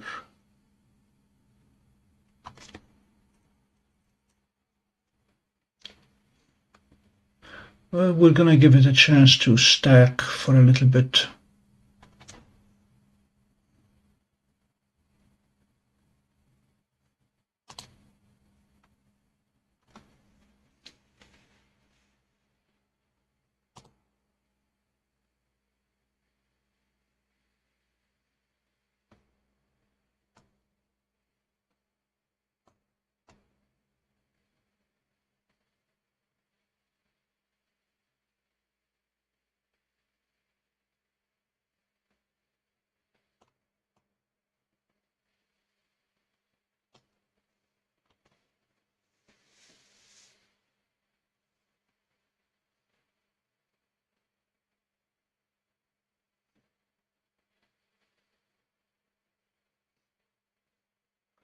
This is C2022/N2.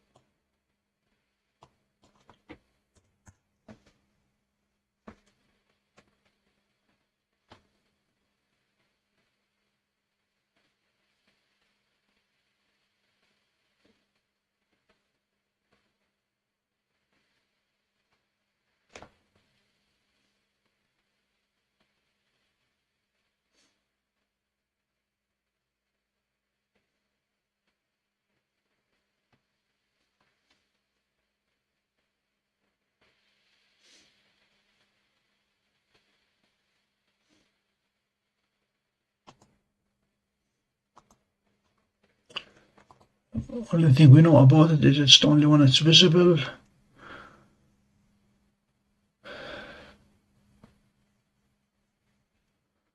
Estimated magnitude 15. Distance of 494 million kilometers from Earth.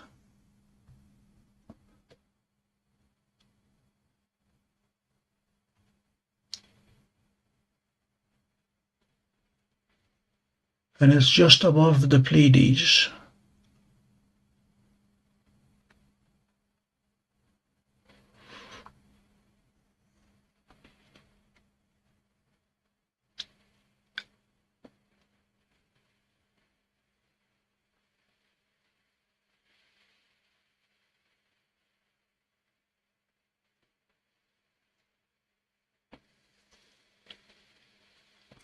And it's going to get closest to Earth in January of 2026 and then make its way away.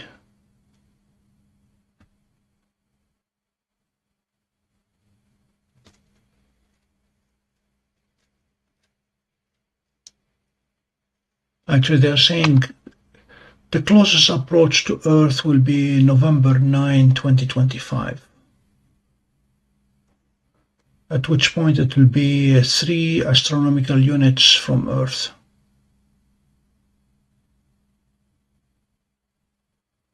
And the magnitude, this is the brightest it's going to be. It'll get only slightly brighter and then it'll dim. So it's becoming evident that that is indeed it.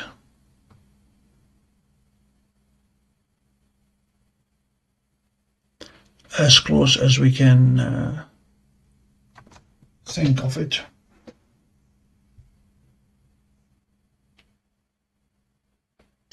Correct, Tarek. C stands for comet.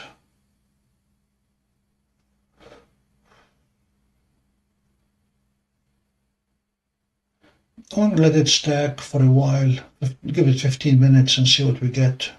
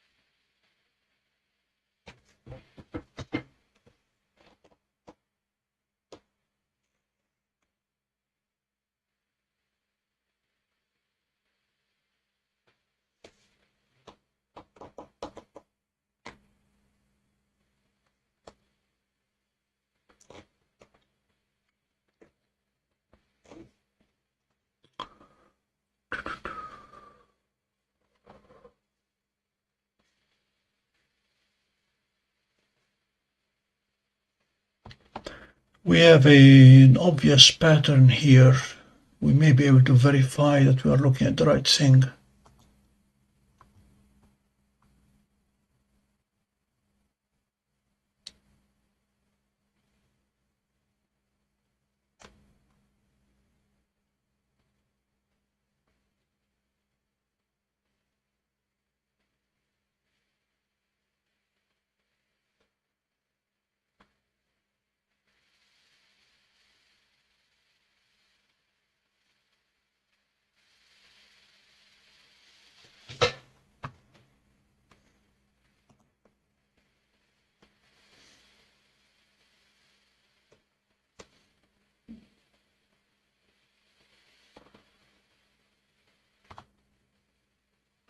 So we have a triangle with a dot in the middle, and that thing is outside the triangle. Let's see if that's what we have.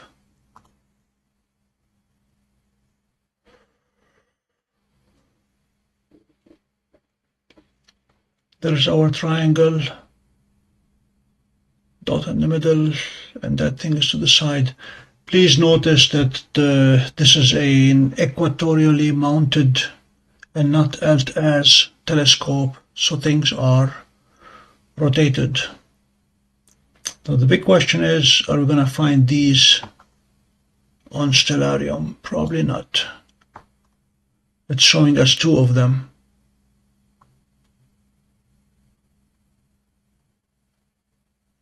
Yeah, it's not showing all the satellites.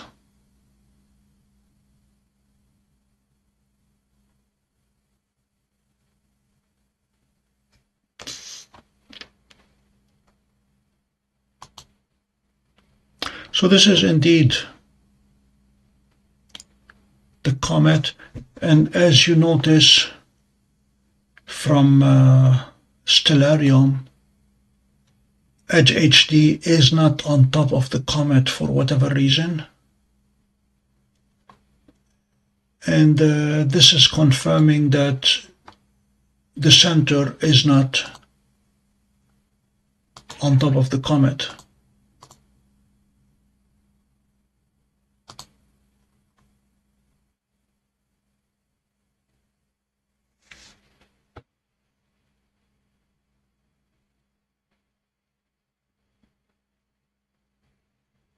Is there an event at Cherry Springs, Mike, or you going on your own?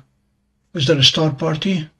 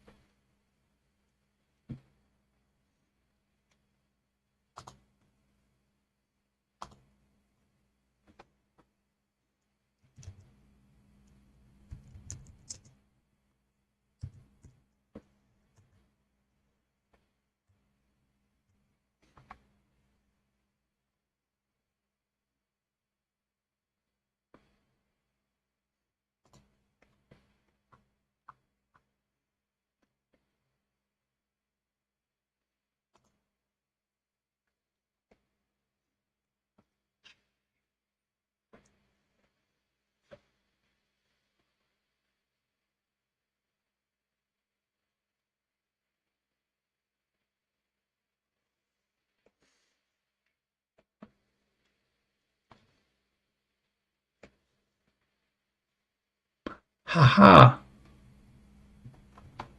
Okay.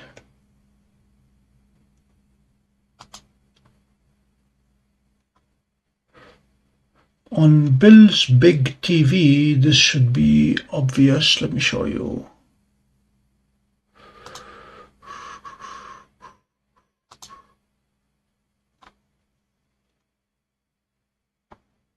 This is where it is right now. And right above it, you have the three dots.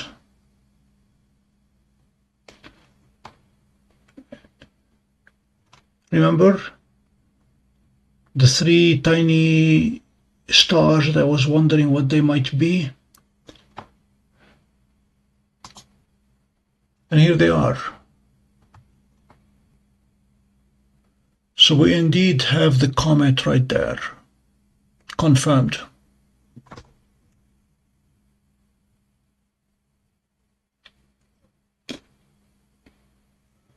Very nice. Wish you the best, Mike. Enjoy it.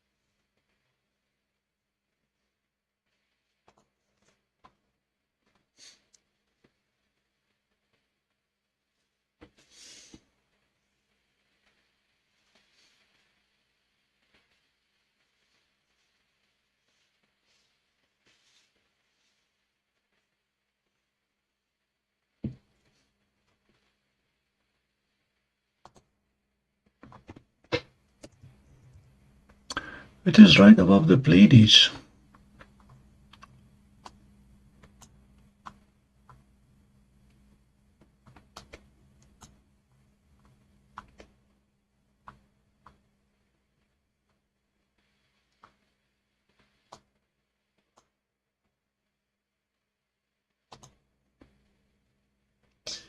Those three dots there, the fainter one is magnitude 17.38.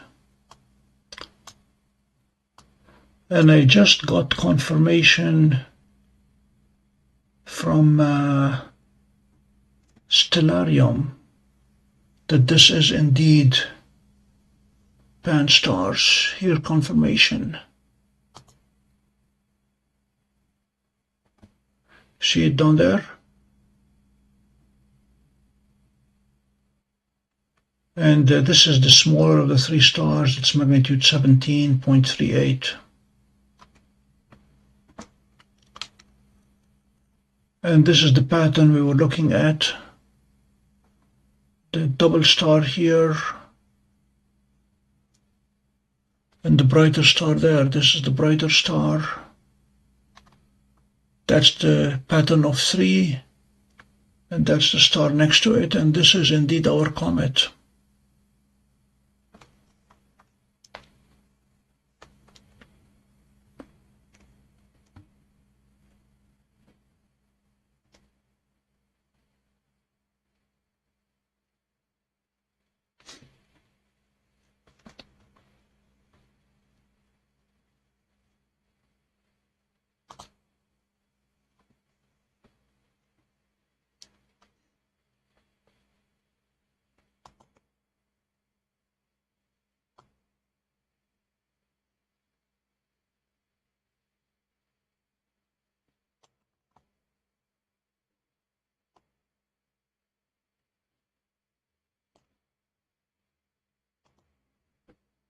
Uh-oh.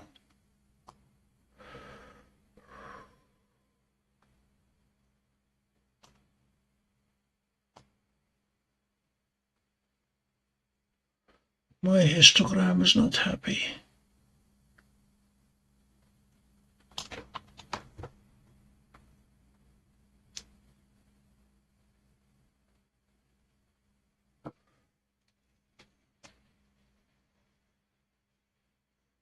Mike, thanks for mentioning or suggesting comets.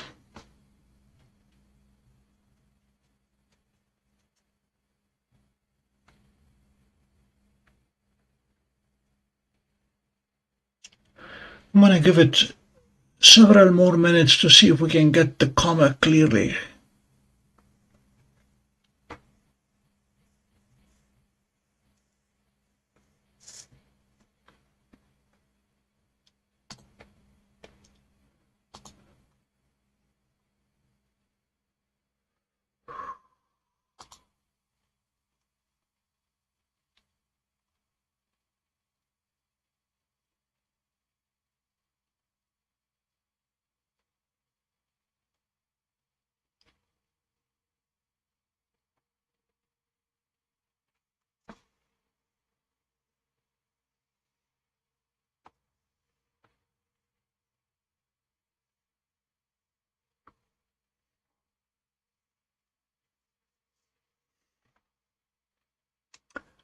See the skies? I'm not using the histogram on the right at all. I'm using the one below, unless that's the one you're referring to.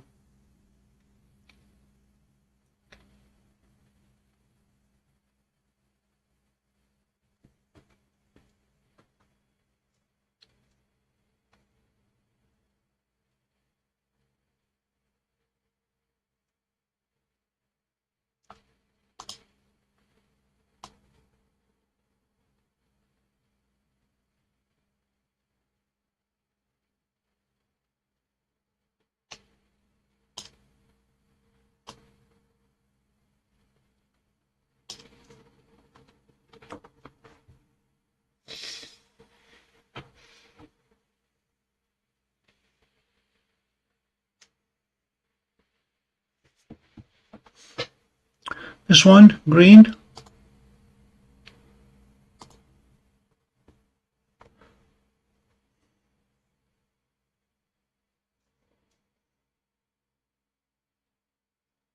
This is display stretch on off.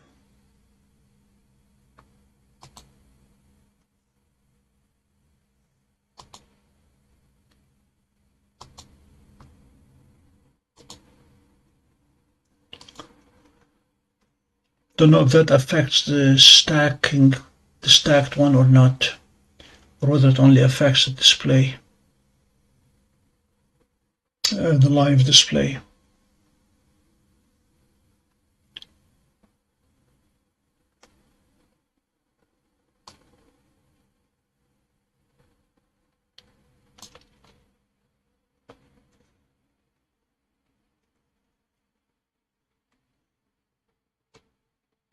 Mike, the one comet that I would have liked to show you is 3I Atlas, but it has been dipping lower and lower in the western sky. We were able to peek at it only twice and did not see it. So I tried to use the 16-inch telescope in Oswego, but they did not let me cut down the maple tree that's blocking the scope.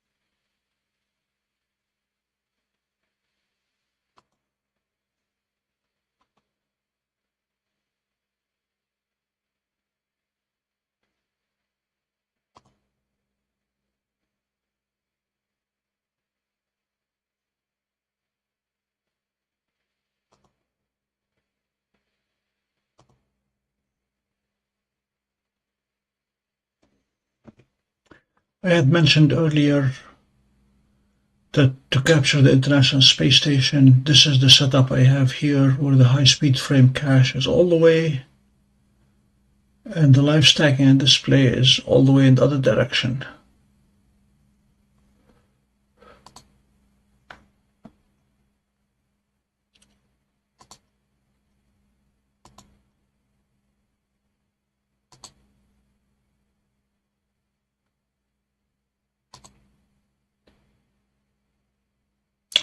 I don't see it in the settings here.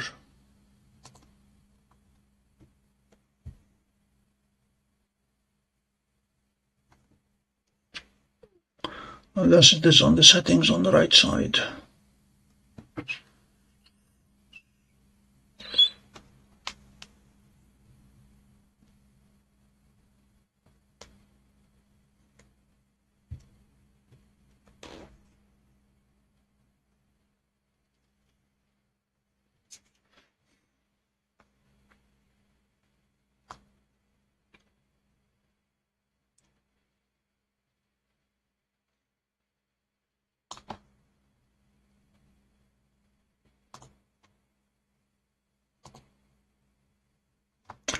Okay, Bellatrix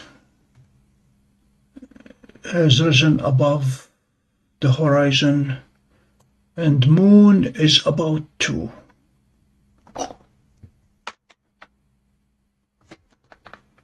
So the fun part is going to begin soon.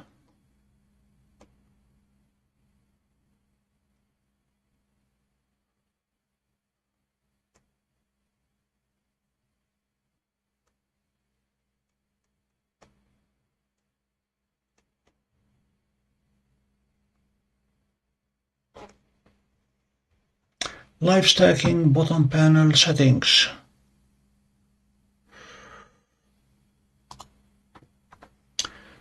Autosave on clear close, start stacking immediately on clear, disable display stretch when live stacking activated.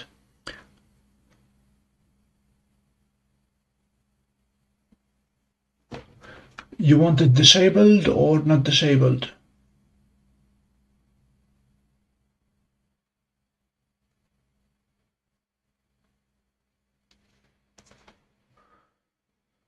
So you're suggesting we disable here?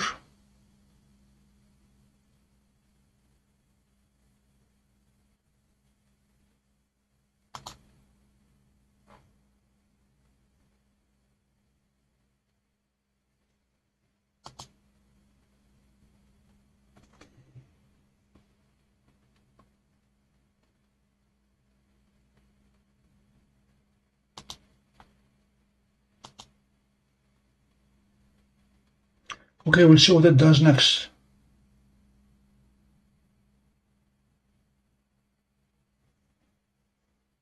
Alright, we'll see what it does next, stack. Thank you.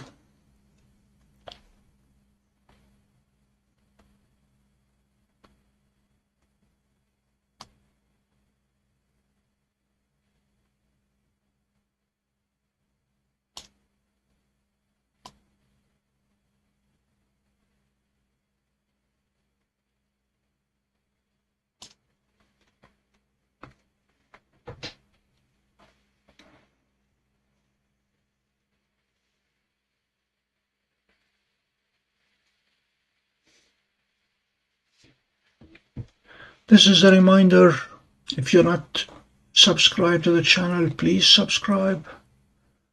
Moon is about to rise, Bellatrix has risen, and very soon we're going to have Jupiter. When Jupiter rises, the great red spot will be visible, and it will be visible till 4 a.m.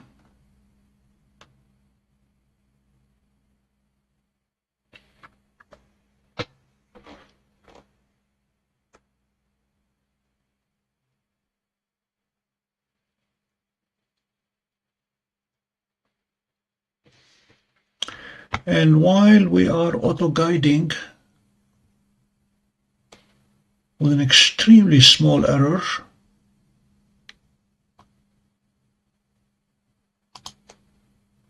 I have no idea why the telescope is moving away from the target. And we can see it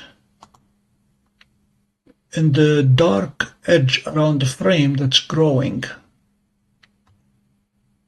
as we stack.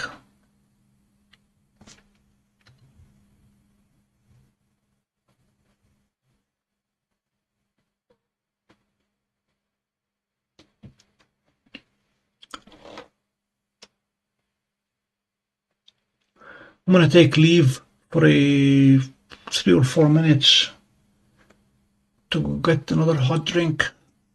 I'll be right back.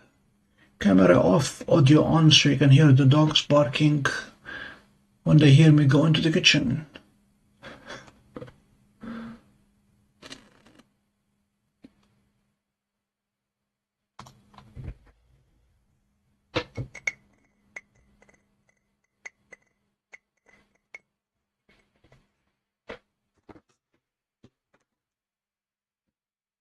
It's a CGX mount.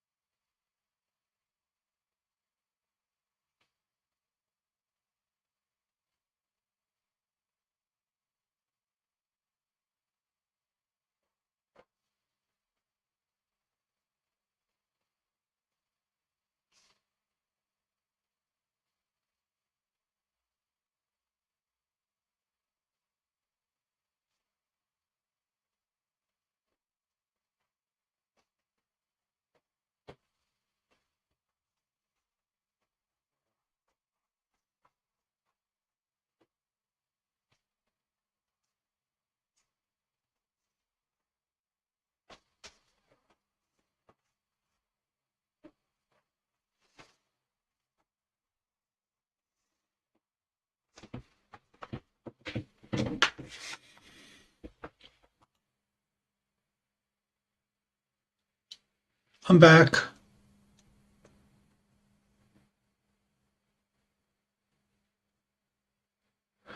See the skies, my CGX mount died on me,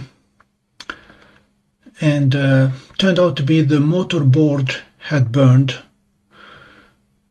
I could not find one to get it replaced. Celestron would not return my calls or emails. I ended up finding a board at a camera shop in northern England. Paid an arm and a leg to have it shipped over, and then replaced it, and the mount went totally crazy.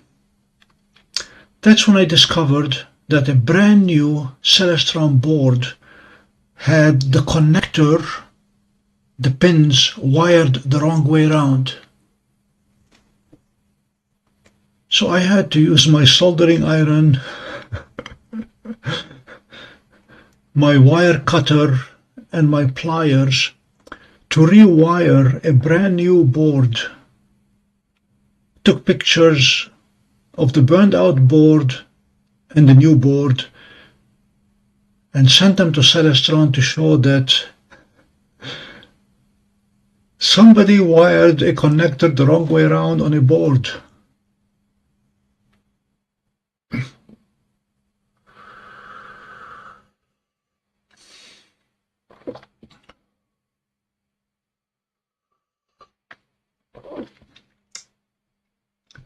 Well, see the sky, since this may be your first visit with us, I'll tell you the story about my all-time favorite telescope. It was an 8-inch Edge HD on a CGEM 2 mount. That thing was so extremely good. I was actually able to image the International Space Station in broad daylight anytime I wanted. I could get any star, any planet. That thing was so nicely aligned that I could find anything, anytime, day or night, on the first go without any problem. I was under the wrong illusion that by getting the bigger scope and the bigger mount, that things will get better. And that's where I made the mistake. I traded it in because I did not have room to put two large telescopes. Had I known then what I know now, I would have never gotten rid of that 8-inch scope. The CGEM 2 mount on it was extremely good.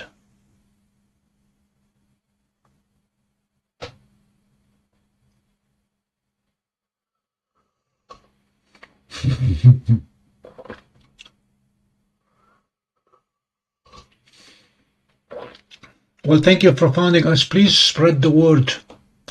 Tell people to join us. Things will get more and more excited as the fall comes, because galaxy season is not far from us. And we plan to have multiple Messier marathon attempts. Bill, you were asking about the mobile setup. That's going to be the big one. I had one setback. Again, this was an unexpected setback. The roof of my Toyota was metal, steel. The roof on my Tesla is glass. And what that means is if I lie down in the Tesla, I can see the stars. But if I put my cell repeater on top of the Tesla, I don't have a ground. First of all, the magnet will not attach. Second, it uses the roof as ground to reflect the waves. With Toyota, I was able to get extremely good coverage when I put the antenna on the roof. Now I don't have that luxury. And I have to convince my wife to let me borrow her van, the MIMO, the minivan mobile observatory, to do that.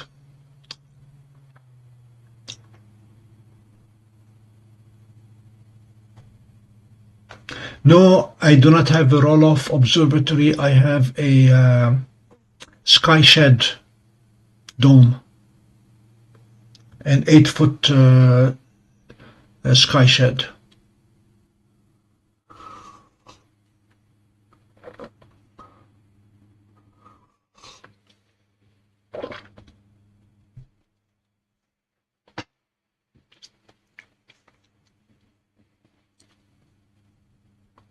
So this is definitely looking like a comet. Having verified location, now we're verifying shape.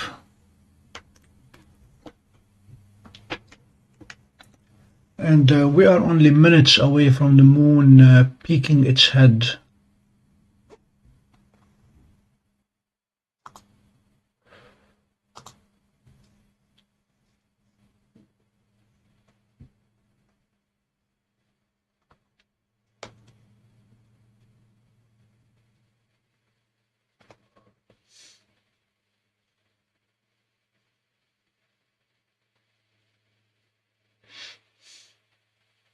Where are you located? See the skies.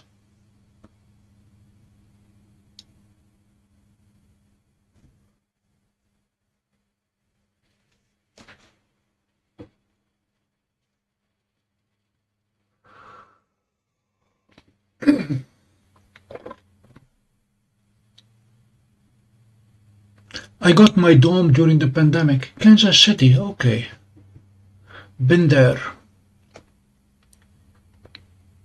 Yeah, I got my dome during the pandemic. They shipped it from Canada, and had a lot of fun assembling it actually.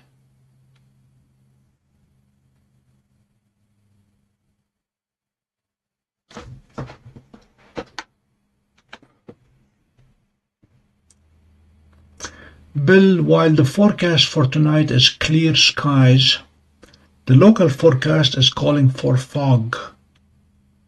So let's hope the fog is below us. I am at 1400 feet. We'll see what the fog is going to do to us tonight. Betelgeuse is up, Bellatrix is up.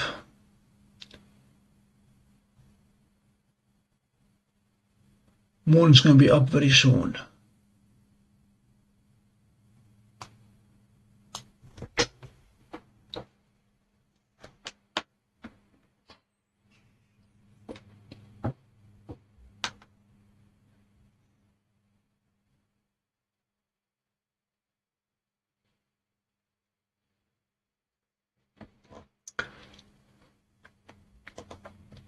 I have been in touch repeatedly with the folks who built them in Canada. They did a good job. They have a new one now that is 4 feet higher, still the same 8-foot dome, but the walls, instead of being 4 foot high, they are 8 foot high. And you can motorize it now. The one I have is not motorized, and really do not see the need to motorize it because it's blocked on one side.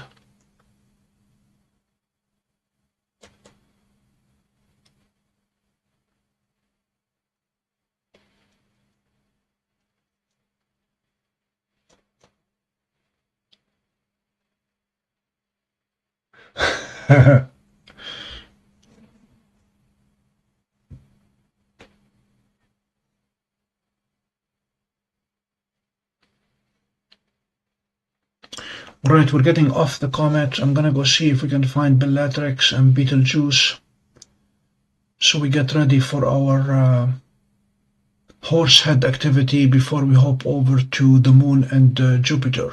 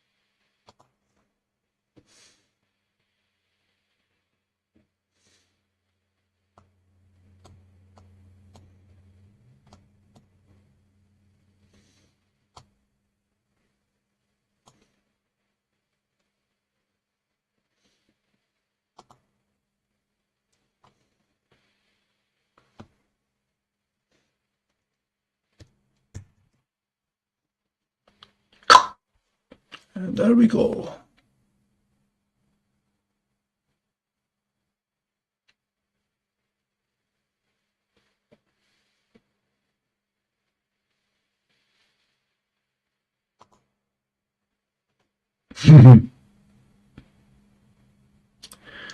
Our little dust bunny is showing up, Bill.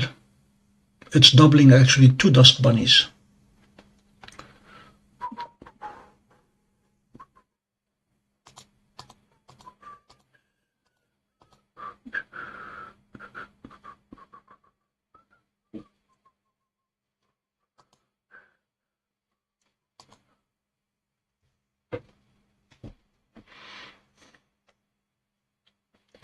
So we have Bellatrix.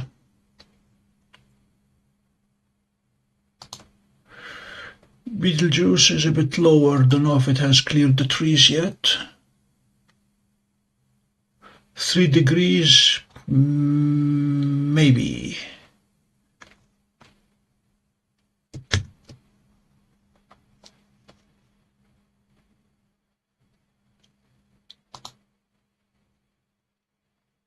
Maybe not. Okay. And the moon has definitely not cleared the trees yet.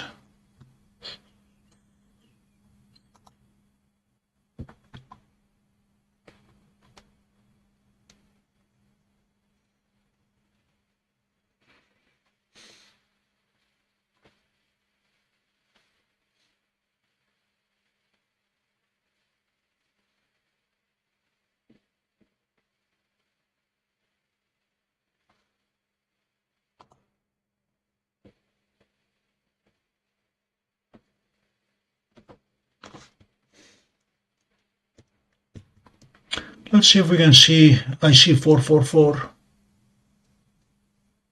Then there's M35 next to it.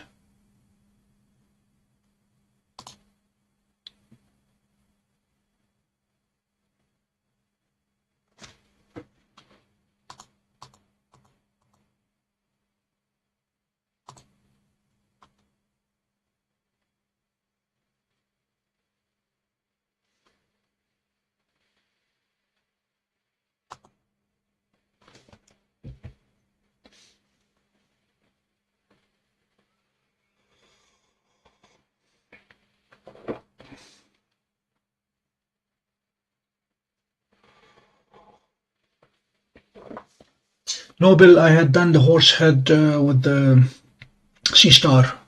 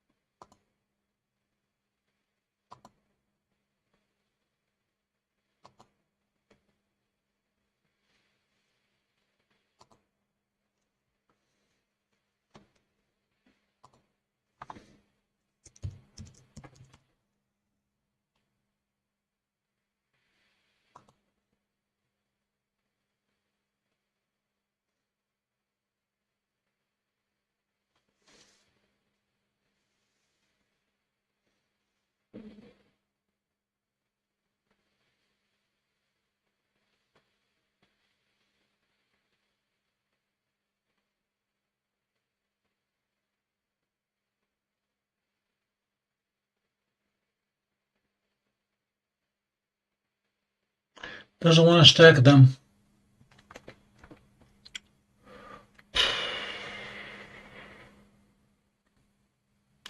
It's rejecting them all. Okay.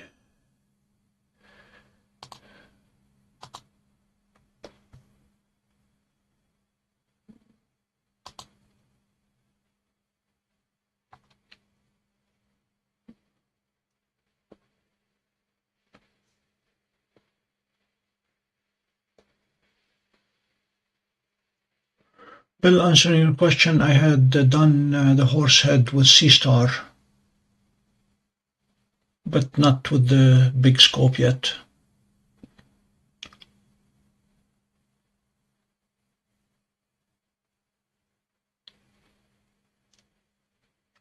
It's not stacking. Okay, no IC444. The moon is up. I don't know if it's high enough though.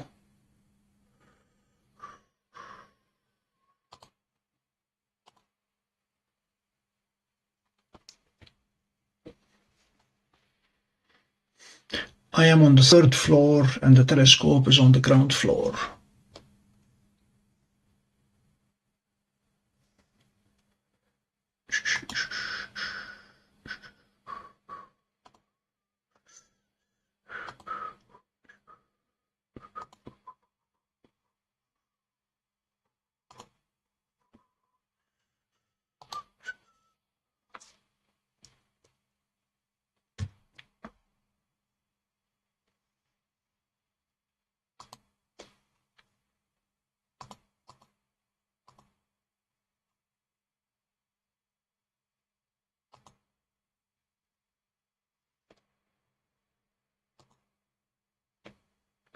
This is going to be interesting.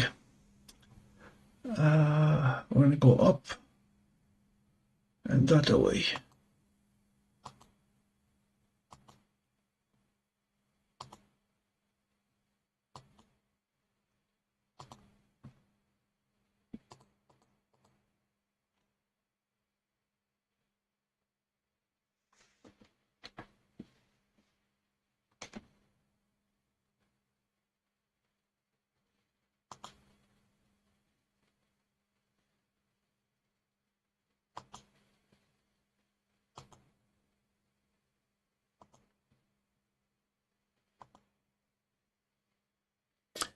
Ladies and gentlemen, I present to you the moon in the trees.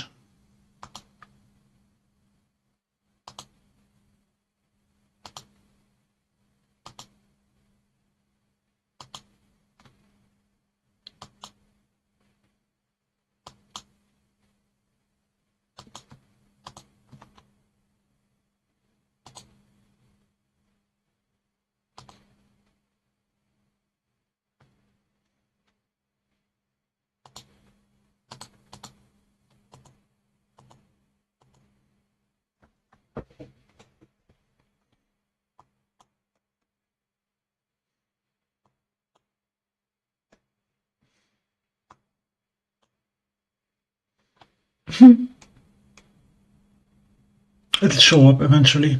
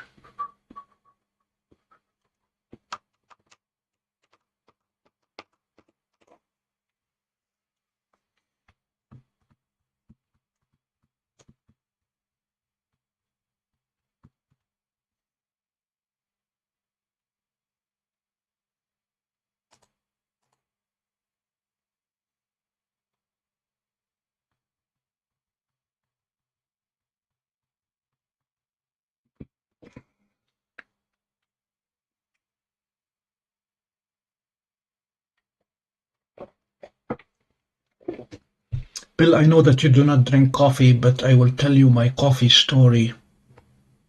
I used to add coffee to my cream and sugar.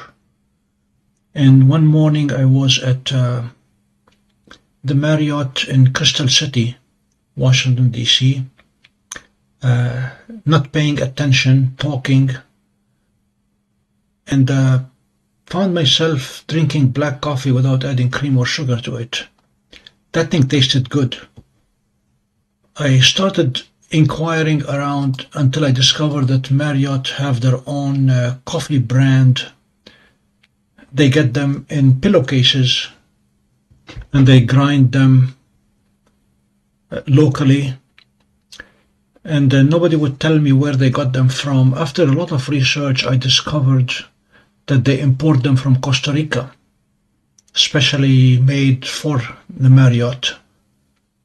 And then after further research, discovered that Illy coffee is made in exactly the same place. And that's how I adopted the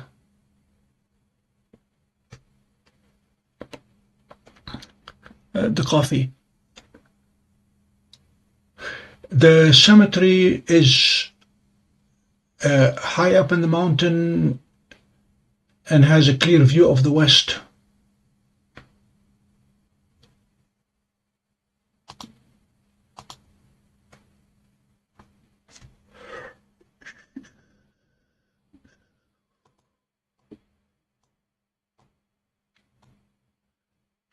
Ha ha!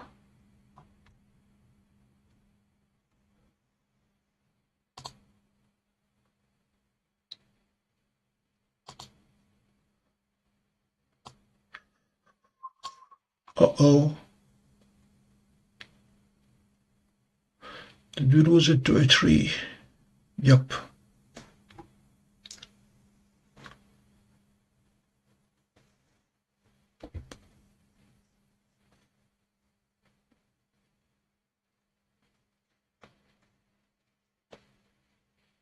And ever since, I drink my coffee black.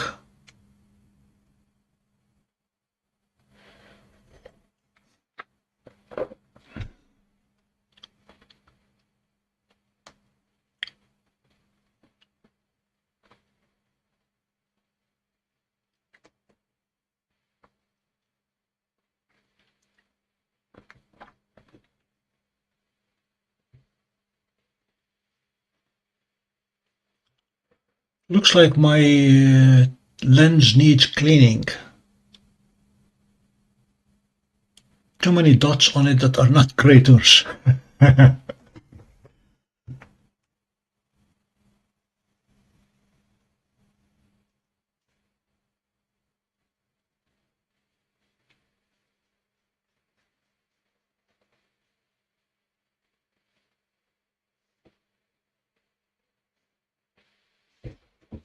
Bill, the rest of the story, about a decade plus ago, I decided to research the wine scene in New York State.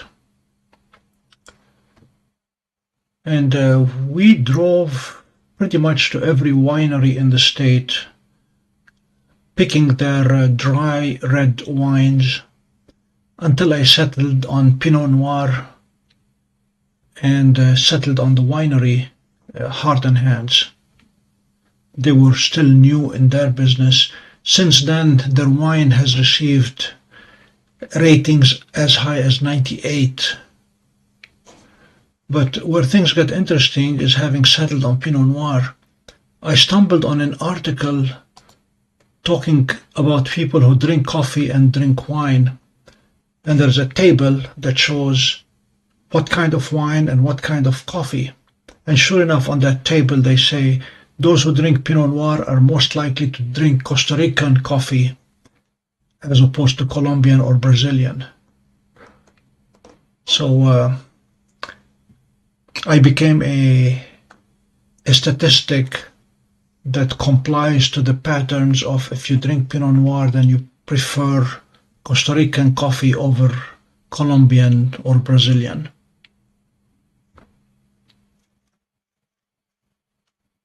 Yep, they put it on hold because the physics department and the biology department could not get along.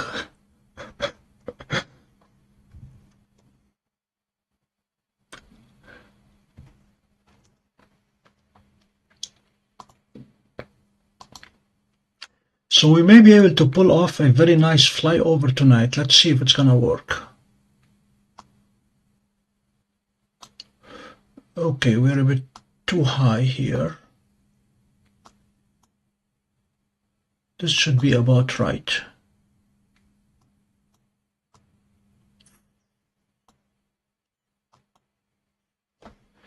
Okay, we're gonna start the capture.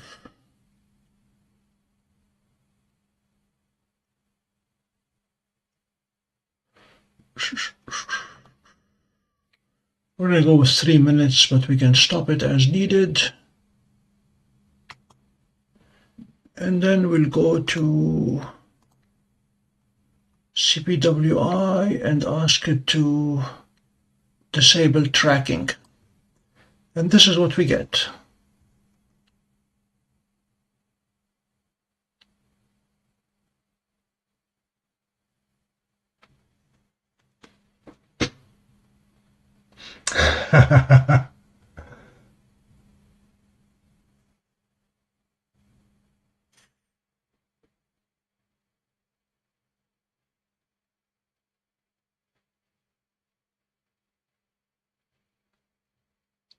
And this is a lunar flyover.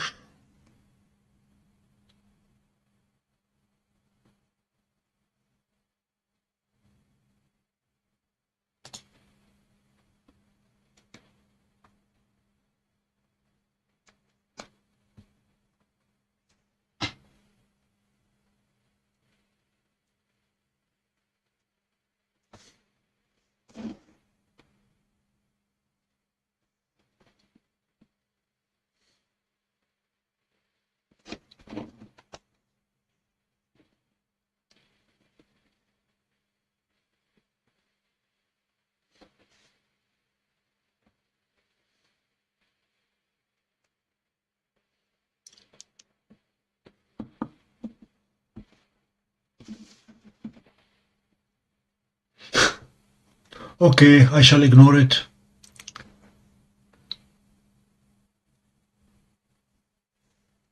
And there goes the moon.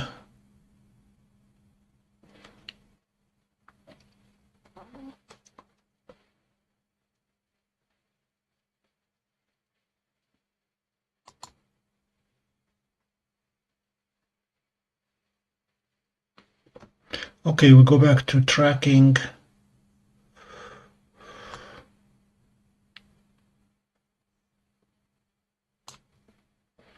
And CPWI. Telescope, enable tracking. Thank you.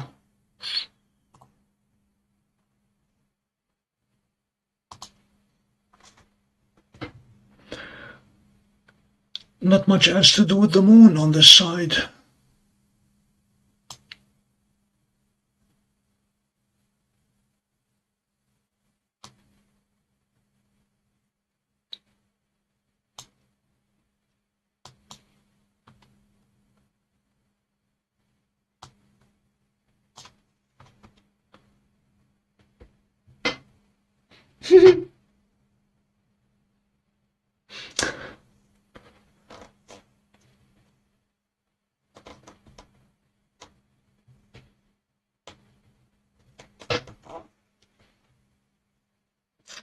Yeah, Jupiter should not be too far behind.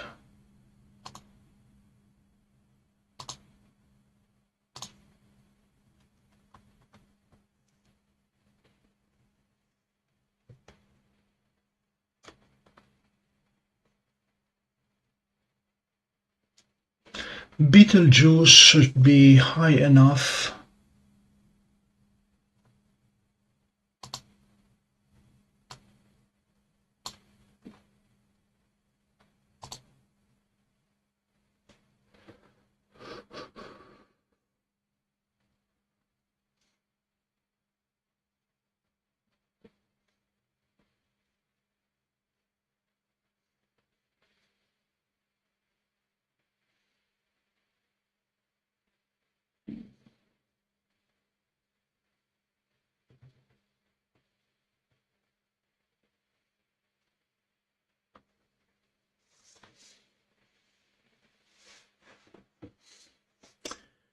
Alright, we'll come back to Jupiter. We're going to try to tackle the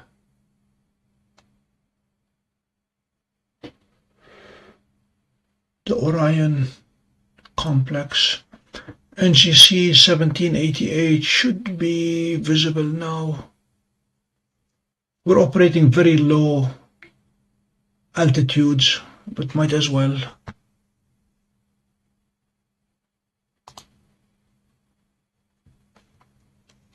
Yes, Betelgeuse should be up enough.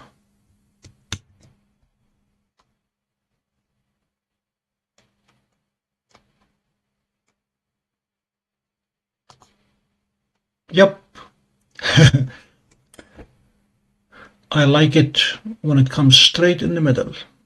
And it is red, and it has not gone supernova yet. As you may have read or heard, they discovered that Betelgeuse has indeed a second star right next to it, which explains why it had dimmed so dramatically for a little bit.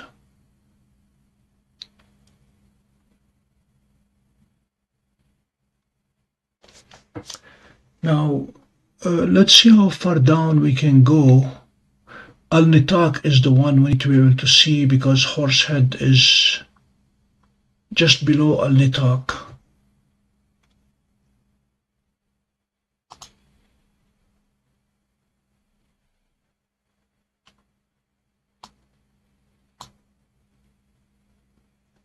Yeah, it's still too low. We may be able to get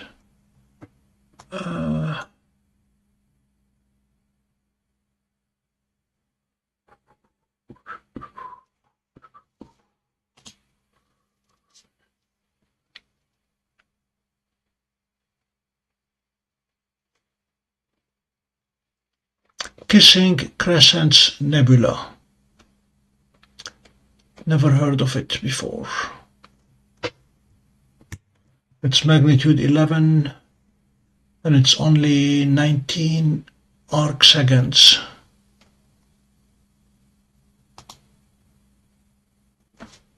So that's gonna require 8-second exposures.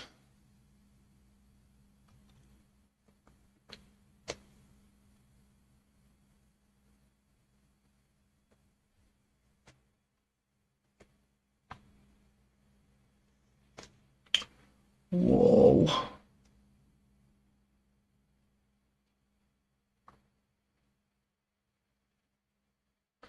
Looks like we're starting to fog out here.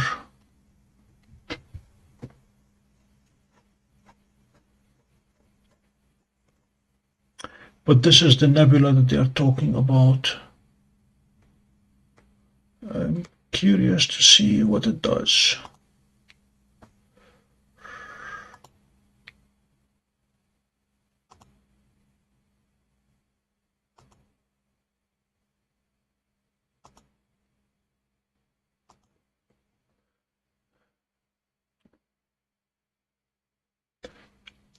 NGC 2022.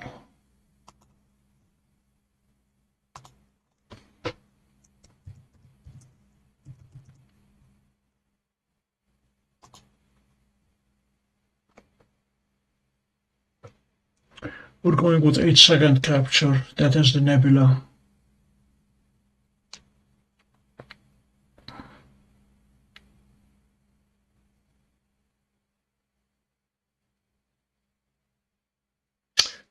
Frames rejected, not stacking.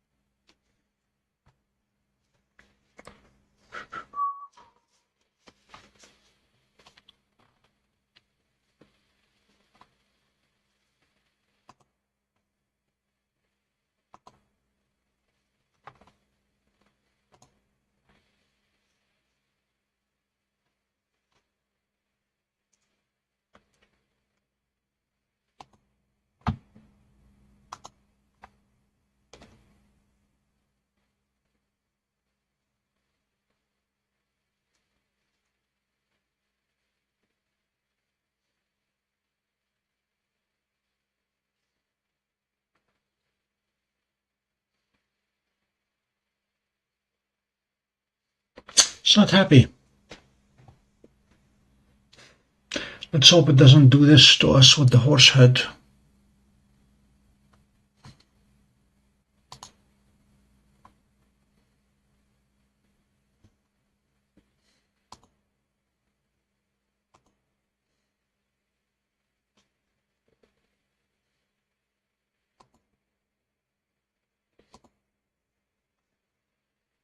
Okay, Mintaka.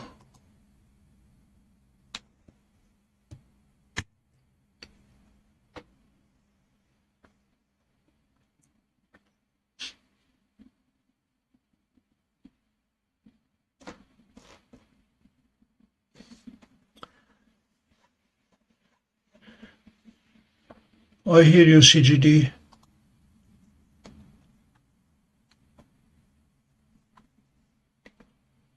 And the big however is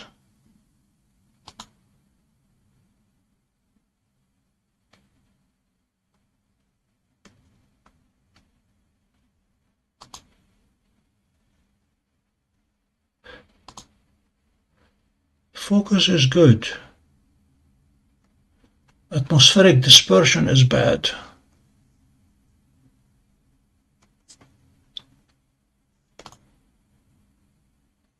Let me go higher in the sky and try to refocus.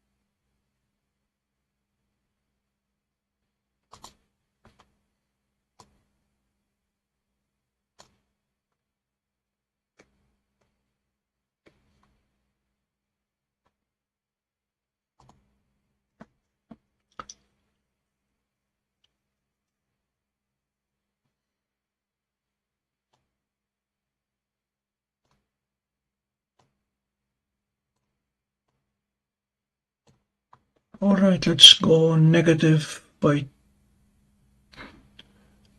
100.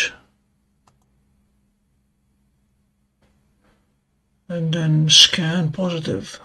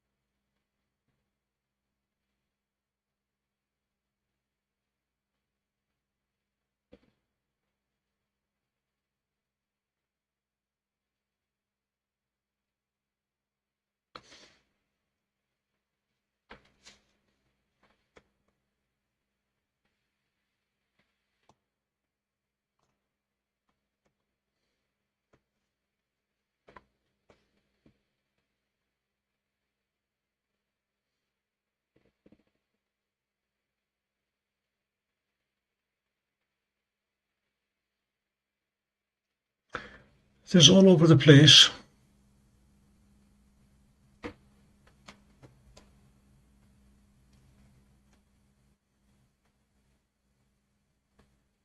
Which suggests that there is more going on than just a clear sky.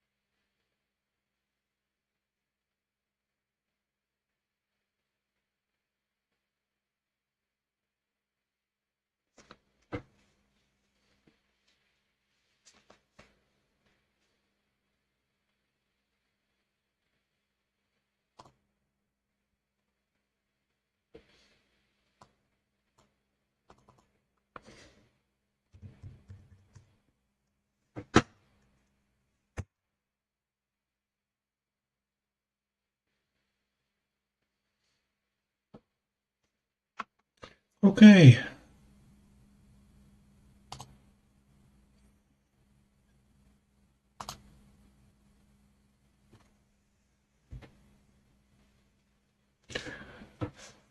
Big time atmospheric dispersion, Bill. Yep.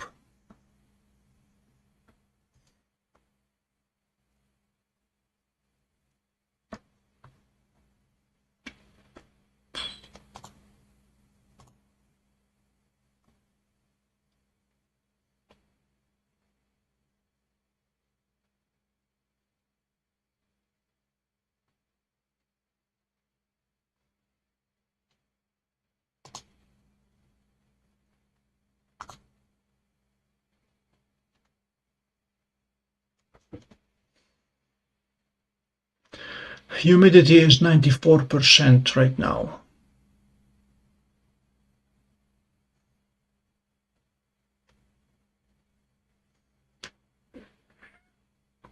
So we're basking in water.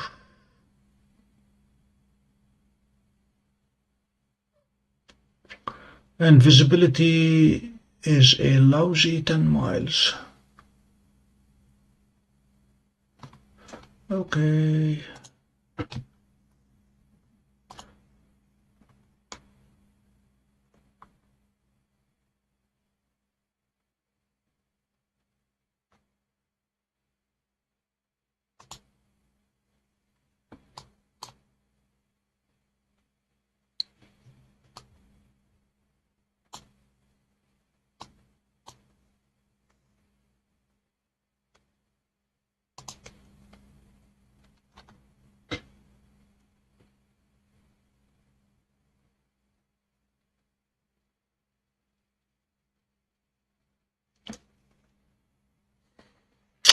Don't know if we'll be able to get the Monkey Head Nebula, but we're going to go for it.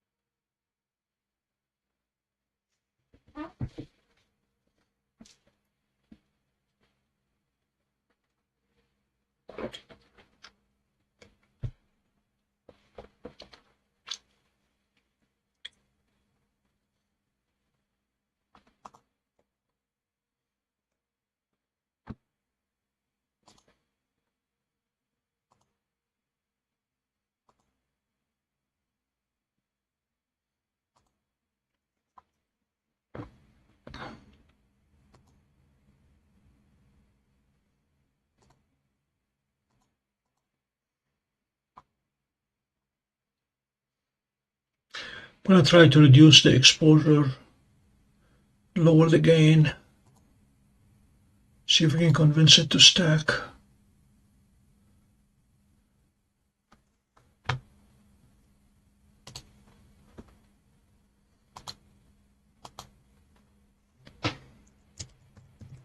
This is the Monkey Head Nebula.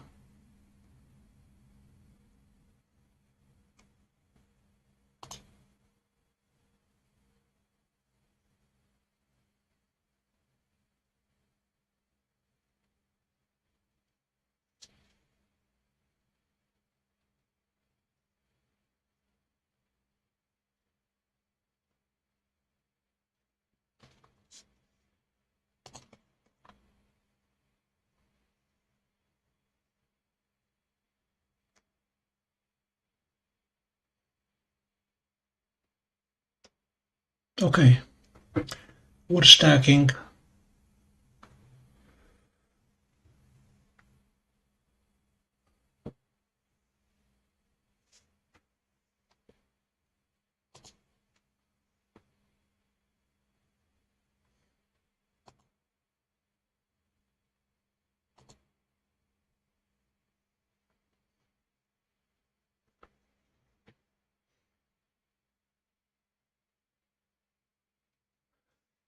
Happy has been doing extremely well. We had a very nice session while you were watching football last Monday.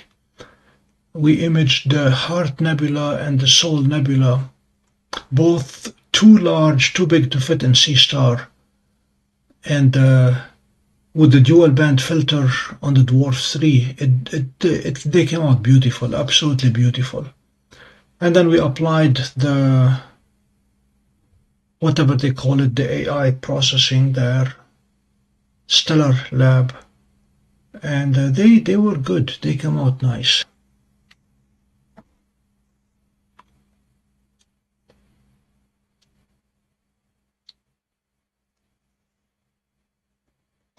We're starting to see incompatible firmware on the D2 when it comes to the app. I can no longer do autofocus on Dwarf 2 from the app.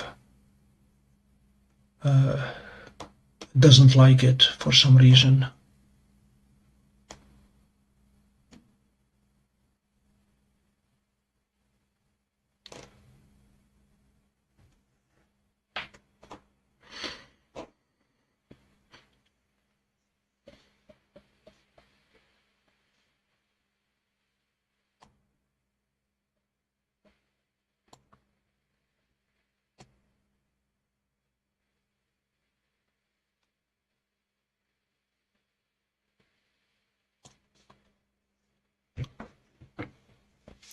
This one control here is a tricky one. I can ask it to adjust the colors based on the stars, assuming that the stars are white, so it balances things, and we end up with a lot of blue because the moon is lighting up the sky, the blue sky. Or we can ask it to balance them by making red, green, and blue the same levels, and everything becomes gray. We lose the blue sky, and it just becomes a matter of shades of gray.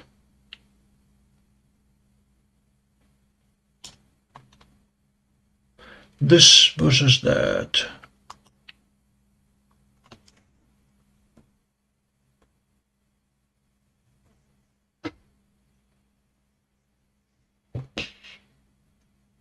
Horsehead is 6 degrees up. Gonna give it till 10, and then we'll go for it. We'll have to do the Flame Nebula as well, separately. They do not fit in the same field of view.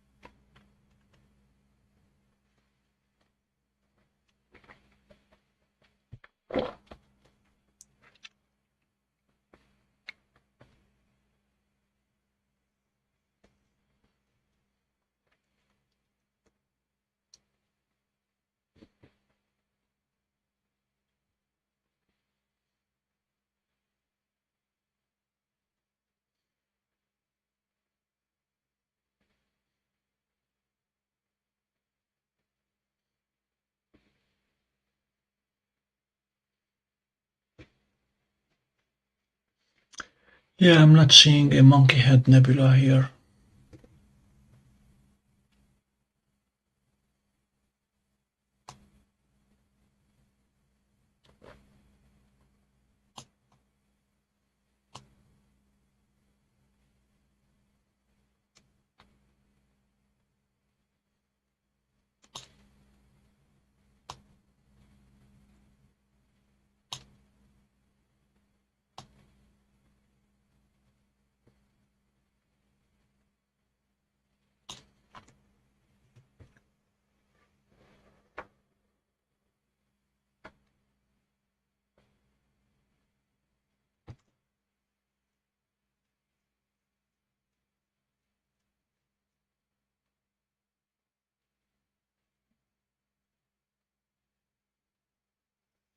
I agree on that front, Bill. Seestar is a lot more transparent in doing its business. They have overcomplicated DWARF to the point where it's becoming unwieldy, almost unusable.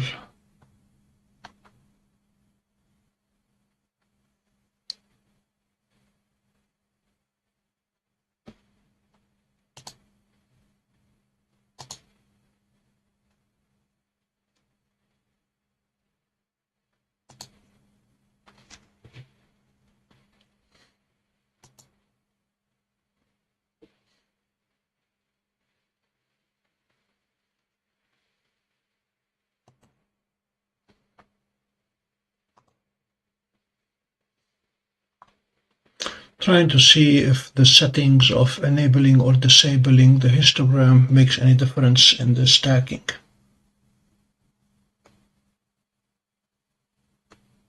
Nope, doesn't seem to. Okay.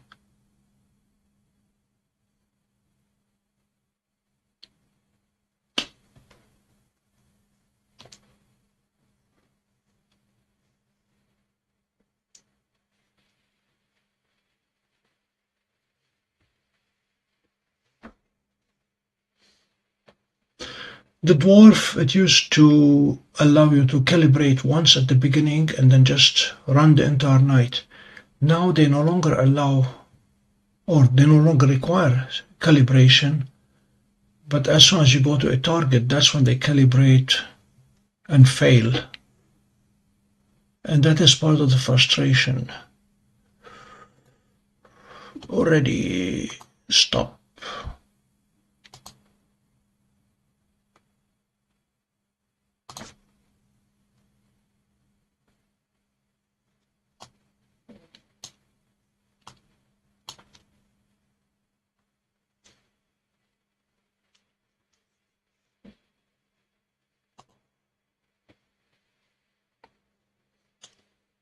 Casper the Friendly Ghost.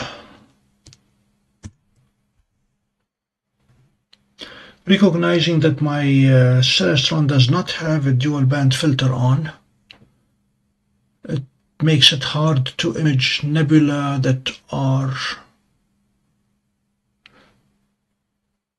reflection or emission.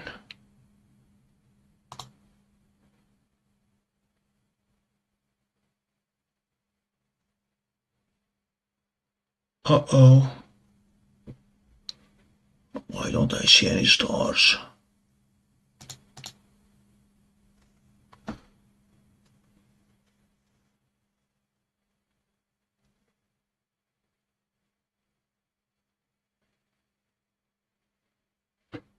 Okay, 5 degrees, we may be in the trees. Yep, trees.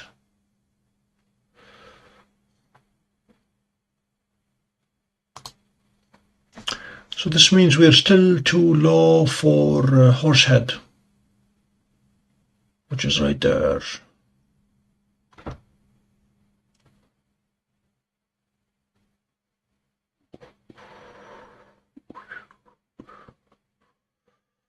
Where is Jupiter?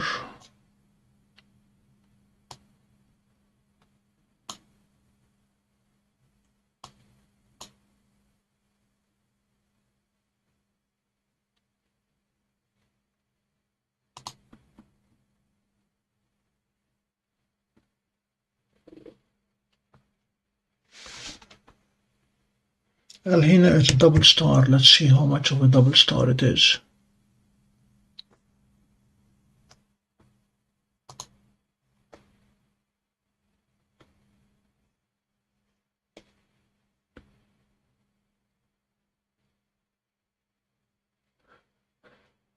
Yeah, Paulette. Don't know if it is the absence of a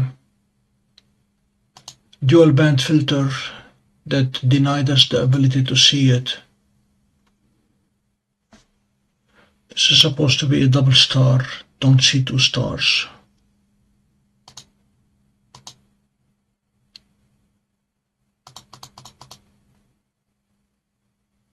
Yeah, cannot see two stars.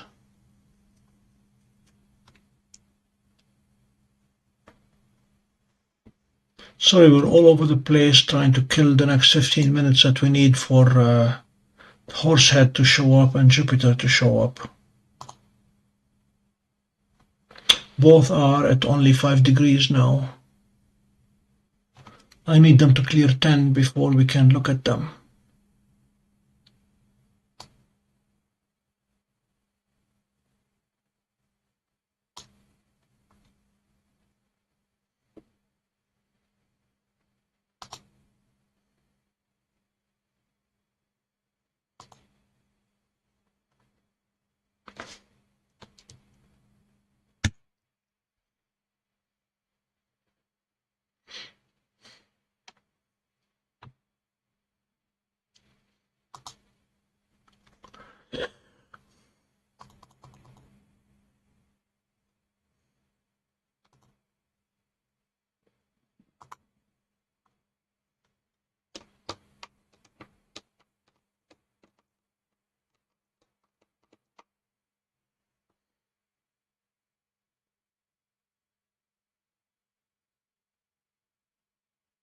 Yep, too low.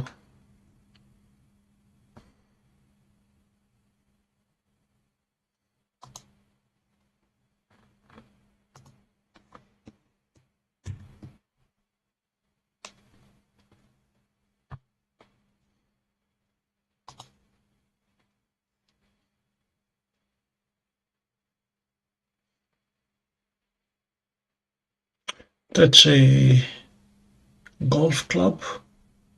Nope. This is the first star in Orion's belt. See if we can get to the second star now.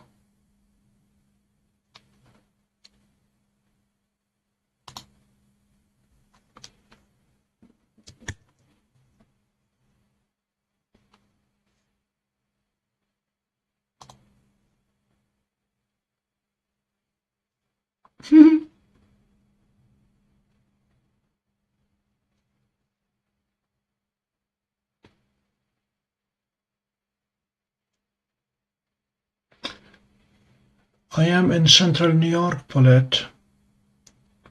So Jupiter is at about 10 degrees now. This is star number 2. Let's see if we can get star number 3.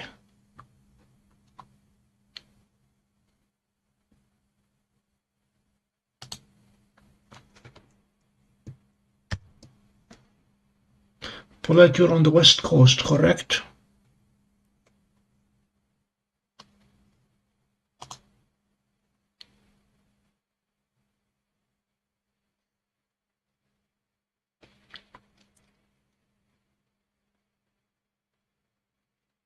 Okay, we have star number 3. Let's see if we have the Horsehead yet.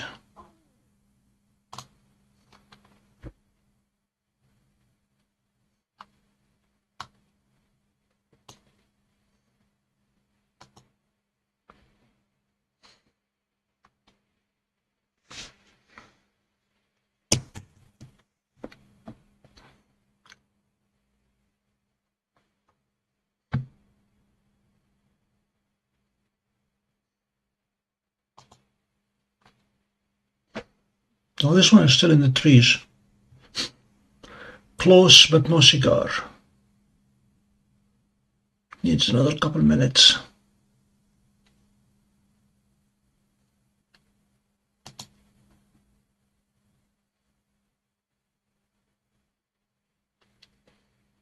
That's not going to solve with 5. Let's see where Jupiter is, Paulette.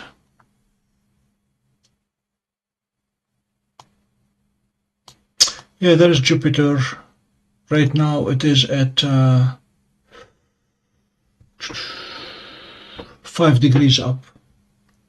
So not visible yet.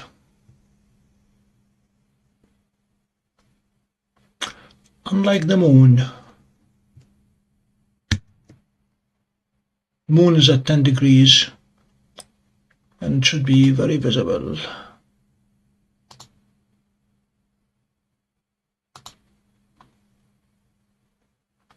Voila!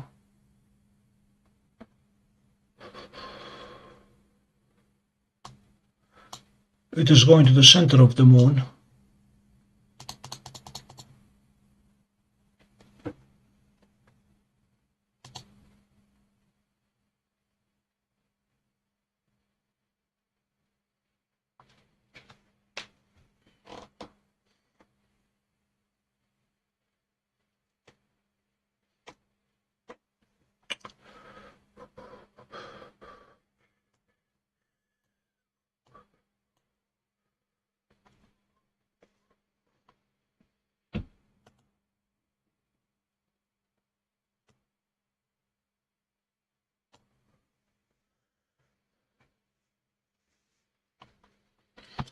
Capture. That's going to be massive because it's capturing the full size.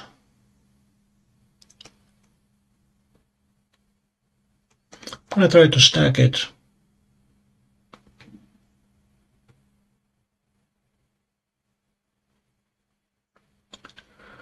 Oh, I start with using forced air. I have a little hand pump, and I have used the Celestron lens cleaning kit,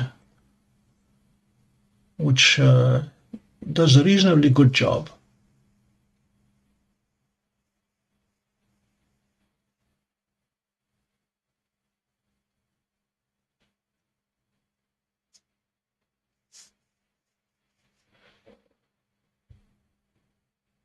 My altitude is 43.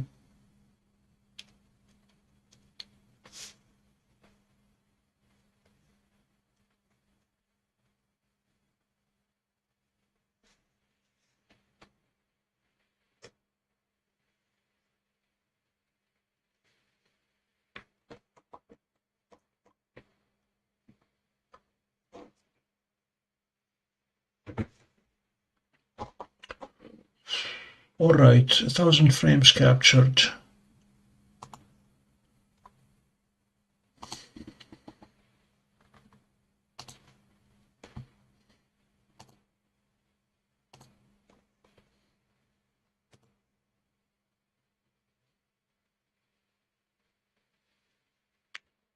It is tomorrow. Okay.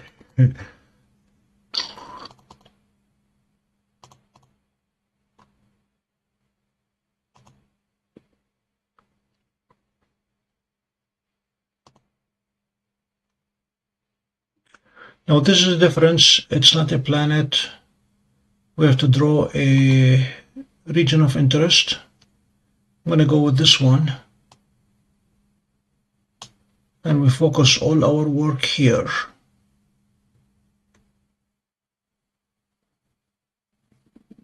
I'm going to use Algo C, surfaces with details, and analyze.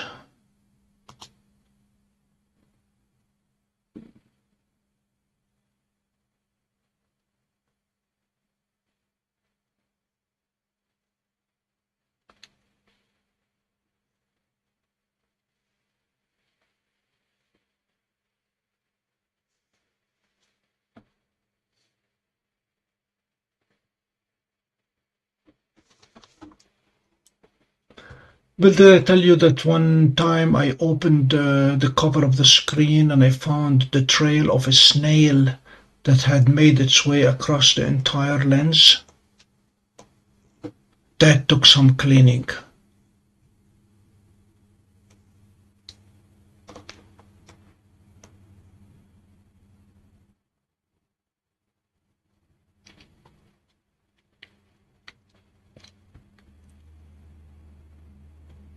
Yeah, the Celestron kit has wipes that singles that you tear open, wipe the screen with it, and it does fairly well.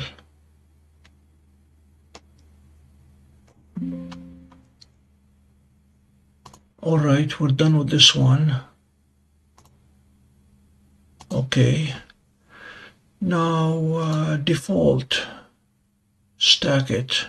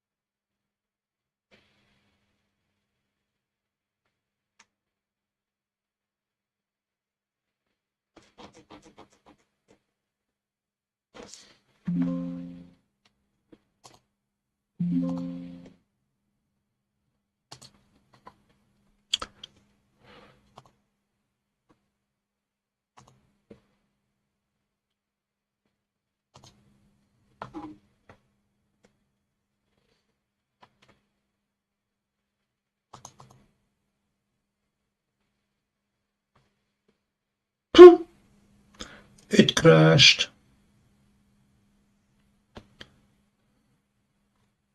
I think it had already saved the TIFF file before crashing.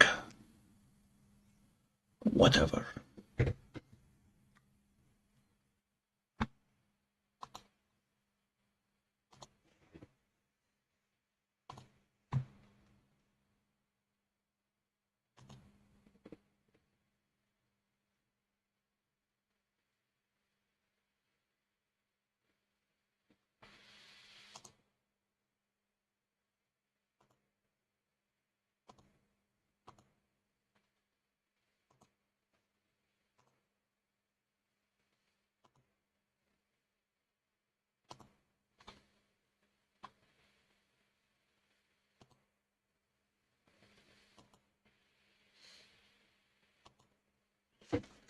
Okay, that's where it wants us to set in ROI.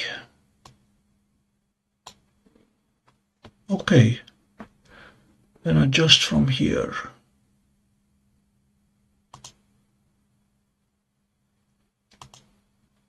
Notice how by playing with the high frequency wavelet you can add detail that's not there otherwise. And then the low frequency will smooth things out. And then once you're happy with that little area, you can just apply it to all. There we go. Alternatively, I could look at down here and notice the difference between the area that's being processed and the rest.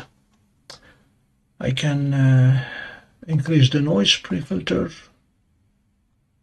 but really the high frequency wavelets make all the difference. That's where you decide how outrageous you want to get.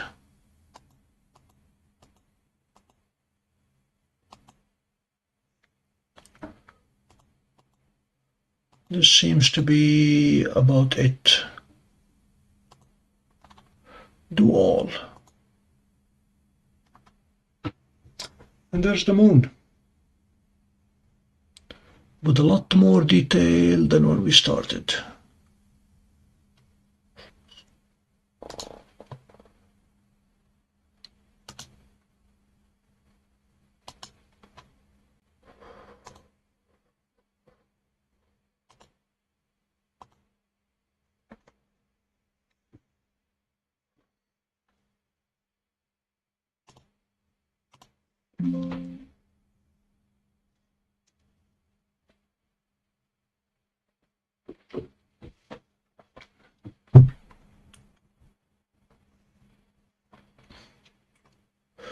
Alright, back to the horse head. We should be able to image it now.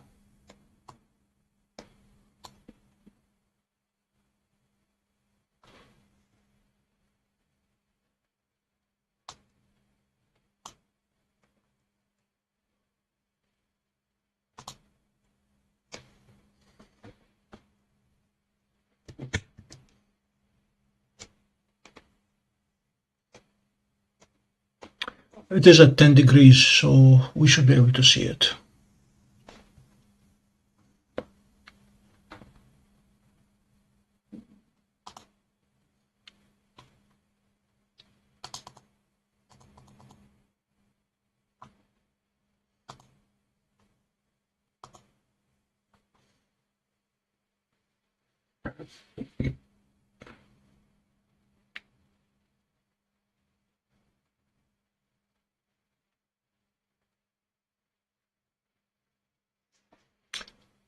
Okay, please solve it.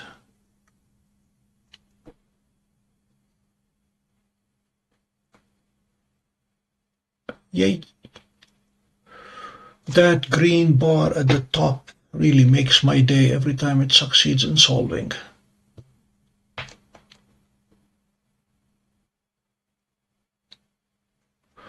Now we may have to lower the gain by just a touch to ensure stacking.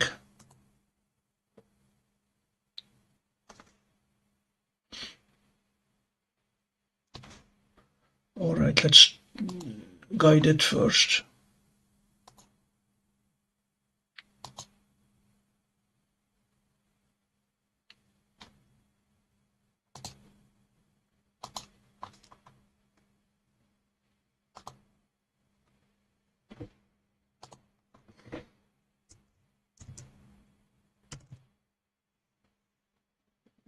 That's going to be tricky.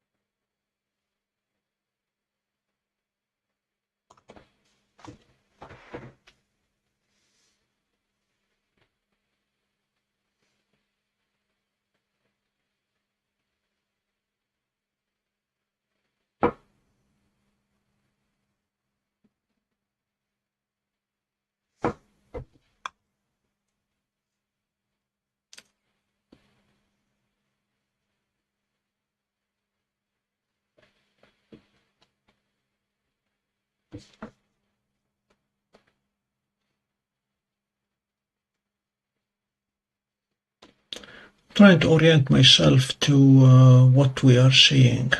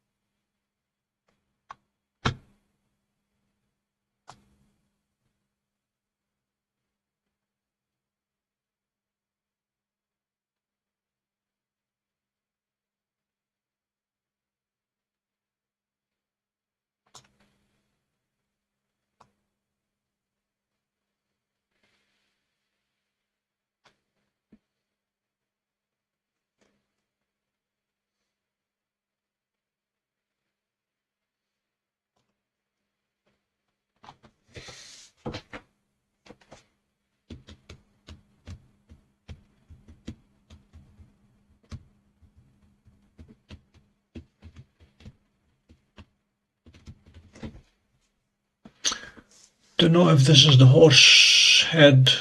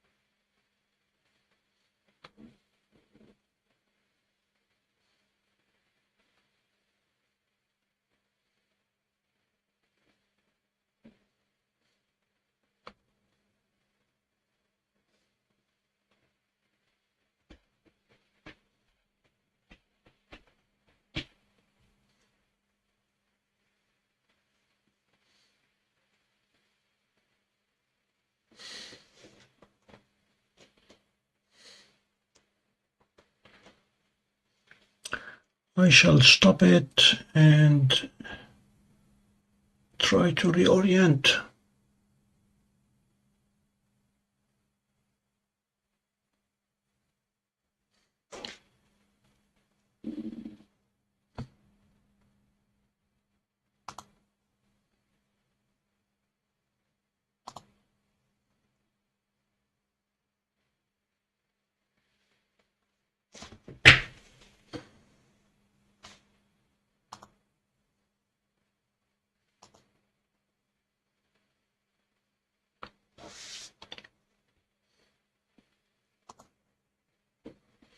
So I need to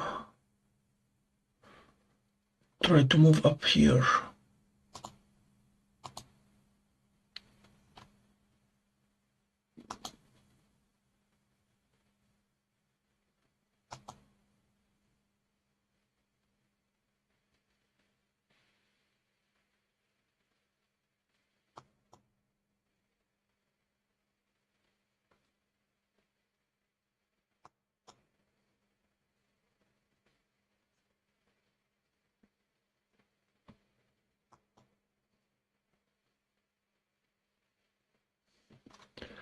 All right, let's see if this will do it.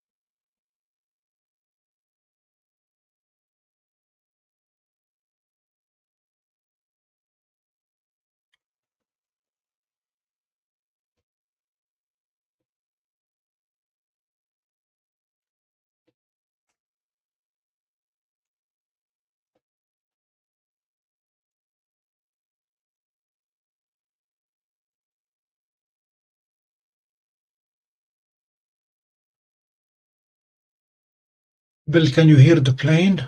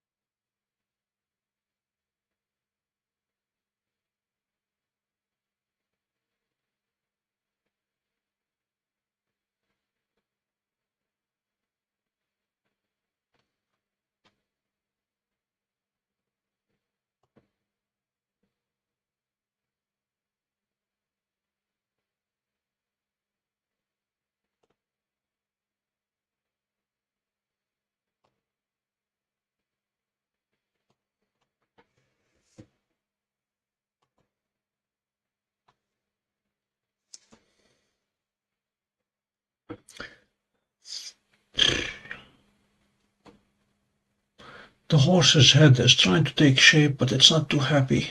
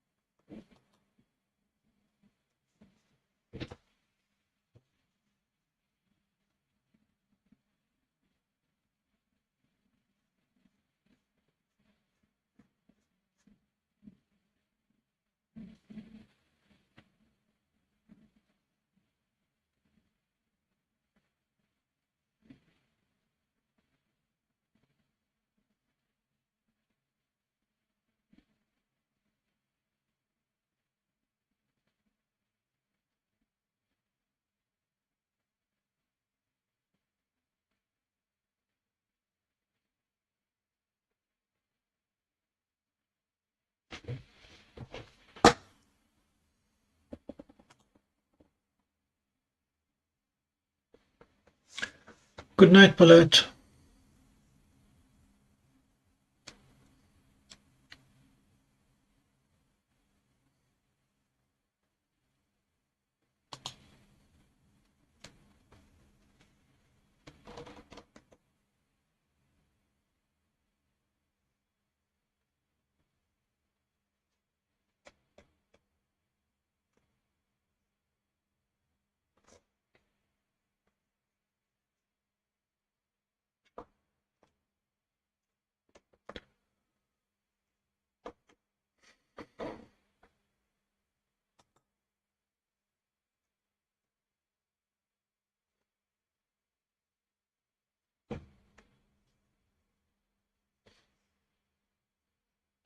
It's not having a good day, but this is definitely the horse's head.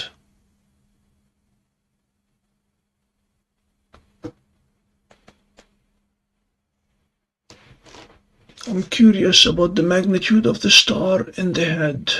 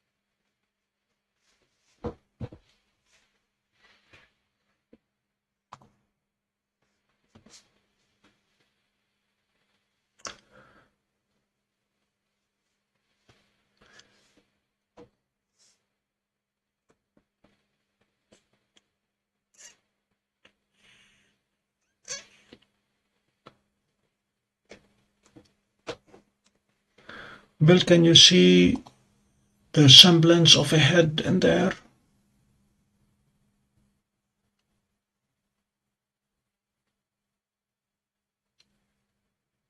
It definitely is not the right choice of telescope for the atmosphere.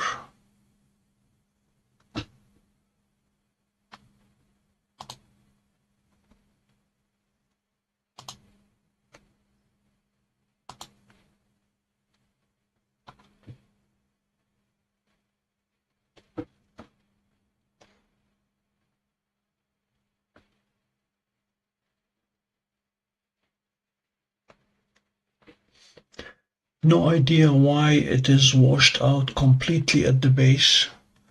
I know that this is where the star is, but it's totally washed out.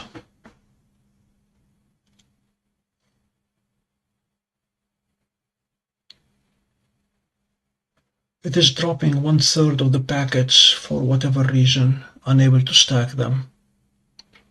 So we have stacked 32 and rejected 16.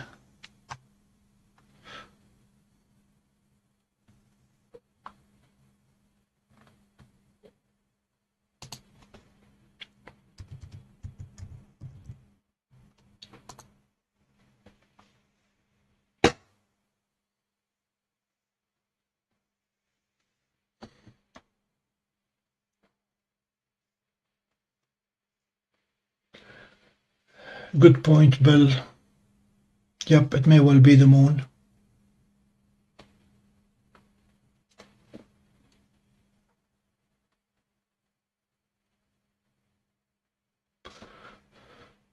Alright, we're gonna hop over to Jupiter and we'll do this again on some moonless night.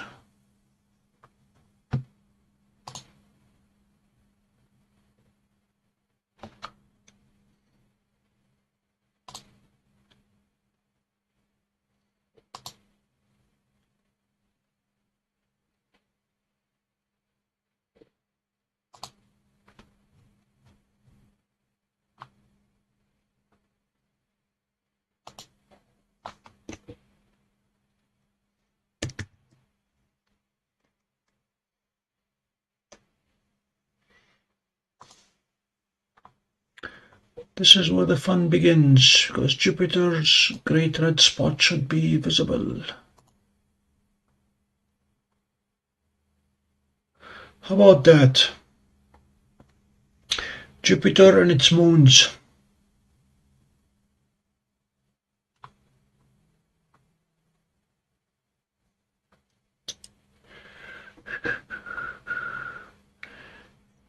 Io, Europa, Jupiter, Callisto, Ganymede.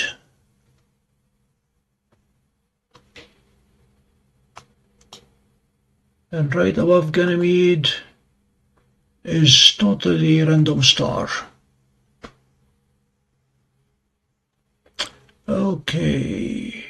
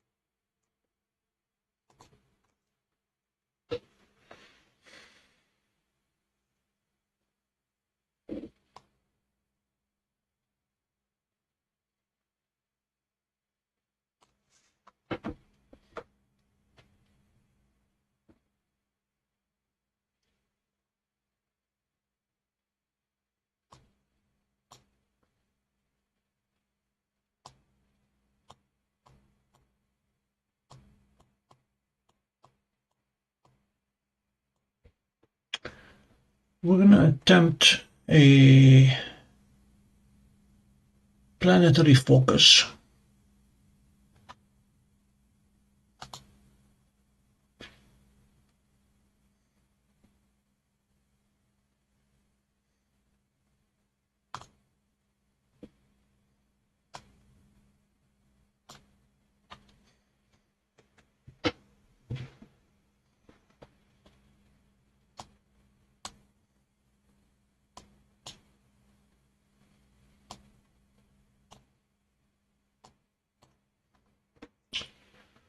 All right, we're gonna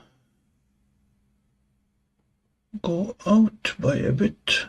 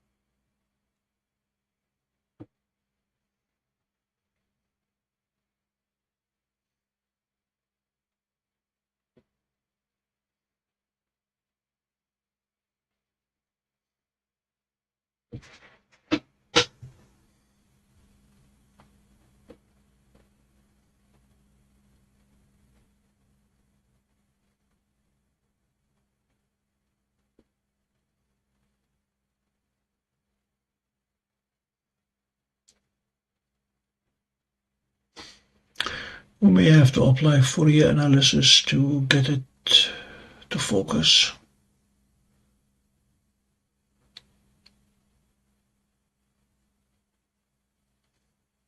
Yeah, nothing's changing here.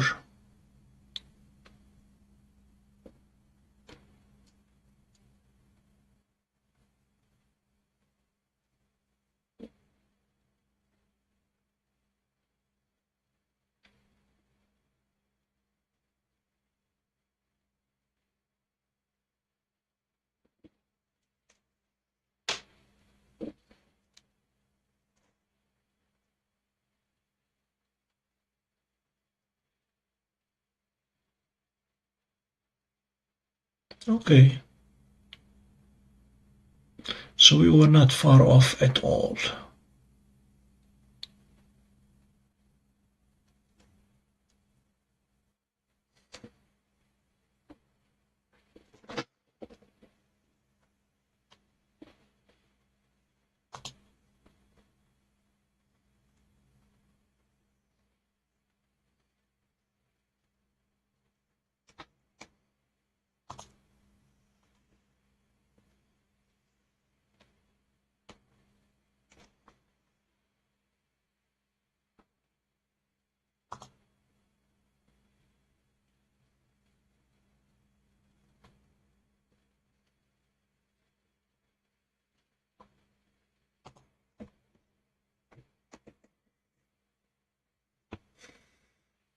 Hello, Elena.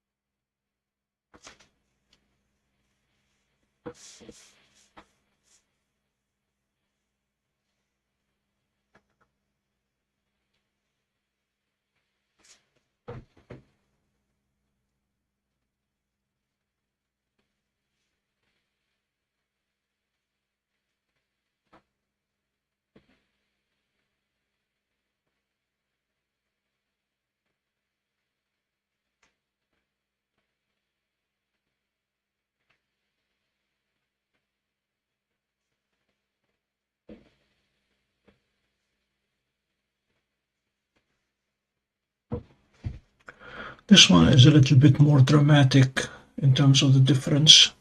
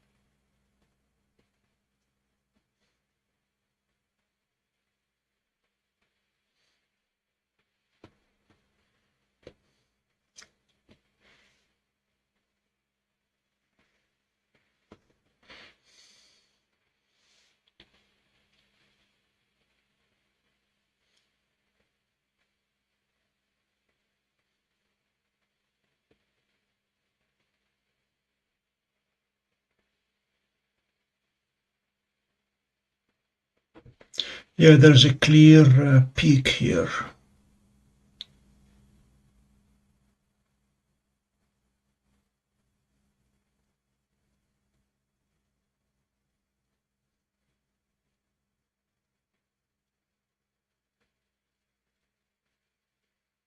Okay.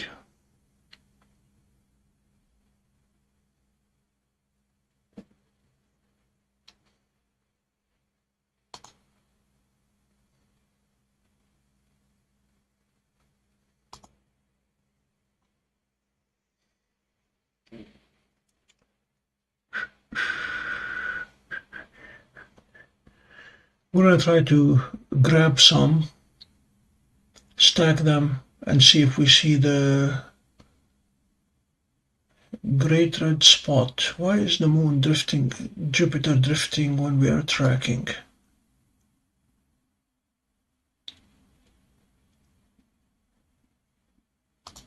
Very strange.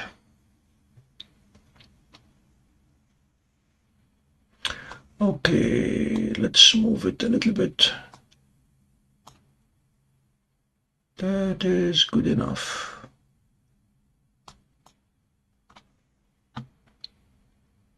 Jupiter.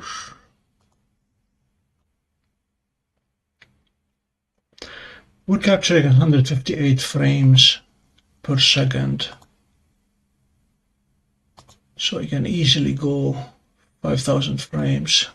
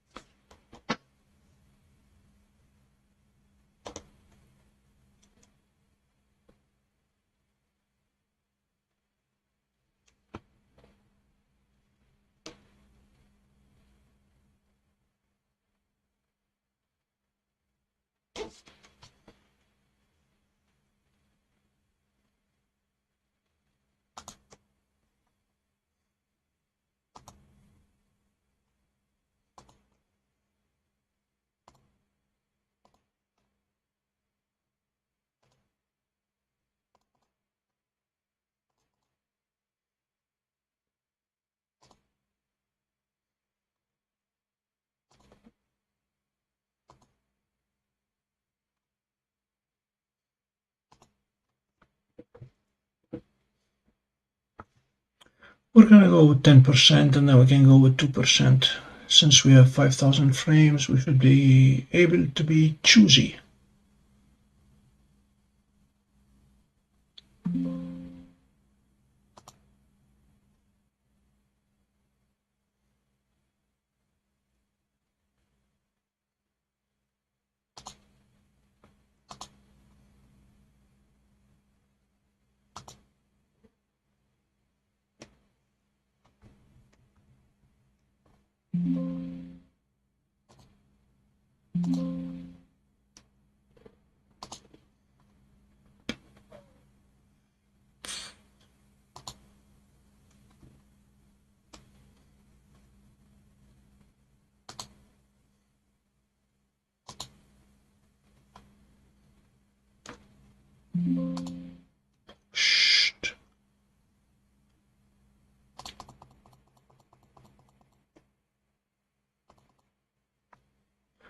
And this is the big one.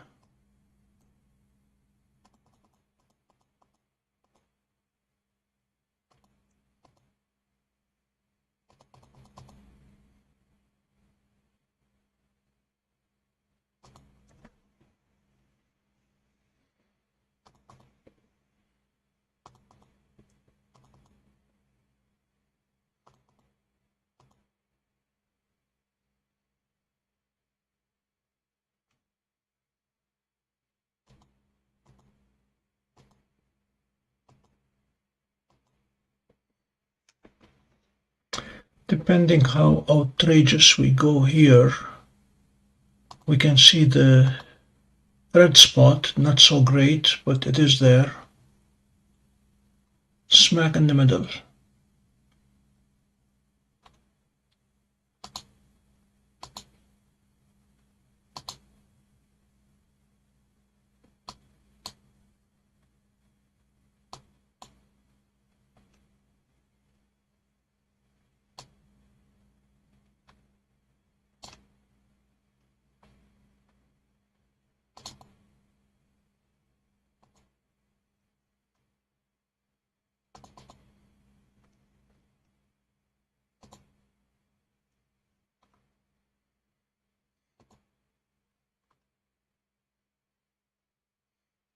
It's not pretty, it's there.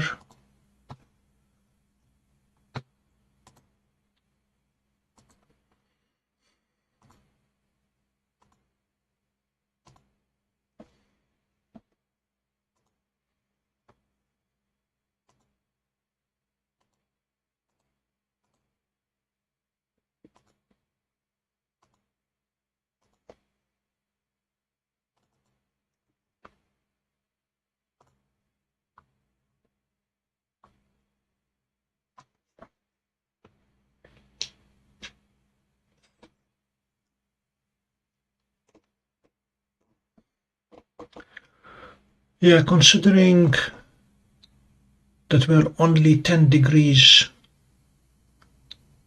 up with an awful lot of atmospheric dispersion, we'll come back, we'll capture some more very soon. So I make sure that we have hard drive left.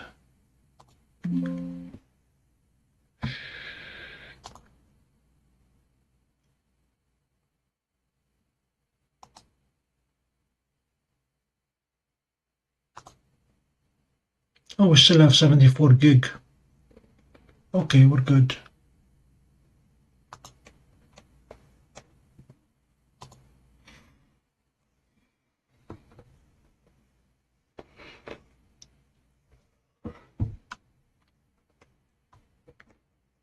It is starting to calm down.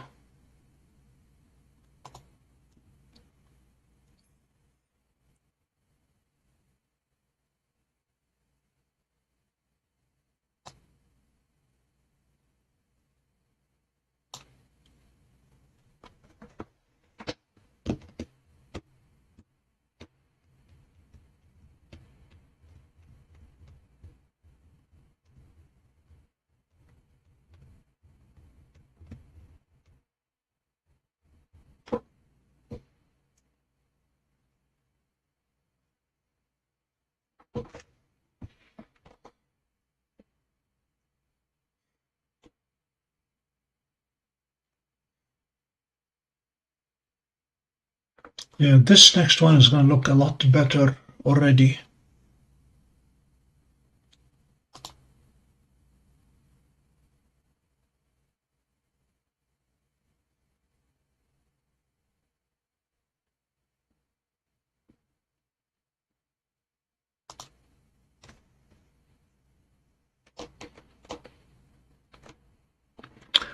I am keeping the gain at 252, which is the optimum for the ASI 585.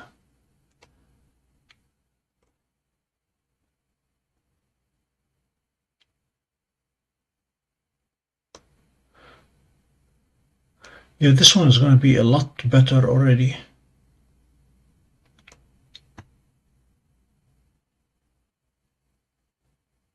No, I have two internal drives, Bill.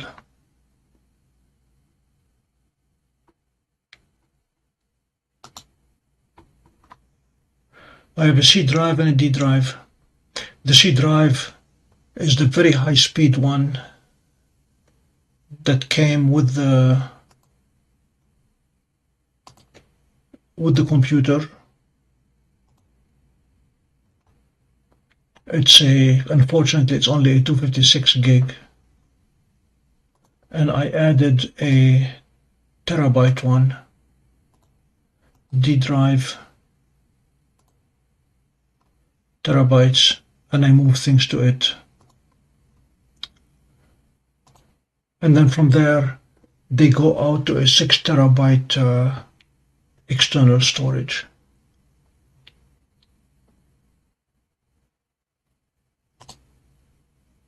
Windows 11, you bet. I think.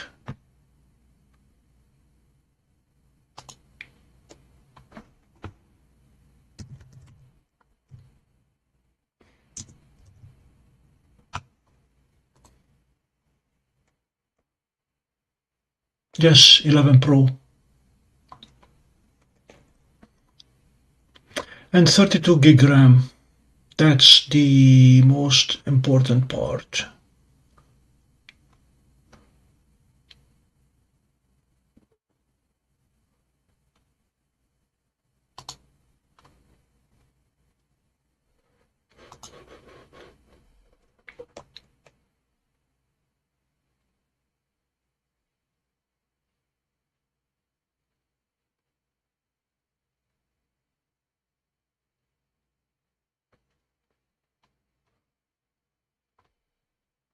It is a very small microform.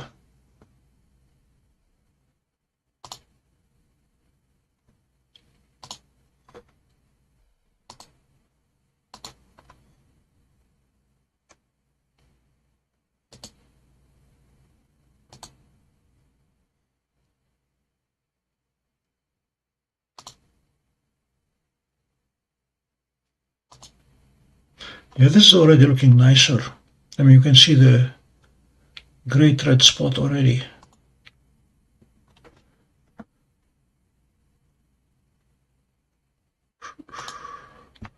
Gonna go with 2 stacks,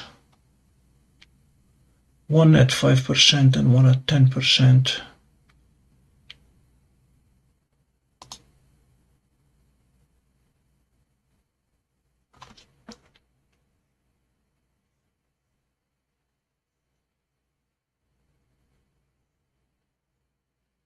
What's 25H2, Bill?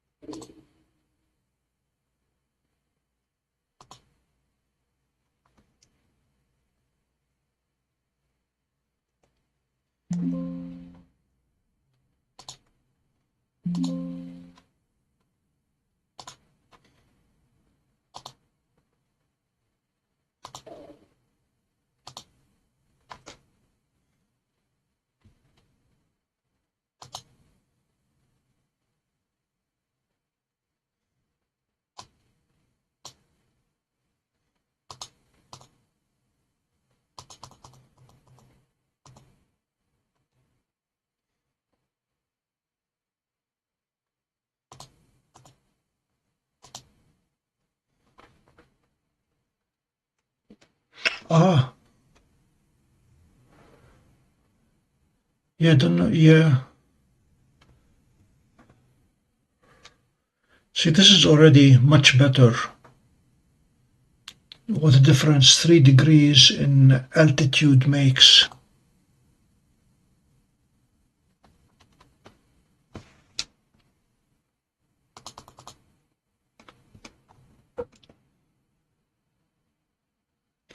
And the great red spot has been shrinking with time.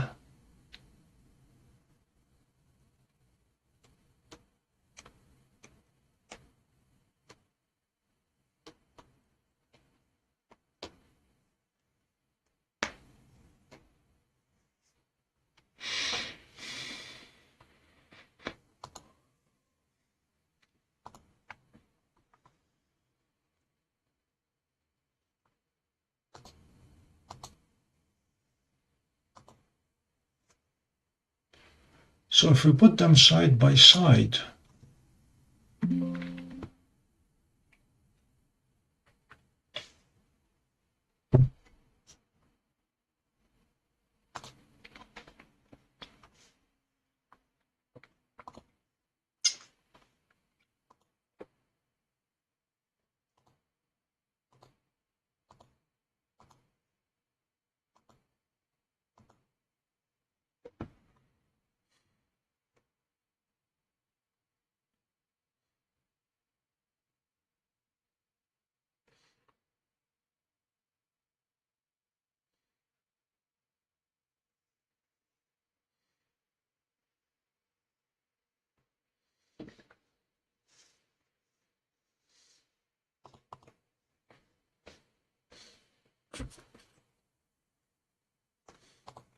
just wanted to put these two side by side. One,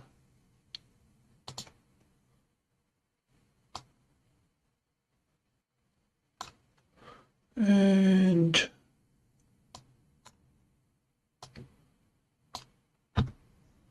no, and two.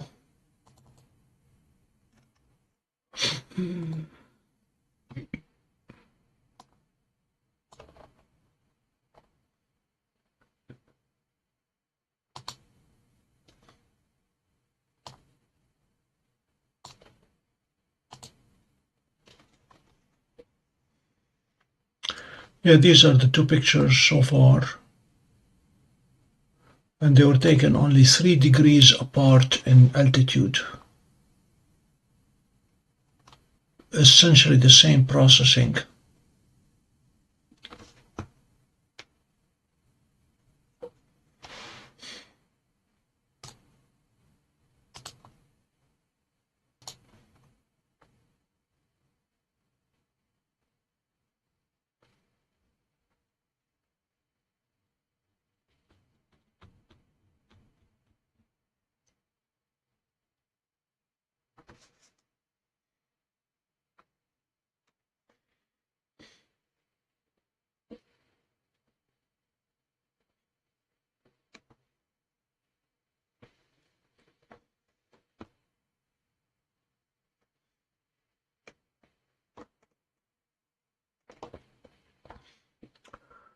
Yeah, right now we have reached 15 degrees.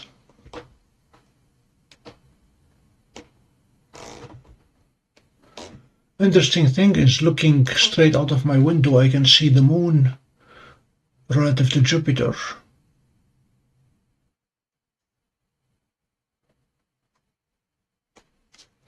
They are less than 5 degrees apart altitude-wise, and only 2 degrees, 3 degrees apart azimuth-wise. As in, here they are.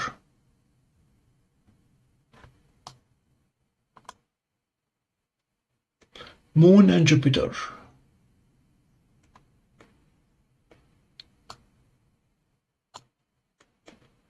And very soon Venus is going to show up.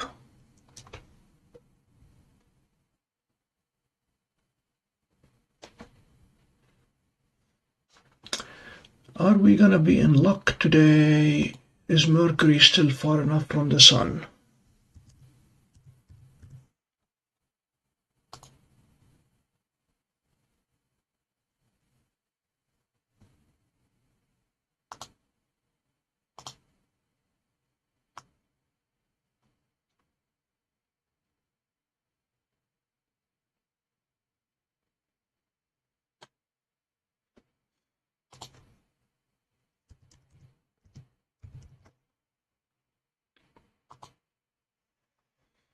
No, Mercury is behind the Sun now. No joy.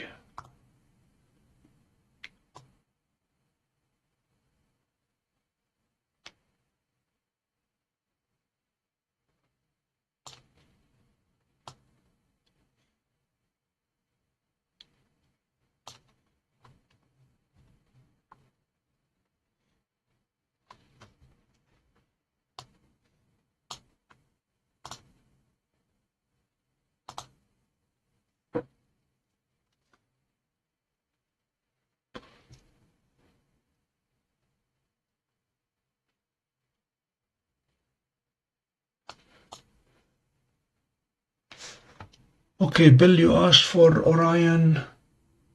Good night, CGD.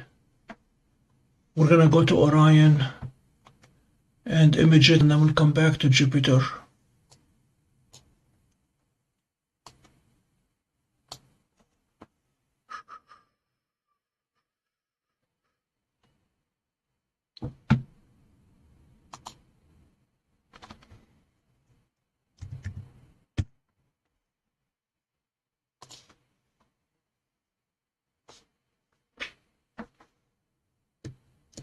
Uh-oh. We cannot forget to turn this guy off, otherwise I'm gonna start screaming.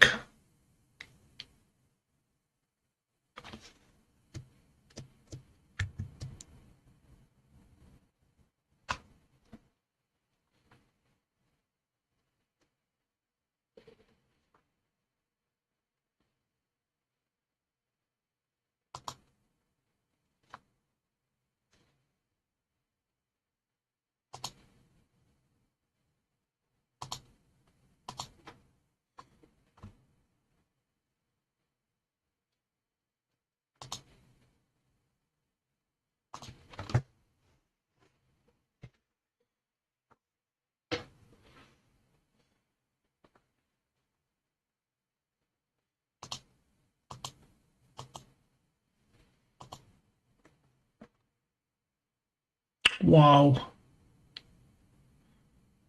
This is the trickiest thing about imaging Orion, being able to resolve the four stars in the middle.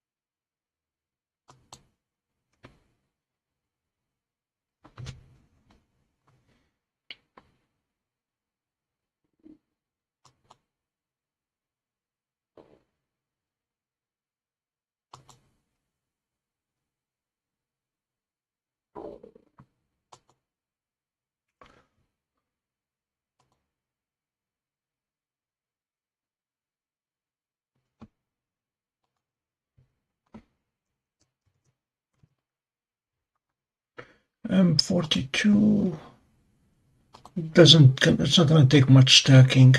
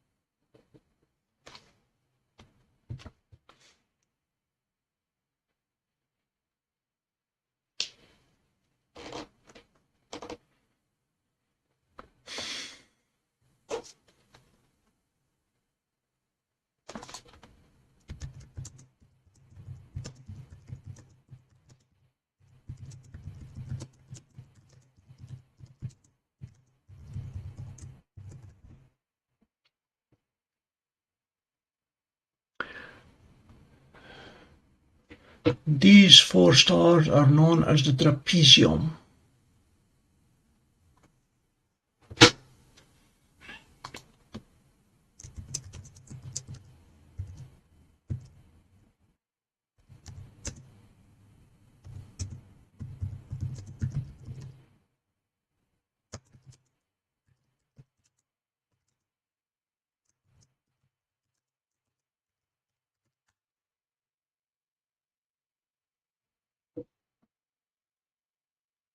It takes a telescope this big to resolve those four stars, otherwise they appear just as a blob on Seestar and DWARF and others.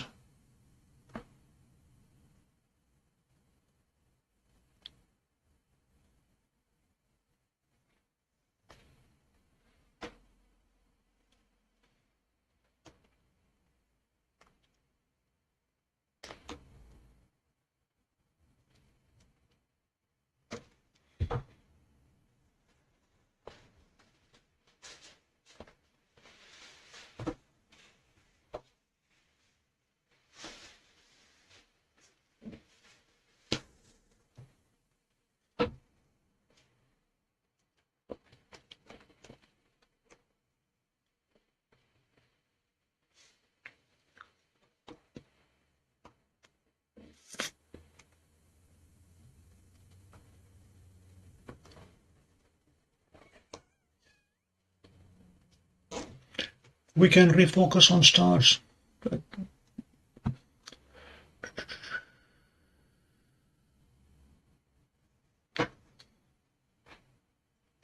I don't think so, Bill. But we can try it anyway. It's probably the stacking that's causing things to look fuzzy.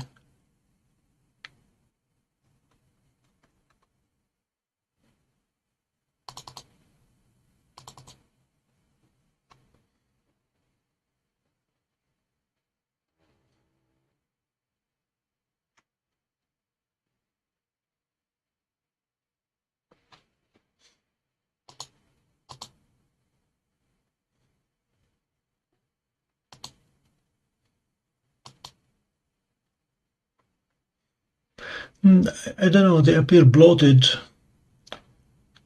more than out of focus.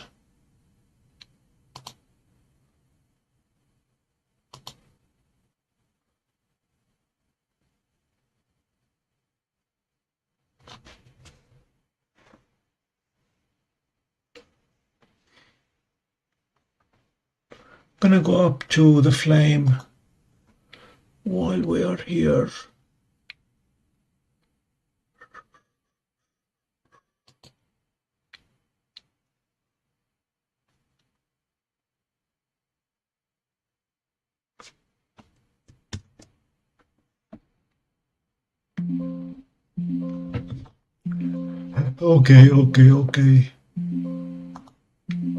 Okay. That's what happens when I move the scope, forgetting that it's auto-guiding.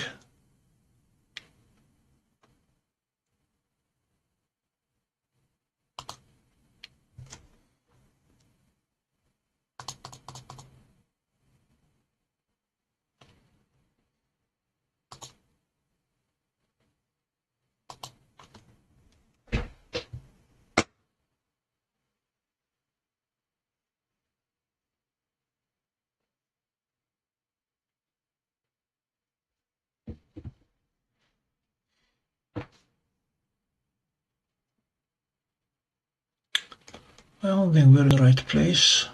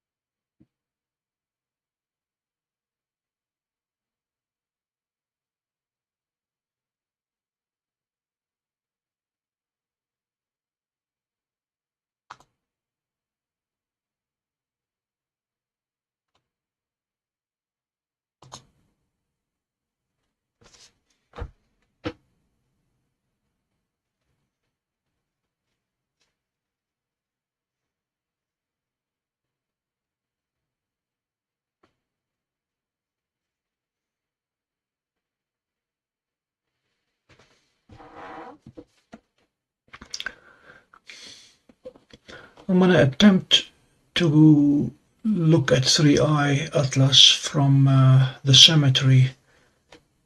As soon as it gets a touch brighter, I cannot move the big scope there. So it's going to have to be either Stellina or Seestar.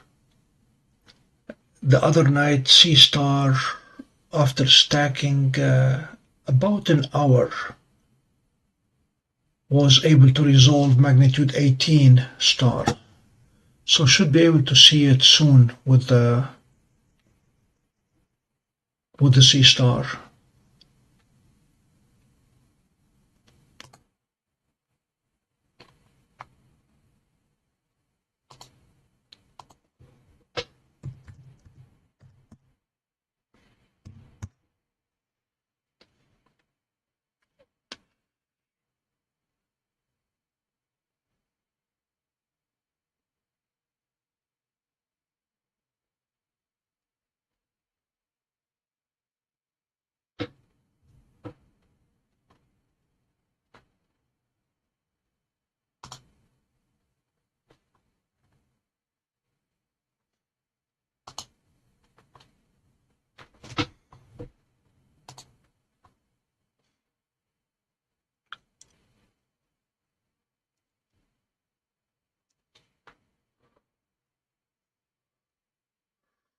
Yeah, there's a whole bunch of comets in the neighborhood of Mars right now. There's Swan, 2025 R2, and then 2025 K1, and then 3I Atlas.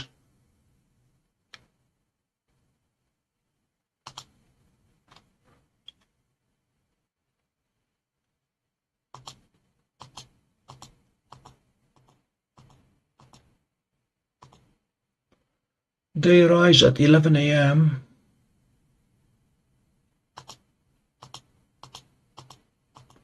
and then they turn due south. Swan sinks at 8.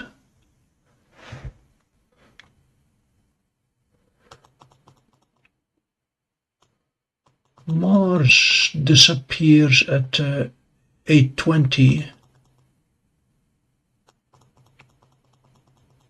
Atlas, K1 Atlas disappears at 8:30.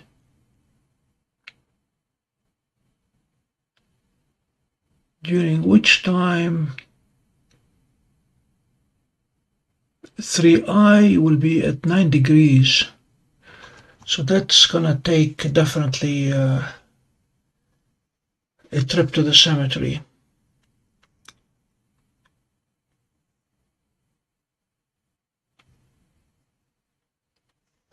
This is flame.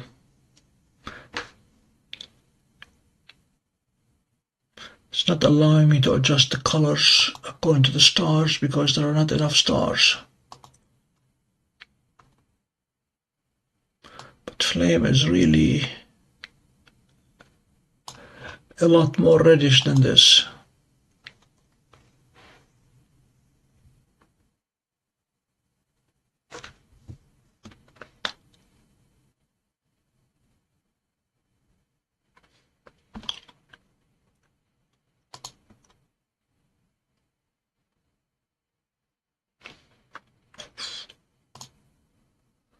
So the sun sets at 7:14.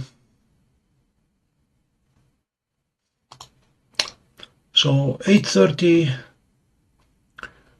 sounds about the right time to actually 8:15 even.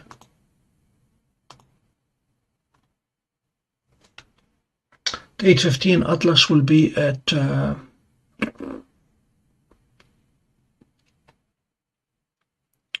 11 degrees.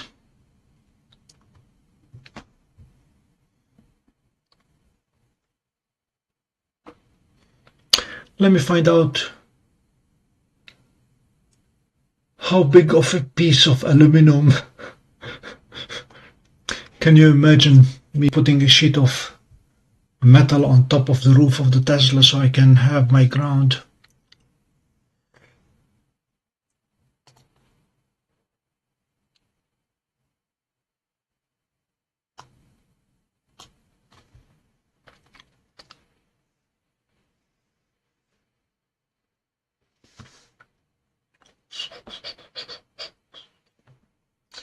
Okay, before we leave this neighborhood,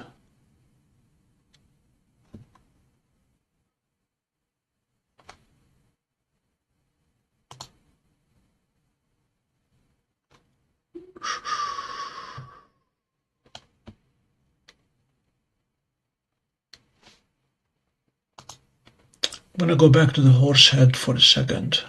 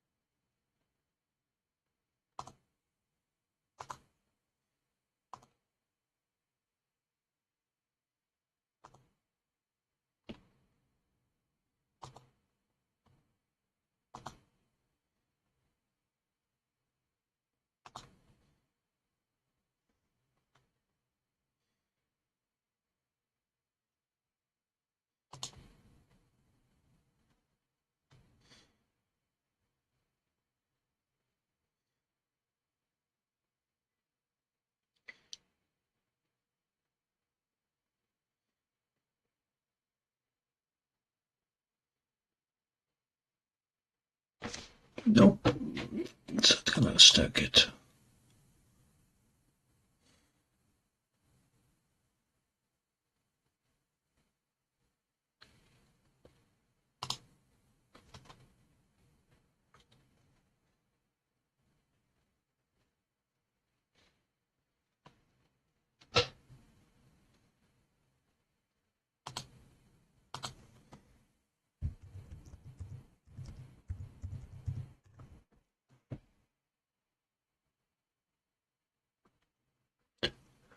Not yet, it'll be a while. I think they're saying Octoberish. Yes, okay, yep.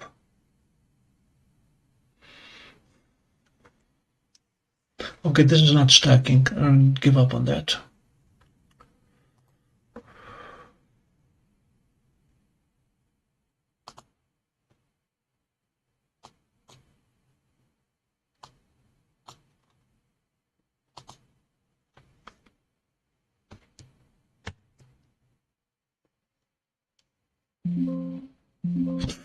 Okay.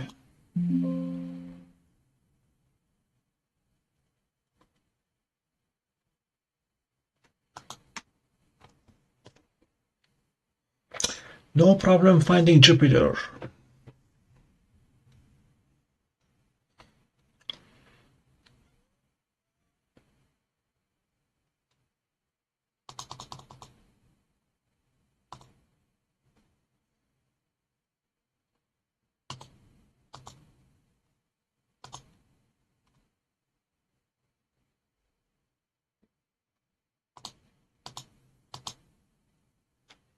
Yeah, this is a lot cleaner now. We're only 20 degrees up and it's already big difference. Let's put it in the middle.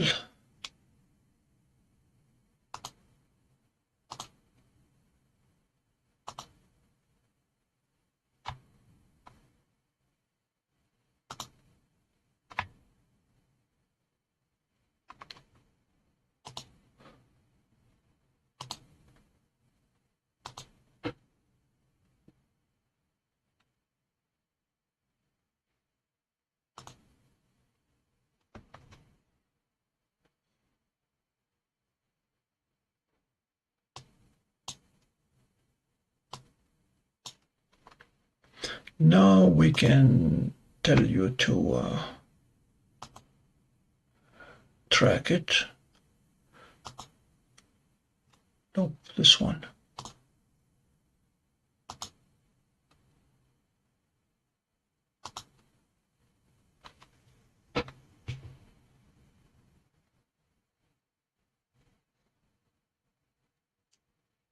It's going to be sunset and probably soon. Jupiter is looking good.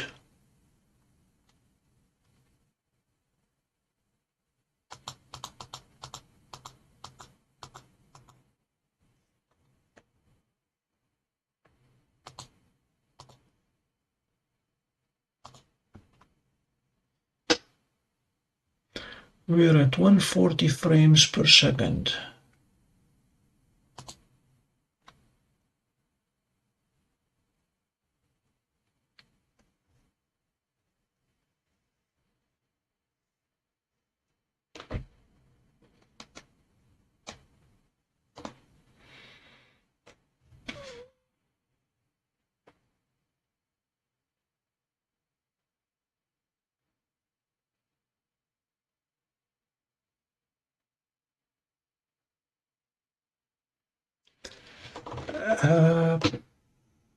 Atlas will be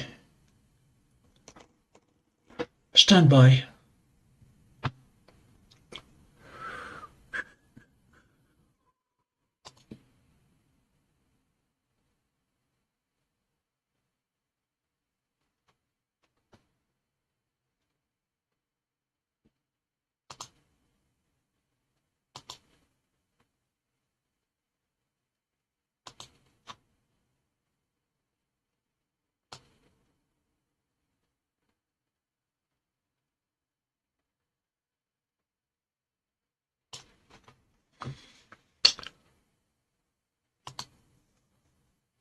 Oh, okay. This is what we have. There's the sun, and there is Atlas, and this is 6:15.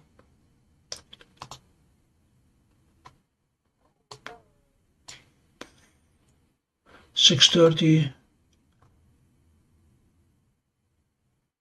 6:45, 7:15. The sun is gone, and I still have Atlas. And my thought is by 8, sun being 45 minutes gone, should be able to image it.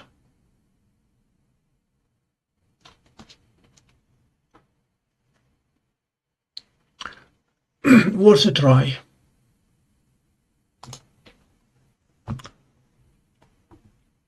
Let's see if beautiful Jupiter.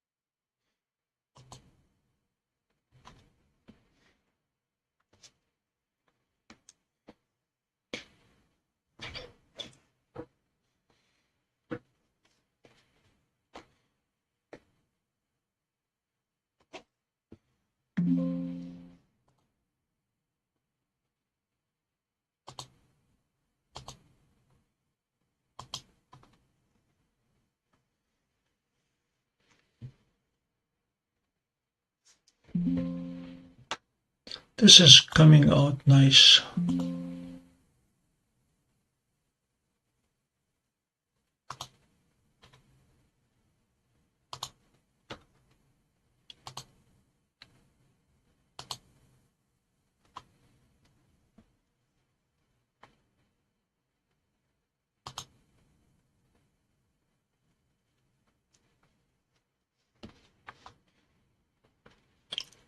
We're losing the great red spot. It's moving, but this is definitely a much better picture than the previous two.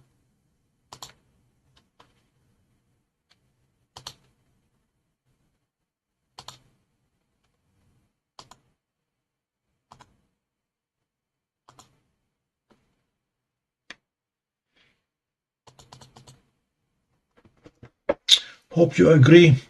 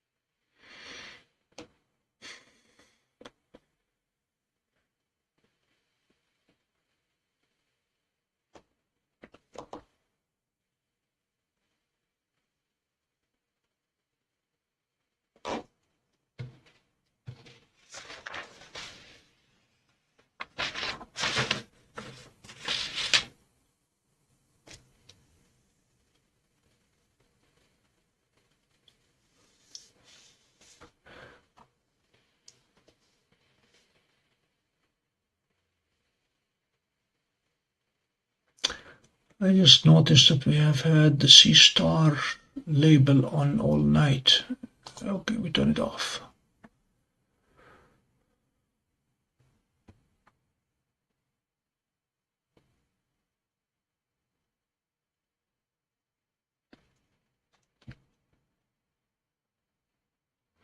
Good night, Ragdi.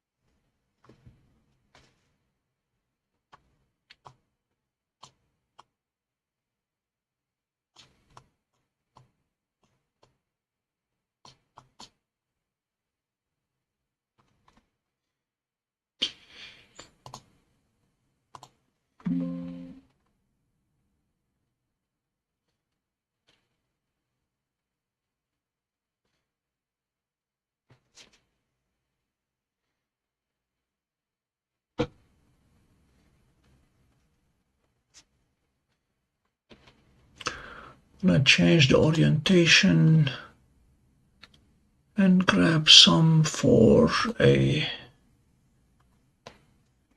video short.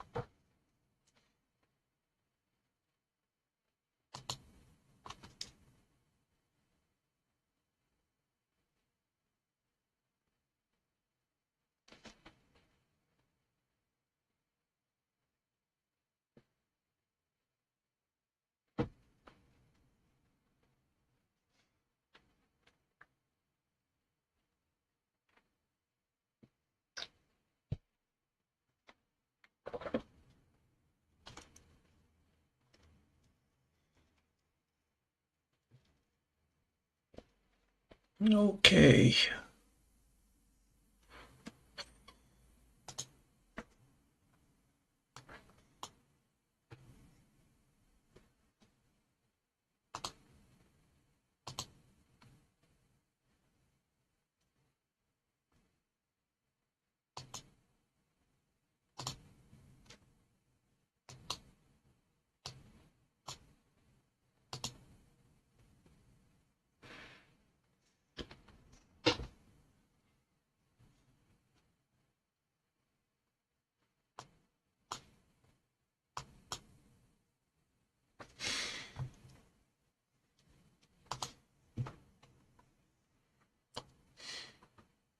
M44, this one will not do justice to it.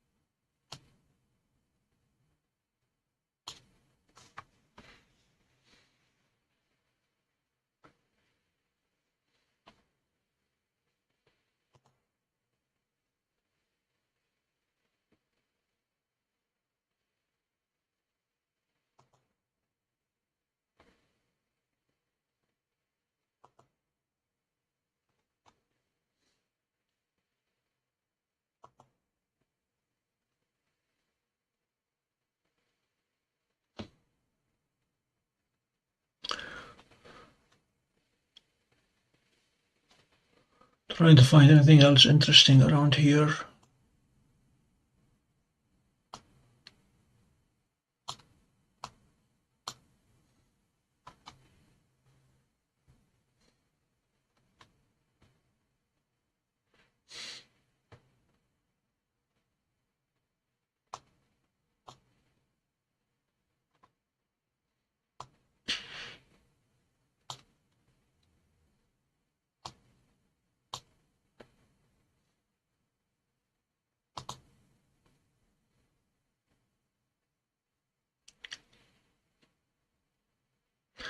I don't know how much of Rosette is going to show up. It's 24 minutes, arc minutes.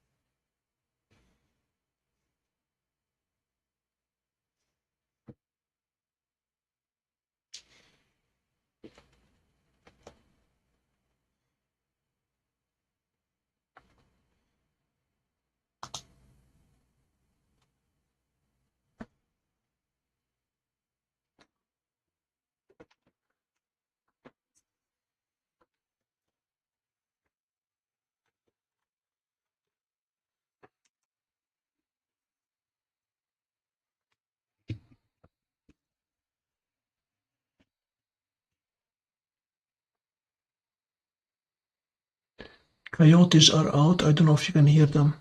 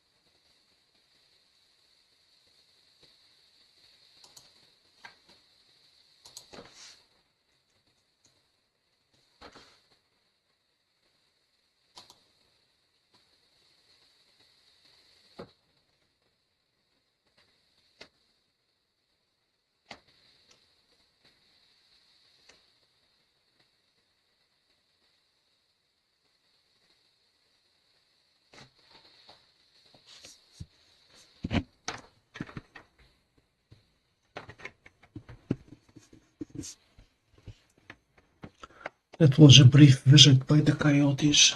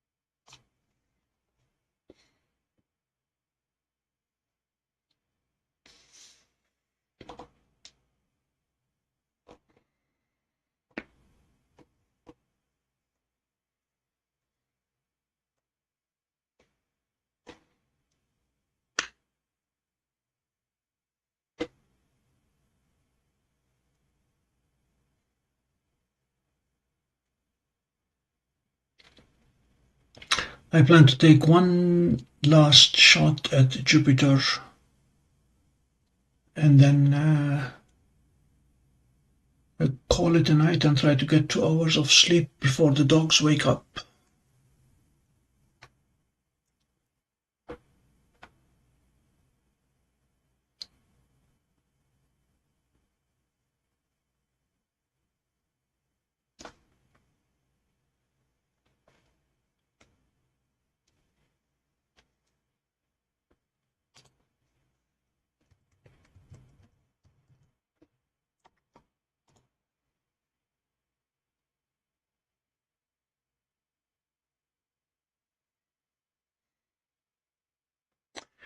Jupiter is at 22 degrees. As soon as it gets 25 degrees, we'll do the final pass at it.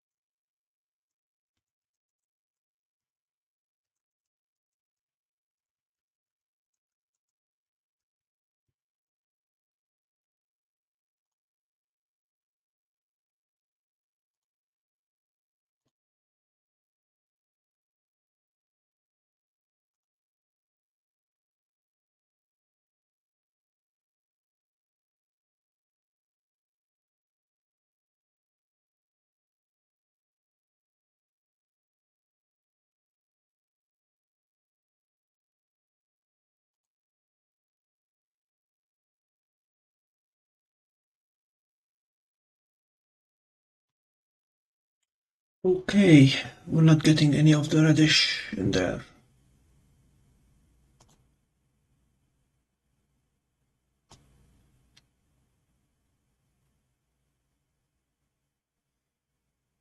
It looks a lot more beautiful on smaller scopes.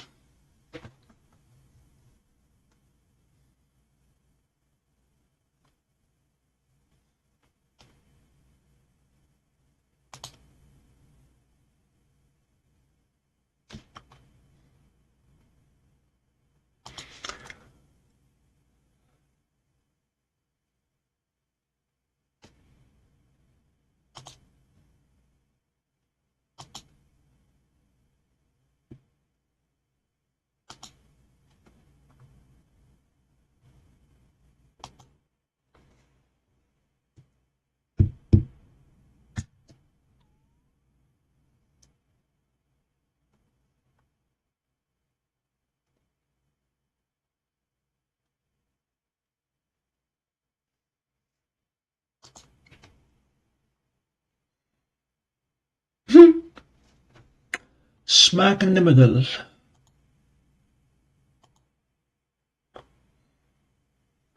Or close enough. Now this is where things are going to get interestingly tricky. We're going to try to image Ganymede before we get back to Jupiter.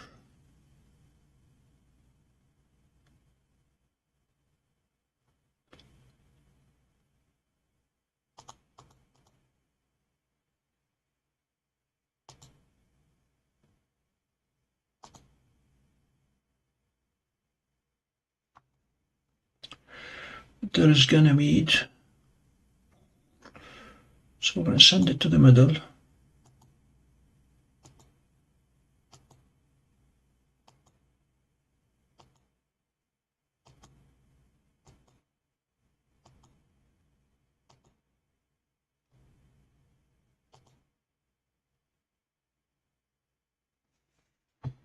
That should do.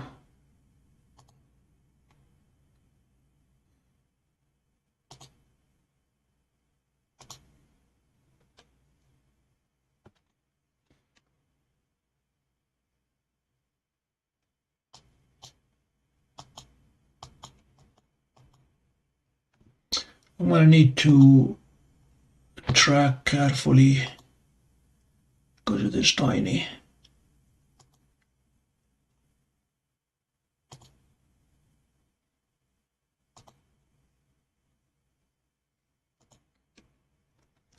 And move it to the middle.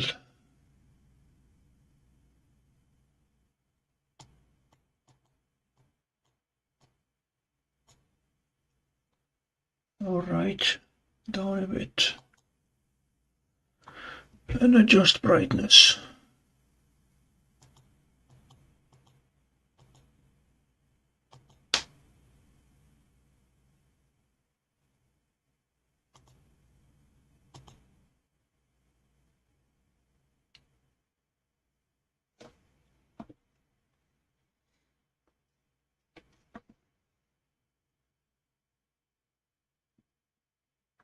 We're not going to get much, if anything. Too much atmospheric dispersion.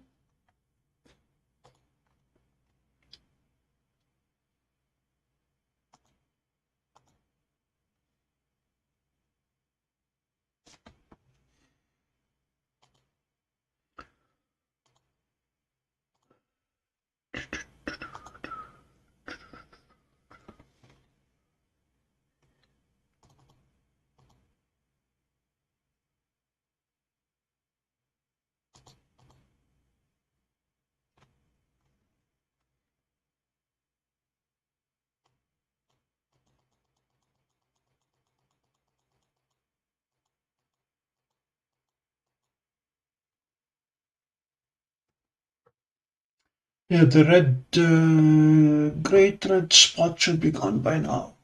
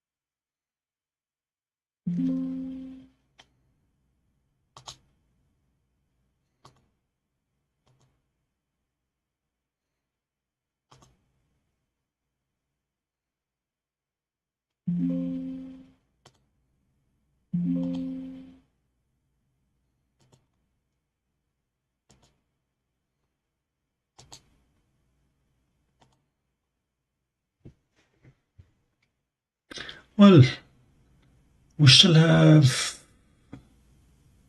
barely the edge.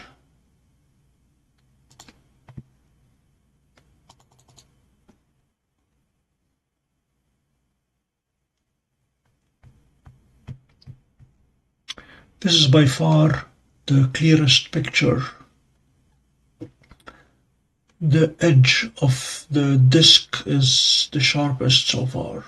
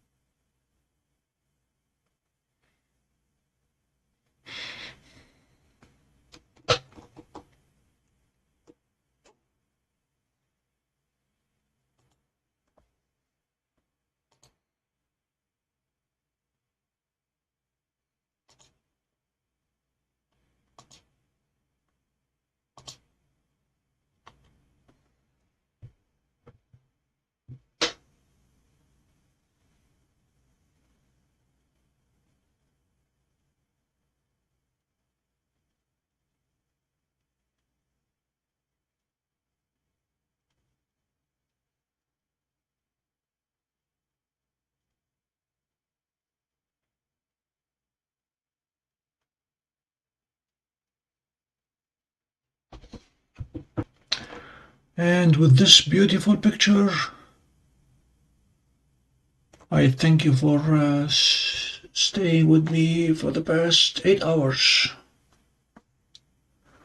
And I wish you all a happy Tuesday. So long from Pompey.